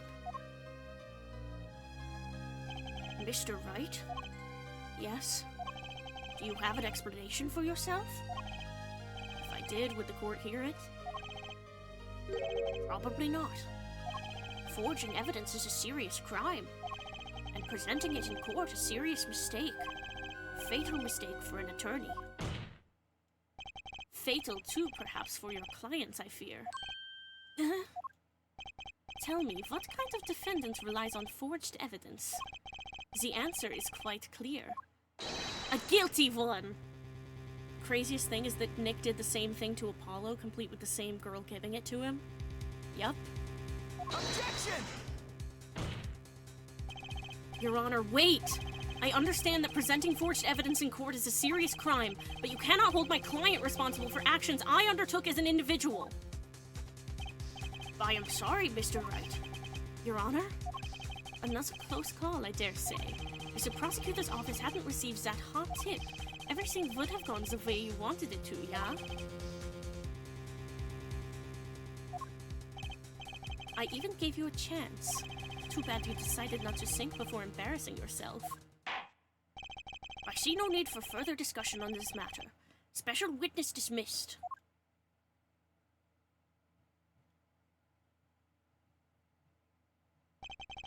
Mr. Attorney? Yes? Could I ask your name? Phoenix Wright. Mr. Wright, I have seen and studied many people, but none like you. I'll remember you, Mr. Wright.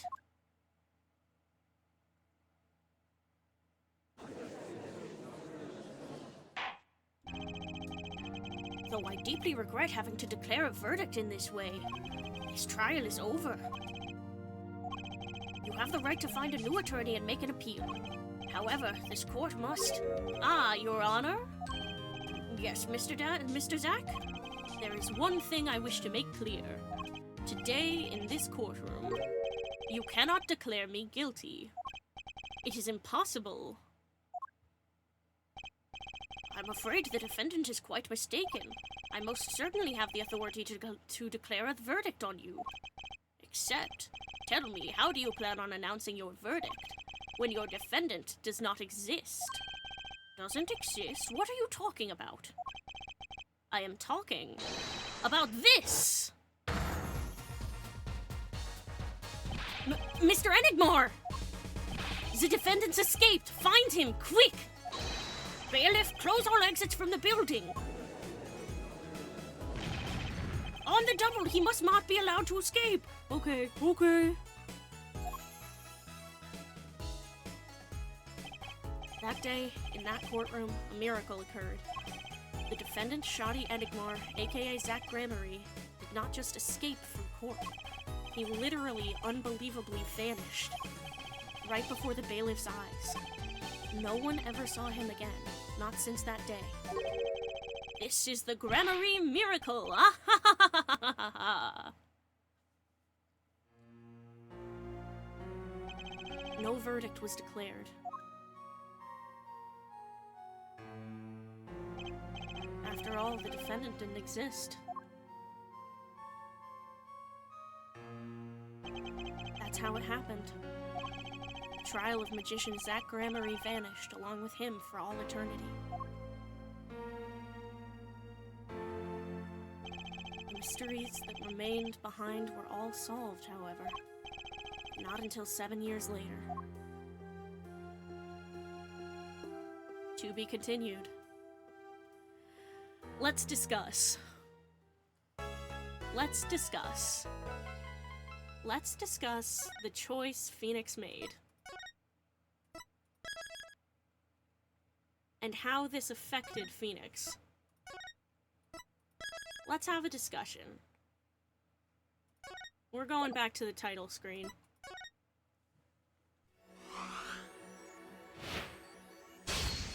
Let's have a talk. The craziest thing is that Nick did the same thing to Apollo, complete with the same girl giving it to him. Exactly, beat for fucking beat. This is why. This, more than anything, is why I can't forgive him. He knew how much it hurt, and he did it anyway. Phoenix knew. Yeah, there is still more to this. But that's how Phoenix lost his badge. There's more to learn here. But that's how Phoenix lost his badge. Being tricked into using forged evidence.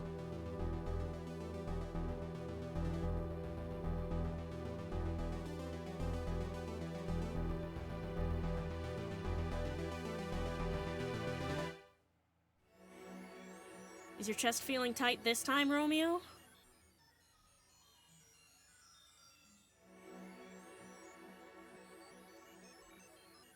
That's how Phoenix lost his badge, and he did it to Apollo. That's how Phoenix lost everything. And he did it to Apollo. Why did he do it, man? You'll find out. And you'll find out it's halfway justified, kind of. But it's still a choice that Phoenix made. And it's fucking horrific. He didn't expect Apollo to be a good person. Yeah, he didn't expect Apollo to care. He didn't expect Apollo to give a shit about whether or not he used forged evidence. For reasons that we will find out. But if you've been wondering, besides his demeanor, why me and Beloved are so fucking angry at Phoenix all the time, this is why. Because he did, beat for beat, to Apollo, the same thing that lost him everything.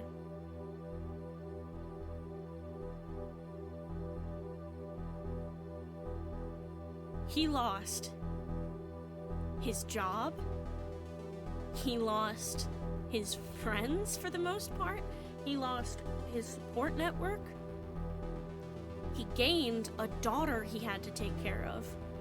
It's like I'm back to the feeling of disappointment I did at the end of the first case. Yeah. But even more so now because you know what Phoenix has been through. Of course Phoenix is kind of an asshole now. This happened to him. Of course Phoenix is jaded. This is what he got for trusting. He got everything taken from him. The pride he just earned, yeah. 2 months before is when Trials and Tribulations took place.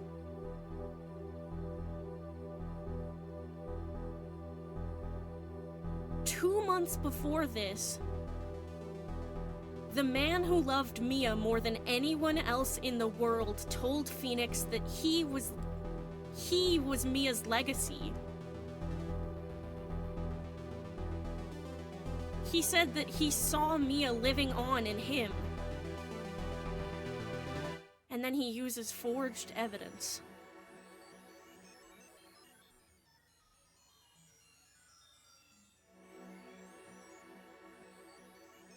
What do you do after that? How do you go on? And what do you do especially when there's a little girl who now has no mother and no father? And the last person she talked to was you, and she had her first show today.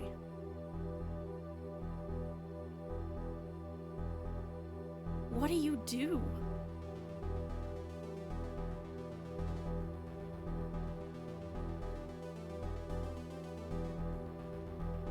You do what you can, I guess. How often do you think he had conversations with her in the mirror, with himself? Do you think he looks at himself and thinks he wouldn't forgive himself? Yup.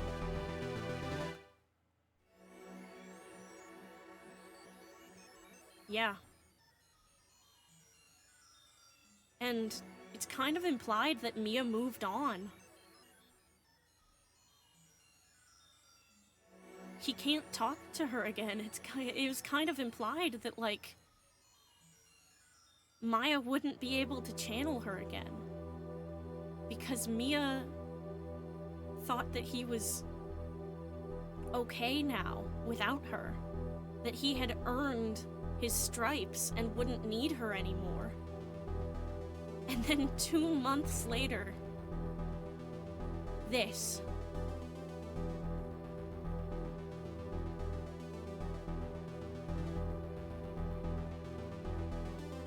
And you can hear it, you can see it in the dialogue. He blames himself. He says it was obvious. So he definitely thinks it was my fault. You do what you wish Misty Faye did. That's someone for Mia and Maya. That's all he does. That he does all he can and tries to step up. Yeah. Yeah. It's... like... Misty Faye disappeared and left Mia and Maya behind to fend for themselves, with an aunt who hated them. But Trucy doesn't even have that. And Valant? Valant disappears too. Not the same way as Zack, but... Phoenix sees a little girl without a parent and thinks the least he can do is not leave another little girl to suffer. Yeah. It's all he can do. And it's... obviously, we can see from how Phoenix acts and the way that he is, the way he doesn't really care about his appearance anymore, the way he's kind of an asshole. He hasn't been taking care of himself. Not well.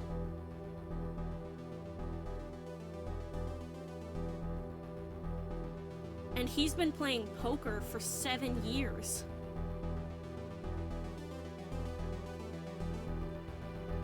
He's been having to lie and manipulate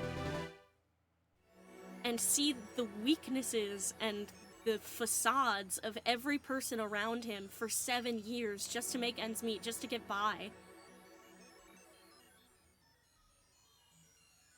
And he doesn't even have Apollo's power of perception, or Trucy's. But that's another important point. Yeah, he found he was good at poker during that moment with Zack. That's when Phoenix realizes that he's good at poker, that he's good at reading people. Because in order to get him as an attorney, Zack challenges him to a game of poker. And Zack loses.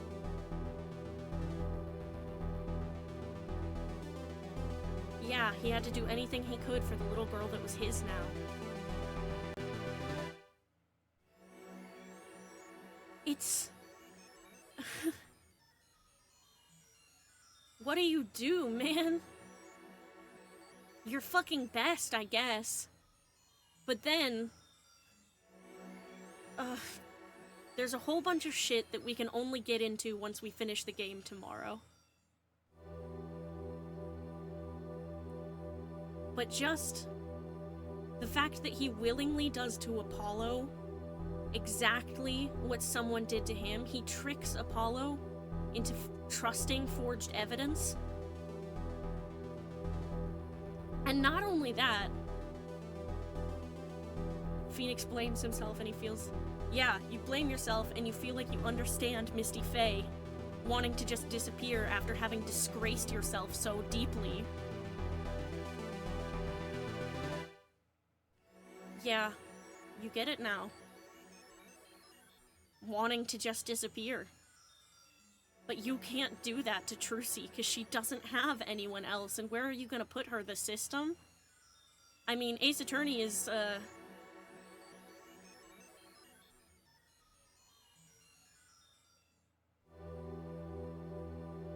Ace Attorney's world is different than ours, but I guarantee the foster care system isn't picture fucking perfect in their world either.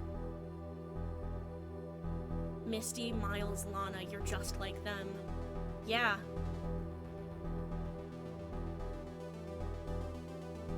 You lose everything. All of the trust you had in everyone else, and all of the trust you had in yourself. Yeah, the real disgrace to Mia comes when he does it to Apollo, because she would never, ever agree to that. She would tell him to find another way. Yeah, he forces Apollo into the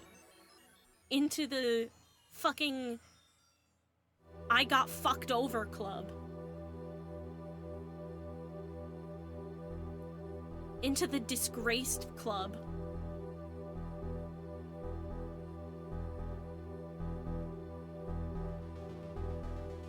The Disgraced Attorneys Society. And Apollo never did anything to deserve it. But isn't that why, maybe? Because here's what I think. Here's what I think. I think Phoenix hates himself for this. I think Phoenix hates himself and he blames himself. And he thinks if he had just been smarter, if he hadn't been so trusting, if he had thought more critically, then maybe this wouldn't have happened.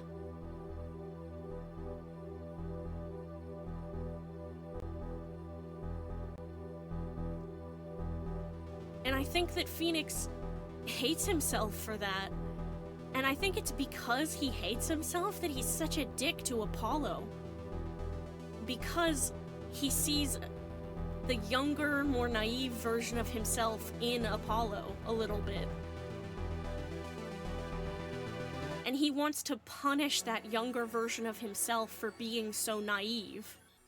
For being so trusting. He wants to kick his own ass about it. Because even though someone else set him up, I think Phoenix feels like he ruined his own life.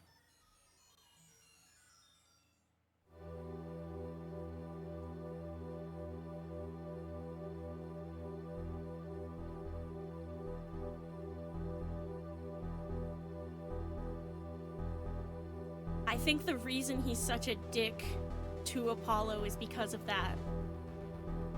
Because he doesn't like himself. Phoenix is the Gant to Apollo's Lana. Because now they've forged a crime scene. They've forged... I mean... They forged evidence to put someone away Yeah, they forged evidence to put someone away who needed to be put away, but... at what cost? At the cost of using forged evidence and ruining someone's career over it.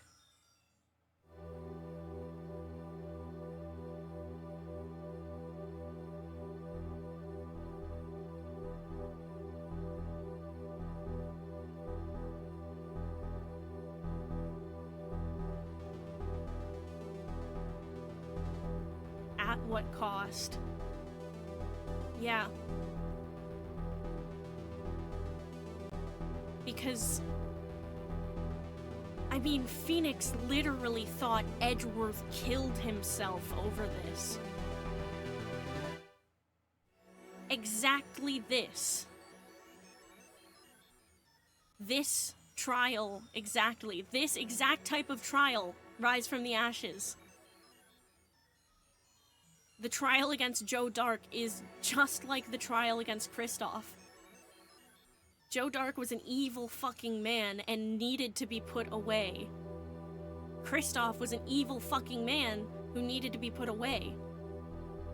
Lana did what she felt she had to do. Gant convinced her this is what they had to do.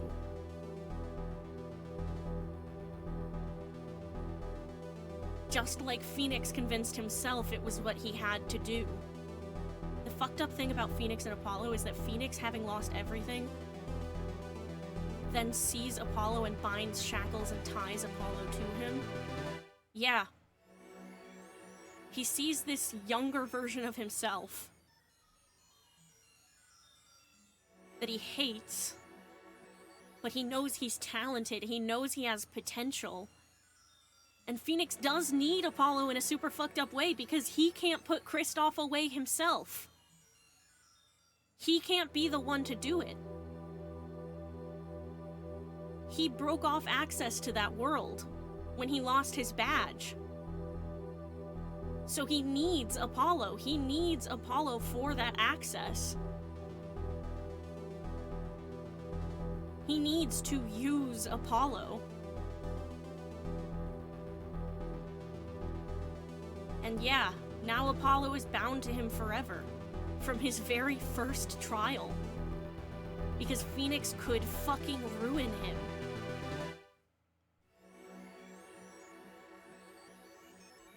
Apollo could ruin Phoenix, but, like, in doing so, he would incriminate himself.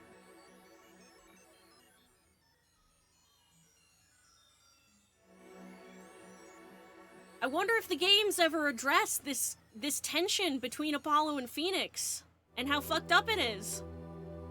Wonder if the games ever address it. It'd be crazy if they didn't. Phoenix does all of this to him and it's fucking evil as hell, but Phoenix needs to. Yeah. It's interesting because, like,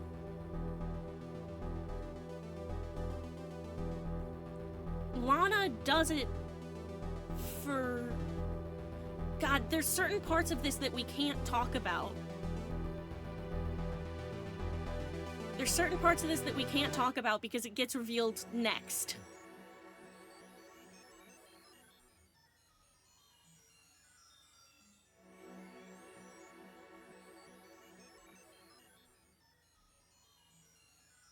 But, like, goddamn, is this all fucked up. This case really is incredible.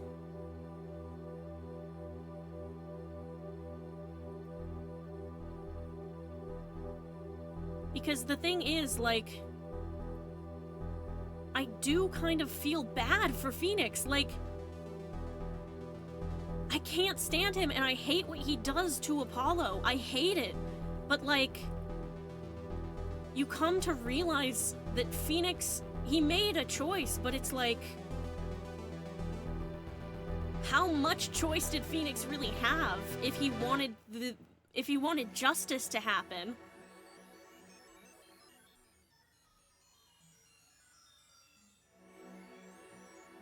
Thank you for the tomato, my love.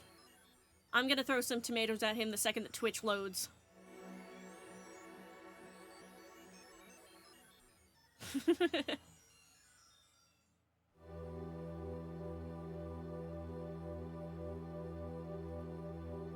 I just, like... It's all so fucked. It really is all just so incredibly fucked.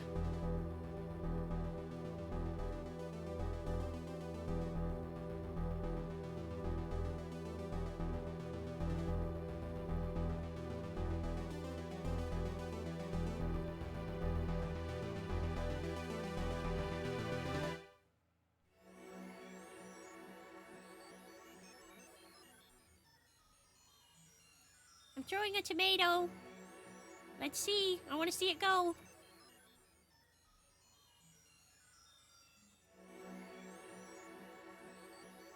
Oh.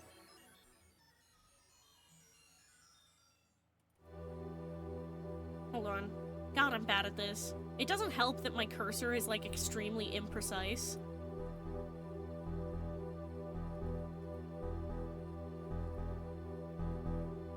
There we go. I figured it out again. I forgot how to actually do it. Just all of the tomatoes at this motherfucker.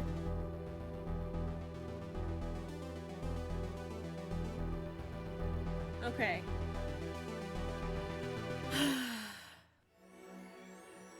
Thus is the tale of how Phoenix lost his attorney's badge. But there's more to the story.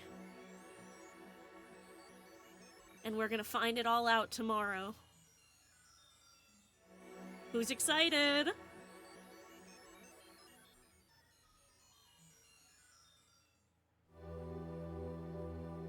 Who wants to go to the Four Seasons Mason system? Me!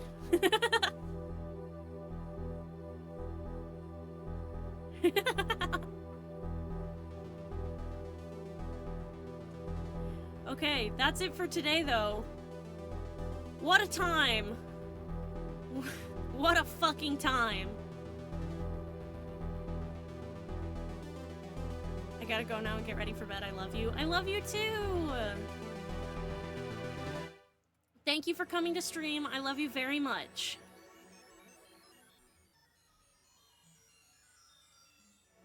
Let's wrap things up.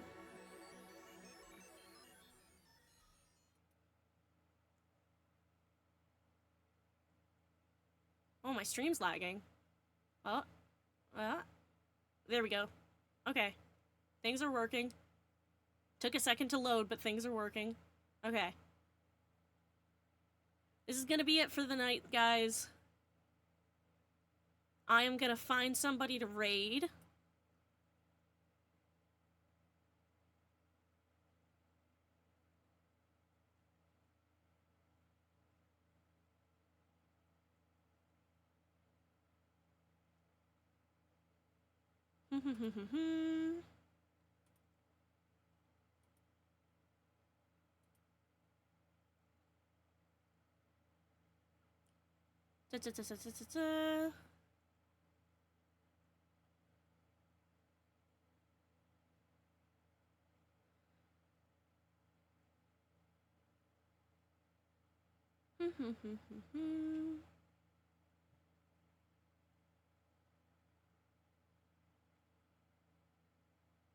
Okay. Let's go to this one. Let's see what this person's got going on. They're playing Turnabout Samurai.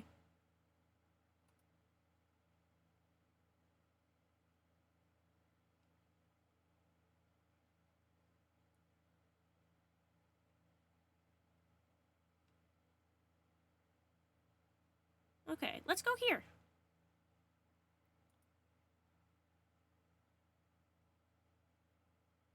Oh, this person does not accept raids.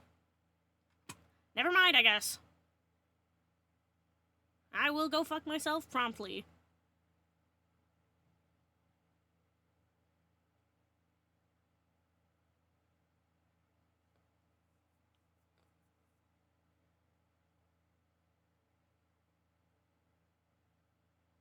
Okay, well, someone else is playing Rise from the Ashes, and that feels thematically appropriate, so...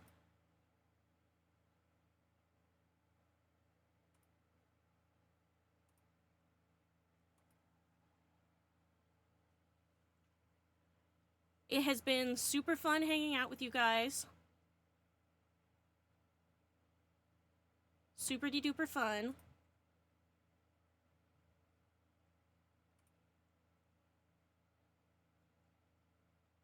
I have had a really good time. Thank you all for coming out.